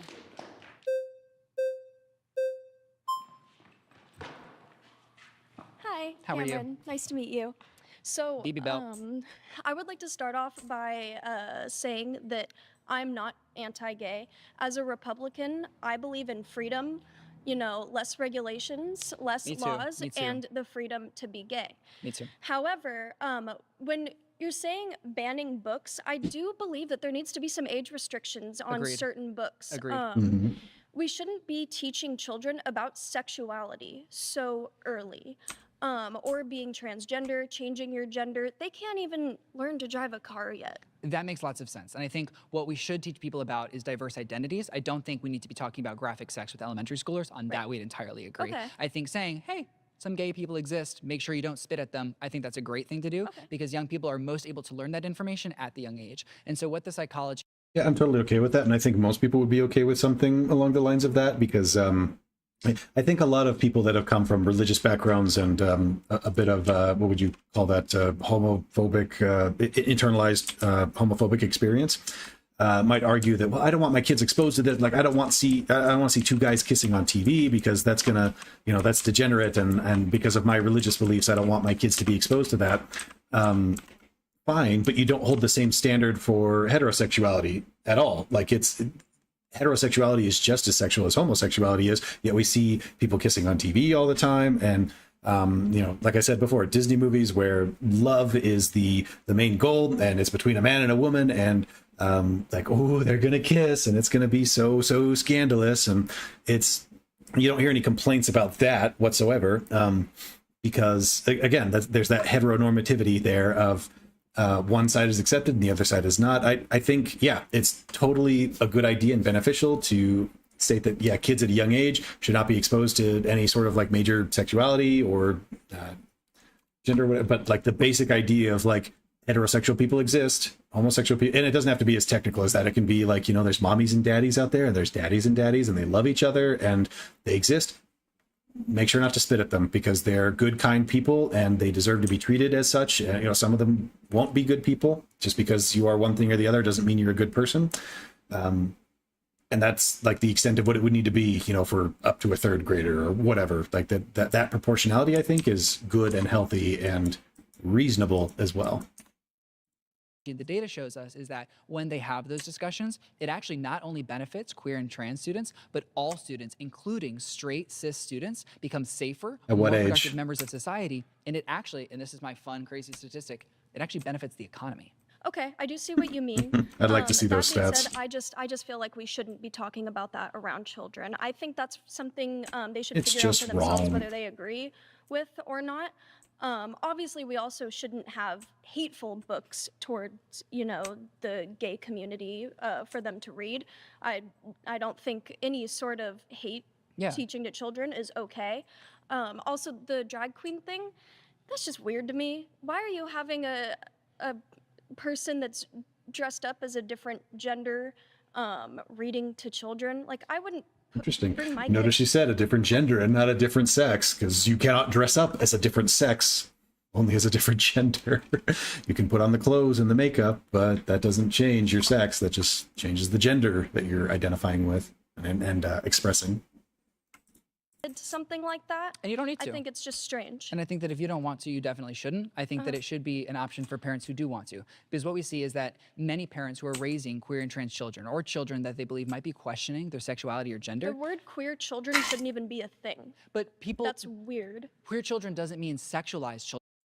Yeah, I don't like that he took that argument straight to there. I think it would be just fine to say, you know what? Some kids have trouble reading. Some kids have ADHD. That reading is the most boring thing to them. And anything that we can do to get them to actually read and care about books is beneficial in the long run. And for whatever reason, kids seem to get more involved and more active when we have drag queens come in and read to them. Like, it's just a fun activity that they enjoy.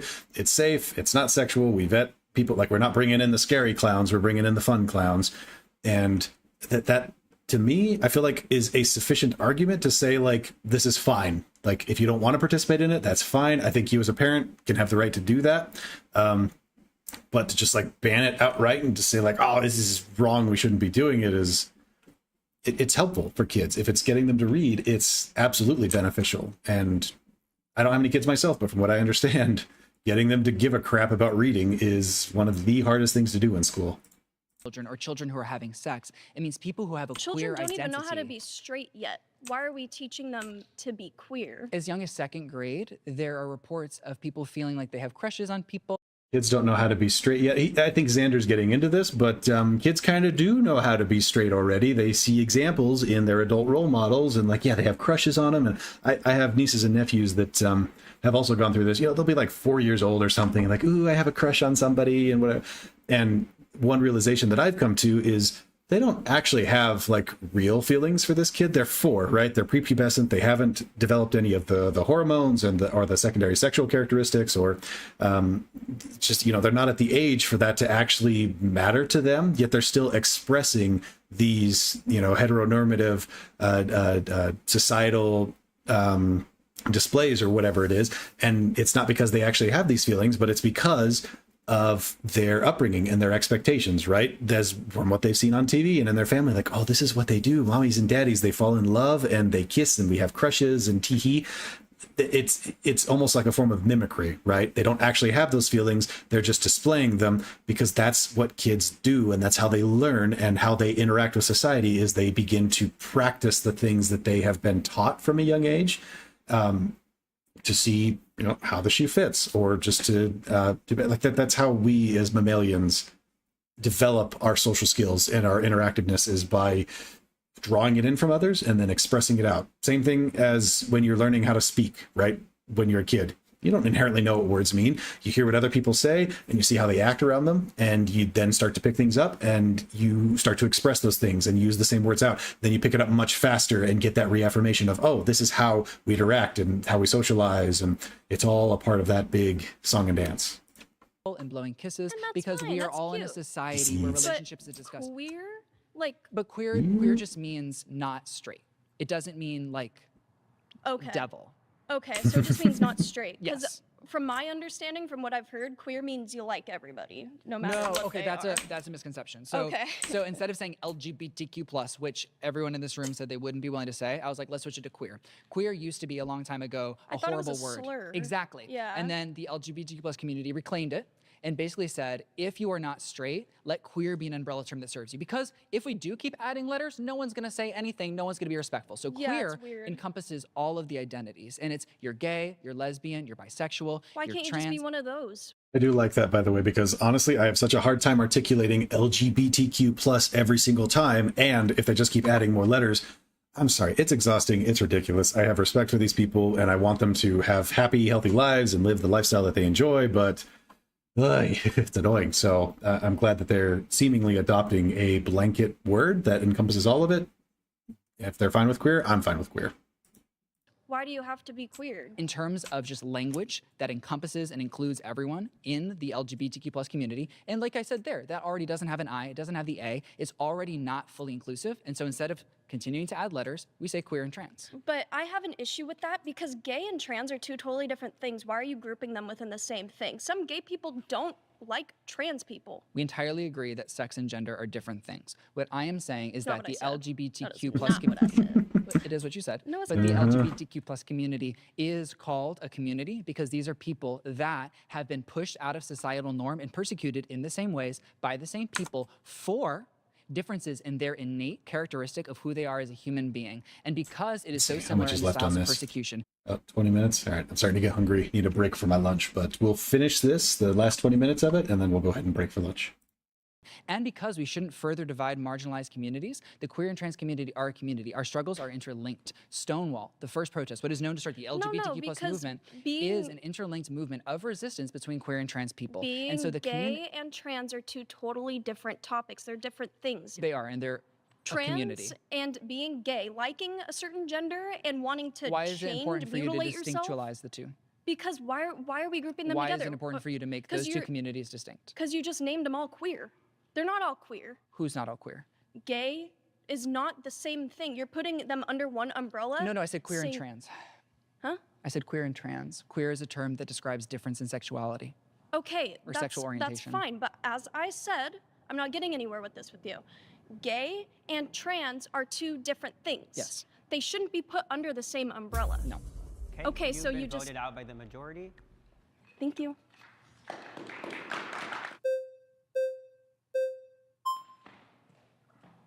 How's it going? Daniel. So quick question. Do you think people are born gay or trans? Yes. So you think kids are born trans? I think they're born trans, yes. Okay, so you would be okay with them getting any type of either brain scans or anything before they go through medical transition then, right? What do you mean? That way, because 13%, which you stated was 1%, but it's actually 13% of people. It's a good question. Do I think that people are born gay or trans? I would say that I believe that they are born with the capability to be born, or like to be gay or trans, in so much as it's the same that I believe that people are, I don't believe that they're born straight, right? I believe that they're born with the capability to become straight if that's what their genetics and their upbringing allow them to, you know, develop into. I don't think that there's any sort of evidence that seems to indicate that mammals come straight out the womb and are just, I am a hetero being and I was born that way and I'm going to be that way forever. And yeah, I don't think that there's any way or anything that demonstrates that. People do detransition. So to That's not avoid true. that, no, they can bring it up. I'll even show the study on my phone to you right now if you Well, I'm want. sure you have things that say that, but it doesn't make it true. So you're just invalidating the Trump entire says stuff study. that's not true You're every day. invalidating the entire study. Let me ask you this: are you How okay? dare you with, question this Daddy medical King Trump? transition if they get brain scans before the medical transition? What are you talking about? Okay, so how do you know someone's born trans? Give me the definition. How do you know they're born trans? So transgender is when your gender is not the same as your birth sex. Okay. And so when someone says, I'm transgender, then I'm like, okay, so you're transgender. Okay, so how do you know they're born that way? They know and they tell us. And then we see that when we affirm their gender, their lifespan and their quality of life increases. So you And agree that there's matters no to me. objective way to measure it? It's all subjective, right? No. Okay, so what's the objective measurement that someone's born trans? An objective measurement that someone is born trans? Correct. When they say that they are born trans, that is deeply important, but also there's This is also why I don't really like the idea of stating that somebody is born trans, because there is, and I don't think there should be, any objective way to indicate whether somebody is trans straight out the womb. That's something that develops as you become older and gets to a point where, if you want objectivity behind it, there is no like statistic or whatever that shows like, oh, you have 97 midichlorians in your body, ergo you are trans. Instead, it is a conscious person having an experience where at a certain point in their upbringing, they realize, this is what the stereotypical male or female, man or woman experience is in my culture. And I was born as, say, like a biological male. And so that puts my expectations of that experience in a box. And the things that I would expect to go through, things, typical masculinity of like protector, provider, stronger, more facial hair, more gruffness, whatever it would be, whether they be some of the physical characteristics or the social characteristics. But as I've gotten older, I don't really identify with those characteristics. Instead, I identify with the characteristics in the other box. I feel more submissive, or I feel more, whatever those characteristics might be, just more feminine, or that I even just like guys more or whatever. And I like their masculine character. Like I am attracted to those things. I feel like I fit into this other box more than the one that was, given to me or expected of me at my birth. That to me is the objective truth of when, how you can determine whether a person is trans, of what their subjective experience is of, I feel like I am more attracted to masculine characteristics, or, I guess they could also be, trans and, would that be gay, or, like attracted to, the same sex or whatever it would be. But at the very least, I identify with characteristics that are not similar to the box that I was given with. And I think everybody can relate to this. Maybe not so much the trans experience of it, because I think for most people out there, their experience will be, oh, I relate to the box that was given to me at my birth. So for me, that would be those masculine characteristics of, that protector, provider. I like feeling strong and big, whatever it is. That life experience that I go through gets reinforced anytime I have an experience that I identify with. Like, so for example, maybe I'm working out at the gym and getting a nice big pump in and like, yeah, look at how big my muscles are feeling. And I look in the mirror and I flex my shoulders and I want to take a picture because I'm like, yeah, this makes me feel really masculine. Or, you know, it could be that I'm walking down the street with somebody, like a girl that I'm trying to court or whatever, and some crazy person comes out in front of us, and I protect her a little bit and, you know, say, you know, get behind me and let me deal with this. Obviously, that's an extreme example, but internally, that reinforces my gender identity of masculinity, of like, yeah, I feel really masculine, and that's the thing that I enjoy and that I like, etc. I think that that's one thing that reaffirms it. And some people get that subjective experience, but a lot of people don't. I think the thing that really kicks it out for people is when you start to explain, okay, think about the heteronormative box that you were born into.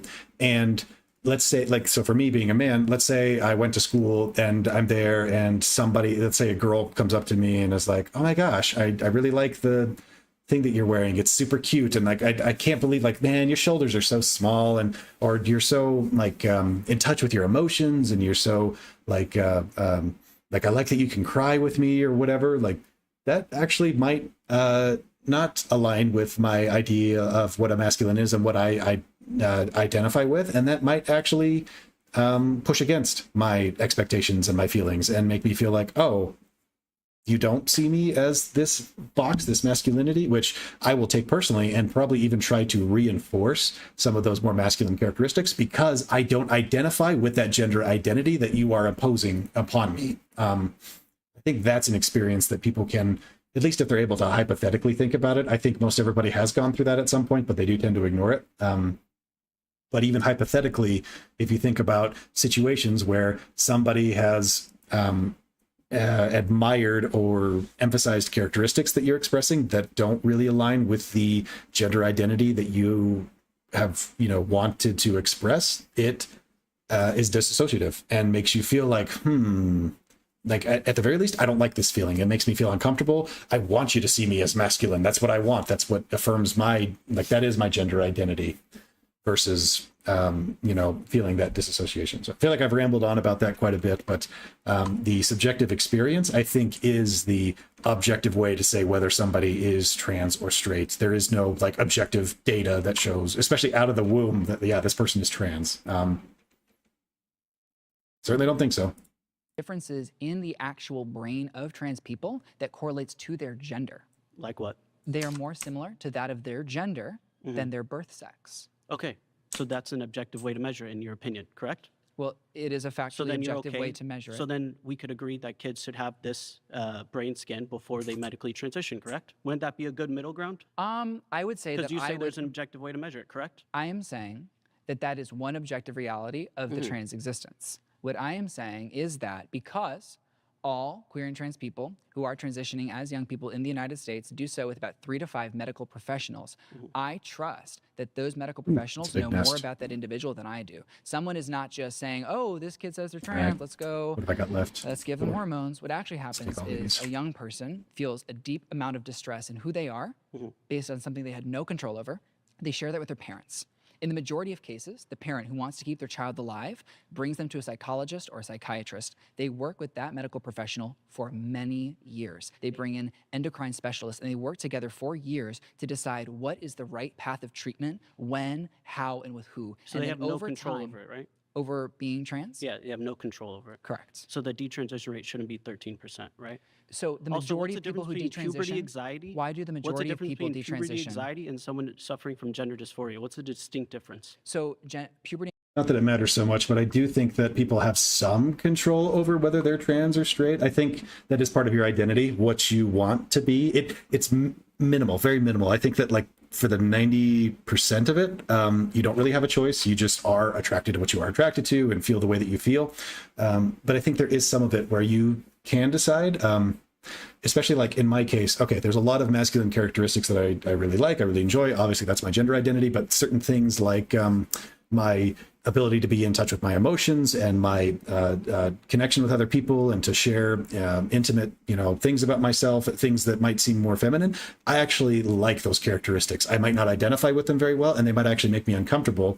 That stereotypical red pill idea of like, never cry in front of your girlfriend because she will break up with you and leave you, I have a conflict with, because for me personally, I feel like I've seen that before, where I do open up to people and, let them know about my stresses in my day or whatever it is. And it feels like, at least from my perspective, they haven't said this, but it feels like they do have less of an attraction to me, which is disenforcing. Like it certainly doesn't feel good, right? But I choose to exhibit those characteristics and to want to be more in touch with that feminine side, because I feel like that is a healthier, happier relationship in the end. Maybe there is some kind of a primal underlying feeling where women decide like, this person's too emotional for me. I don't want to spend time with it. And like, let me be perfectly clear here. I'm not talking about the emotional instability of like, oh my gosh, I'm just falling apart. I can't do anything. Babe, will you be the man in the relationship and just like take care of everything because I'm falling apart? I don't think any woman is or should be attracted to that. I'm talking about a very general, healthy level of like, yeah, you know what? Today I did just kind of have a crappy day and it sucked and I'm falling apart. And would you just hold me for a minute as I like process this and get through it? But like, that's the exception, not the rule. Most of the time, 99% of the time, I am like, yeah, I'm strong. Let's deal with this. I'm good to go. Masculine, brah. So yeah, I'm not talking about those extreme situations where it's, guy has no masculine no masculine characteristics whatsoever and is completely feminine. Just on occasion, when I'm in a close relationship with somebody, I identify, like I choose to exhibit those feminine characteristics more and be more in touch with that feminine side, because I do think that leads to a happier and healthier relationship, even if that does mean that sometimes women will see me as more too emotional or not be as attracted to that. Frankly, I don't think I want a woman like that anyways. I would rather have one that is also emotionally in touch with herself and supportive and more progressive. For me, the traditional pathway of men are masculine and females are feminine and that's it, and they have their roles, that just doesn't work for me. Maybe that's not the same for everybody, but for me personally, that's what I subscribe to.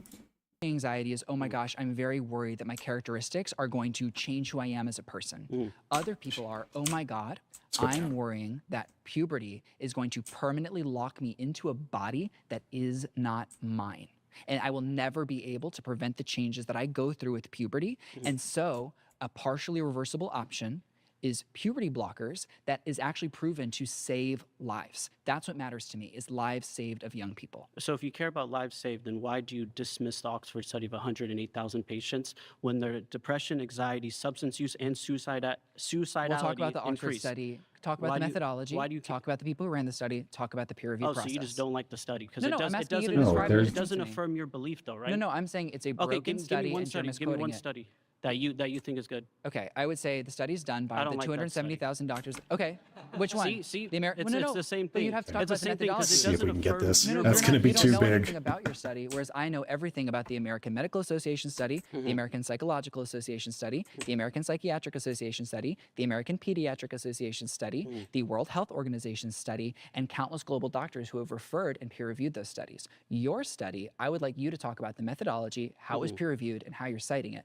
Because what I do know about your study is not only are you manipulating it, but it's broken in its process. Okay, so the Cass review study is bad. The Swedish study about puberty blockers is that bad. one is literally proven to be the false. UK health, the Finland, the Denmark, all their health departments Not all that say puberty studies blockers are equal. aren't safe. Not all studies all are wrong, right? run well, because some studies can be broken, some studies aren't accurate, and some studies aren't well done. And so I'm not saying I don't like your facts. I'm saying the conversation we're having about the studies you're referencing don't attribute to the greater conversation we're having about LGBTQ plus people because of the ideologies, methodologies, and practice of those studies. What I'm saying is the largest global medical organizations unanimously agree that queer and Not unanimous. transgender affirming care, it is unanimous. That's It's what makes not it unanimous. special. It's not a medical That's why it's so consensus. important. It's I didn't not. say medical consensus. I said the majority of health organizations that are the largest in the world and in the country all unanimously agree It's actually not that true. queer, it is true. You just don't want to believe it because it doesn't affirm your So, reality. That's the problem. You want to though. believe it because it does, but when it's peer reviewed, when it's fact checked, and when people actually look into your studies, they realize that they're false. You would be able to reference more. You'd be able to reference peer reviewed sources.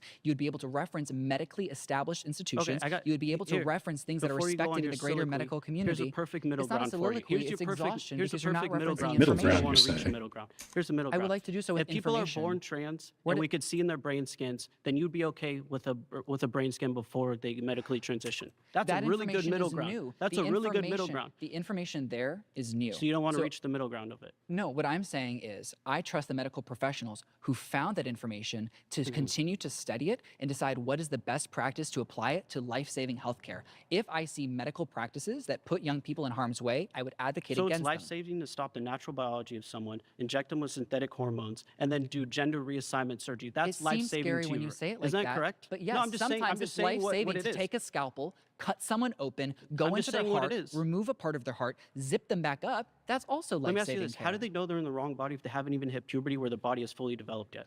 It is not about the physical characteristic of me feeling my fingernails and being like, wow, these are my fingernails. It is having to do with who you are as a human being, your innate human identity, which is gender, not aligning with your birth sex. If you go through puberty, the majority of changes. How long do they go on puberty blockers? It depends on the individual. How long? Okay, let's pause there. That's time.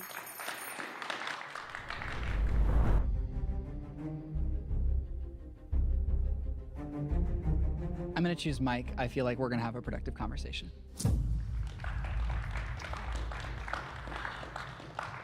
All right, so my claim is Xander, correct? Yeah. Okay. My claim is Xander and LGBTQ plus people have a fundamental misunderstanding of Christianity. Okay. What is the point of your claim? Okay, so back when you were talking earlier, a lot of presuppositions. So you made the claim that you were a Christian. I am also a Bible-believing Jesus follower. Contrary to popular belief, the Bible says once you claim to be a Christian, it's free game as far as like judgment. So if I'm a Christian, like people can judge me, I can judge you. Like it's like non-believers, pagans, not really concerned about them.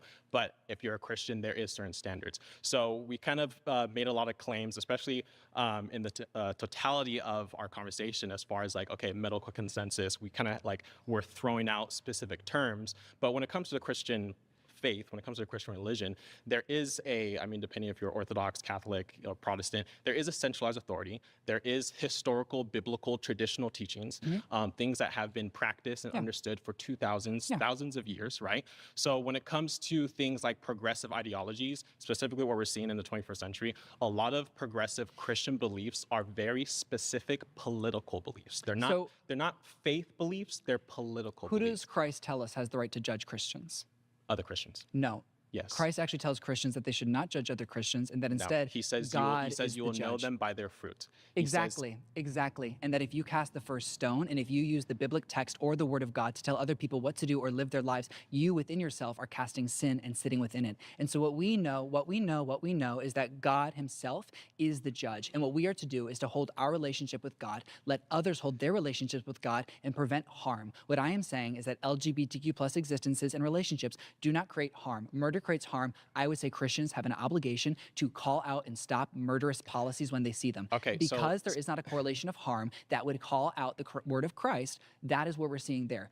I am going to have a very hard conversation about the fact that the original biblical text would have destroyed life for millions of good Christian Americans. So what we did is we listened to the Bible and we listened to the word of Christ, who said, you do not know everything yet. Do not treat the Bible like a law. Follow the Holy Spirit. Be inspired by it and follow it through grace. And because we do so, we learn to bring in new people into the Christian faith, support them, include them, affirm them. You're saying a lot of presuppositions, and you're saying a lot of things that, like back when you were making the claim, right, when everyone was bringing up different studies and things that were happening, you were saying that's fundamentally not true. The things that you're saying right now are fundamentally not true, specifically because of what it's written in Scripture, right? So there's people who, like, I'm not going to get into the debate of like sola scriptura and whether or not like Christians only look at the text or tradition, stuff like that. But the Word of God says we shouldn't do that. But the point I'm making, so again, the reason why I said fundamental misunderstanding is because when it comes to reading the text and understanding the text, there's no form of like exegesis, there's no form of understanding context, there's no form of looking at the text and saying, hey, what is actually happening here? There is word in the text from Christ that says, do not treat this like a law, and I haven't told you everything yet. John 16:12 literally says, you do not have all the information now. I have not burdened you with all of the truth now. They'll throw the Bible verse on there, but so. And I said it less pretty, I'll give but you, that's I'll give you exactly one what it example. I'll give you says. one example based off a point I believe you're trying to make. So when the Bible talks about don't judge others when you have a plank in your eye, you're looking at the speck in your brother's eye when you have a plank in your eye. That's not saying that you cannot judge. It's saying that when you do judge, make sure that you are holding yourself to a specific standard, right? We read it in Timothy and James when it talks about also holding tells yourself people to a certain not standard to as an judge elder and being unharmful in the church. practices and to offer grace, to offer faith, to offer love. It No, also says no, that no, if you so use the text to tell again, other people how to live their you're just saying lives, things. You're just then saying that is things. not You're Christ-like. I don't have too much to say about this conversation because for me it's quite boring. I am not Christian. I am an atheist at this point. So this is basically, to me, like two people arguing about what their imaginary friend wants them to do with their life. And I don't find that to be a very interesting argument. But I also do have lots of, Christian family and friends. And so I have to interact with them on a daily basis. So I'm not just going to sit here and pretend like none of this matters. It probably doesn't really matter to me all that much, but I know it matters a lot to them and how they live their life and how they choose to feel about things. So I just don't share too much of an opinion on it, though, because I feel like my opinions are all basically like it's presuppositional. Like I just question everything that they say, like any claim that they make. I'm like, well, why do you think that? Like, why does it matter? Where does that come from? Who cares? What was one of them that they said that, let me just listen more. You're vehemently misquoting Christ. So do you believe women should have rights? Yes. Then if we were to follow this lane of thinking, women would not have rights. Who fundamentally pushed for better positions for women? Good Christians. Christians, yes, historically, right? So if you talk... And now good Christians throughout the world are pushing to include LGBTQ plus people in the name of the Holy Spirit. What does it mean to be a Christian? What is a Christian? A Christian is someone who acts with love and the Word of God. What is love? What is love? Yes. Love is an action. Love is showing care for other human beings in a sustainable, true way. Okay, so I would say that is a very watered down understanding of what love is. What would you say love is? So love, and I've actually been thinking about this. Love is the obligation to encourage others to pursue a life that will abundantly reconcile them with God. If that's your definition of love, half of loving relationships in the world wouldn't fit within that. So my definition works way better. And Christianity... No, a man and a wife don't fit under the role of holding each other exclusively accountable. Yes, it's also about care. It's about compassion. It's about grace. See, again, you're misunderstanding. Marriage is a specific institution that God put in place as an example for our heavenly marriage to Him, to Christ. No, that is the purpose. That is the purpose of marriage. Originally, marriage, as discussed in the original text, was not like a loving marriage that we see today. What we see today is a new version of that because we continue to follow the Holy Spirit into liberation. Today it's perverted. People marry for love. People marry for very superficial things. And not for property, which I would say marrying for love is perverted. I would say for power. People in the past marry for power. Marriage is a power play. And also sometimes literally property. I'm not just like saying that. Sure, and historically, right? And in the Bible. Yes. Yeah. So again, my point is there's a fundamental misunderstanding of the text because you said... I agree. Because you said Christianity means to love. People always say things like, oh, the greatest commandment is to love. Again, when I talk about context, the greatest commandment is love in the context of the 10 Commandments. So in that conversation where they're talking about the 10 Commandments, the 10 Commandments is, first of all, the 10 Commandments is a summary of like more than 600 laws, right? That were in place, not just in Old Testament Israel, but also said he fulfilled those laws. And he added new meaning to them because God's word is perfect, but man's understanding of it is not. No. Man's understanding is not, and that's why Christ came and corrected us. So my point is, the context of the 10 Commandments, right, is in the context of there was more than 600 laws. It boiled it down to 10, and then Jesus boiled it down to 2, which people like to quote, love your neighbor. The first is actually love the Lord your God, right? In the context of the 10 Commandments. It is my theological opinion that the greatest commandment is when God says, be holy, for I am holy. I respect that right? opinion. The reason why is because, again, my point is the fundamental misunderstanding of Christianity.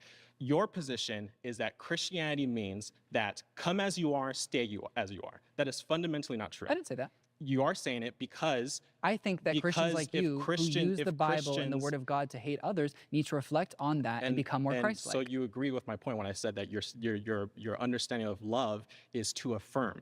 That is not a biblical definition of love. I'm not telling you need to change your faith. I'm saying that it is my opinion I'm not talking about faith. that you are not Christ-like in these actions and behaviors. I'm saying that if a Christian believes that if I have a child and I believe that child is made in the image of God, and God made them male or God made them female, and then someone comes along and says that they're not male or they're not female, that is contrary, it comes as a divide between what God intended. That is you thinking that you know that person's relationship with God better than they do. It's not about, I trust that their relationship with God showed them who they were, and it is our duty to love and support them as Jesus Christ would. Again, fundamental Jesus Christ supported misunderstanding. I'm not intersex talking about people. their Jesus Christ relationship supported with sex God. workers. I'm not talking about their relationship with God. So you brought up sex workers, right? The adulterous woman comes. The Pharisees brought the adulterous woman to Jesus, said we caught her in the act, right? Some people say, it's like, how did the Pharisees catch her in the act, right? It's like, what were they doing? Right? Shady. Jesus, in his proper context of love, criticized them, says he without sin cast the first stone. I would say you're correct? bringing LGBTQ plus people to Jesus and saying they're bad, and he would say it's not their bad. Mind your business. No. And he would affirm the love with us. And even beyond that example, I don't think he would tell us to do anything differently because there is nothing harmful being done. I even think in today's worldview, sex work would be respected by Christ. And this is why I think it's a fundamental misunderstanding. And this isn't just a progressive LGBT issue. I think there are people in general who have a misunderstanding of what Christianity is about. Christianity isn't good guys and bad guys. Agreed. Christianity is we're all bad guys. We're all bad guys. And we're all imperfect. We're all fundamentally sinful. It's not we're imperfect. We all sin. Fundamentally in I think sin. It's unhealthy to think we're all bad people. I think we all sin. I think we're all God's creation. We are bad in the context of we are not God. So the way I kind of define sin, it's not a matter of you did this, you did that. Sin basically means to miss the mark, right? It means that God is the standard and we will never meet that standard. So to me, sin simply means I am not God and I'm not capable of being God. And because I'm not God, I am not holy. And because of that, the Bible says I'm born into sin, right? So when I say fundamental misunderstanding of Christianity, when it comes to specifically progressives, LGBT groups, is that they think it's like, okay, yeah, we're imperfect, right? But it's more of a Gnostic understanding. It's like, well, we strive each day, and as we gain more knowledge, as we read more studies, we'll somehow attain some kind of like understanding that we'll get closer to God. So you brought up measure by the fruit. And I would say that when we view LGBTQ plus people, what are the fruit? I'm about to describe it in the context of our conversation. If we measure LGBTQ plus people in their fruit and what they produce for this world and how they contribute and how they show up and how they exemplify, it is positive, it is good, and it adds value to our experience. What does the Bible say when we think the fruit about of the Spirit are? anti-LGBTQ plus policies, what is the fruit? we see harmful. The fruit of the Spirit, I think that's up for interpretation. For me, it's what we bring to the world. The Bible literally says what the fruit of the Spirit is. I know, but the Bible also says a variety of things that Jesus Christ tells us to interpret in a more graceful manner. I would say the fruit of the Spirit is how we bring value to this world. If you love me, you will keep my commandments, right? And you will know them by their fruit. The fruit of the Spirit is a myriad of things. Himself. And there's one fruit of the Spirit. I like to call it the forgotten fruit of the Spirit. It's the last one mentioned. It's self-control. Forgotten fruit is catchy. It's self-control, right? It means that in this imperfect world, we're going to have struggles. If in the context of LGBT people, that is their struggle, and the fruit of the Spirit is self-control. I would say that self-control applies to eating junk food or drinking alcohol. It applies to all things, but in the context but not about limiting who you are as a human being. Okay, that's time. Thank you. Was that nice? Yeah, I think so. I think so. I did a lot of reflection before I decided to come today. I think sometimes when it's platforming negative views that are really harmful, it can just be harmful. But I really thought that this conversation could be productive, and I think in many ways it was. Really, the most important reason why I wanted to come on here is because these discussions are very important. Regardless of what the topic may be, finding a middle ground, meeting with people that you don't agree with is something that we don't do. I'm glad that this is a space where we can all come together and share our opinions without fear of violence, because unfortunately that's something we see a lot of nowadays. I didn't feel surrounded by the enemy, and I think that that's so important. These people didn't hate me. I didn't hate them. We want the same things. We're using different information, and that's why it feels like we're in different realities, and so we just have to close the gap. I'm a community organizer, and my job is to find commonalities that people have and shared goals that we have and successful ways to work towards them so that we can build a better quality of life for ourselves and a better future for the incoming generations. And I think that every single person here today wants that. And I think that there's a broken idea of how we get there. Good stuff. Okay. I need to take a break, get some lunch. So I'm going to end the stream there. Maybe come back a little bit later. Thanks so much for watching. Have a good one.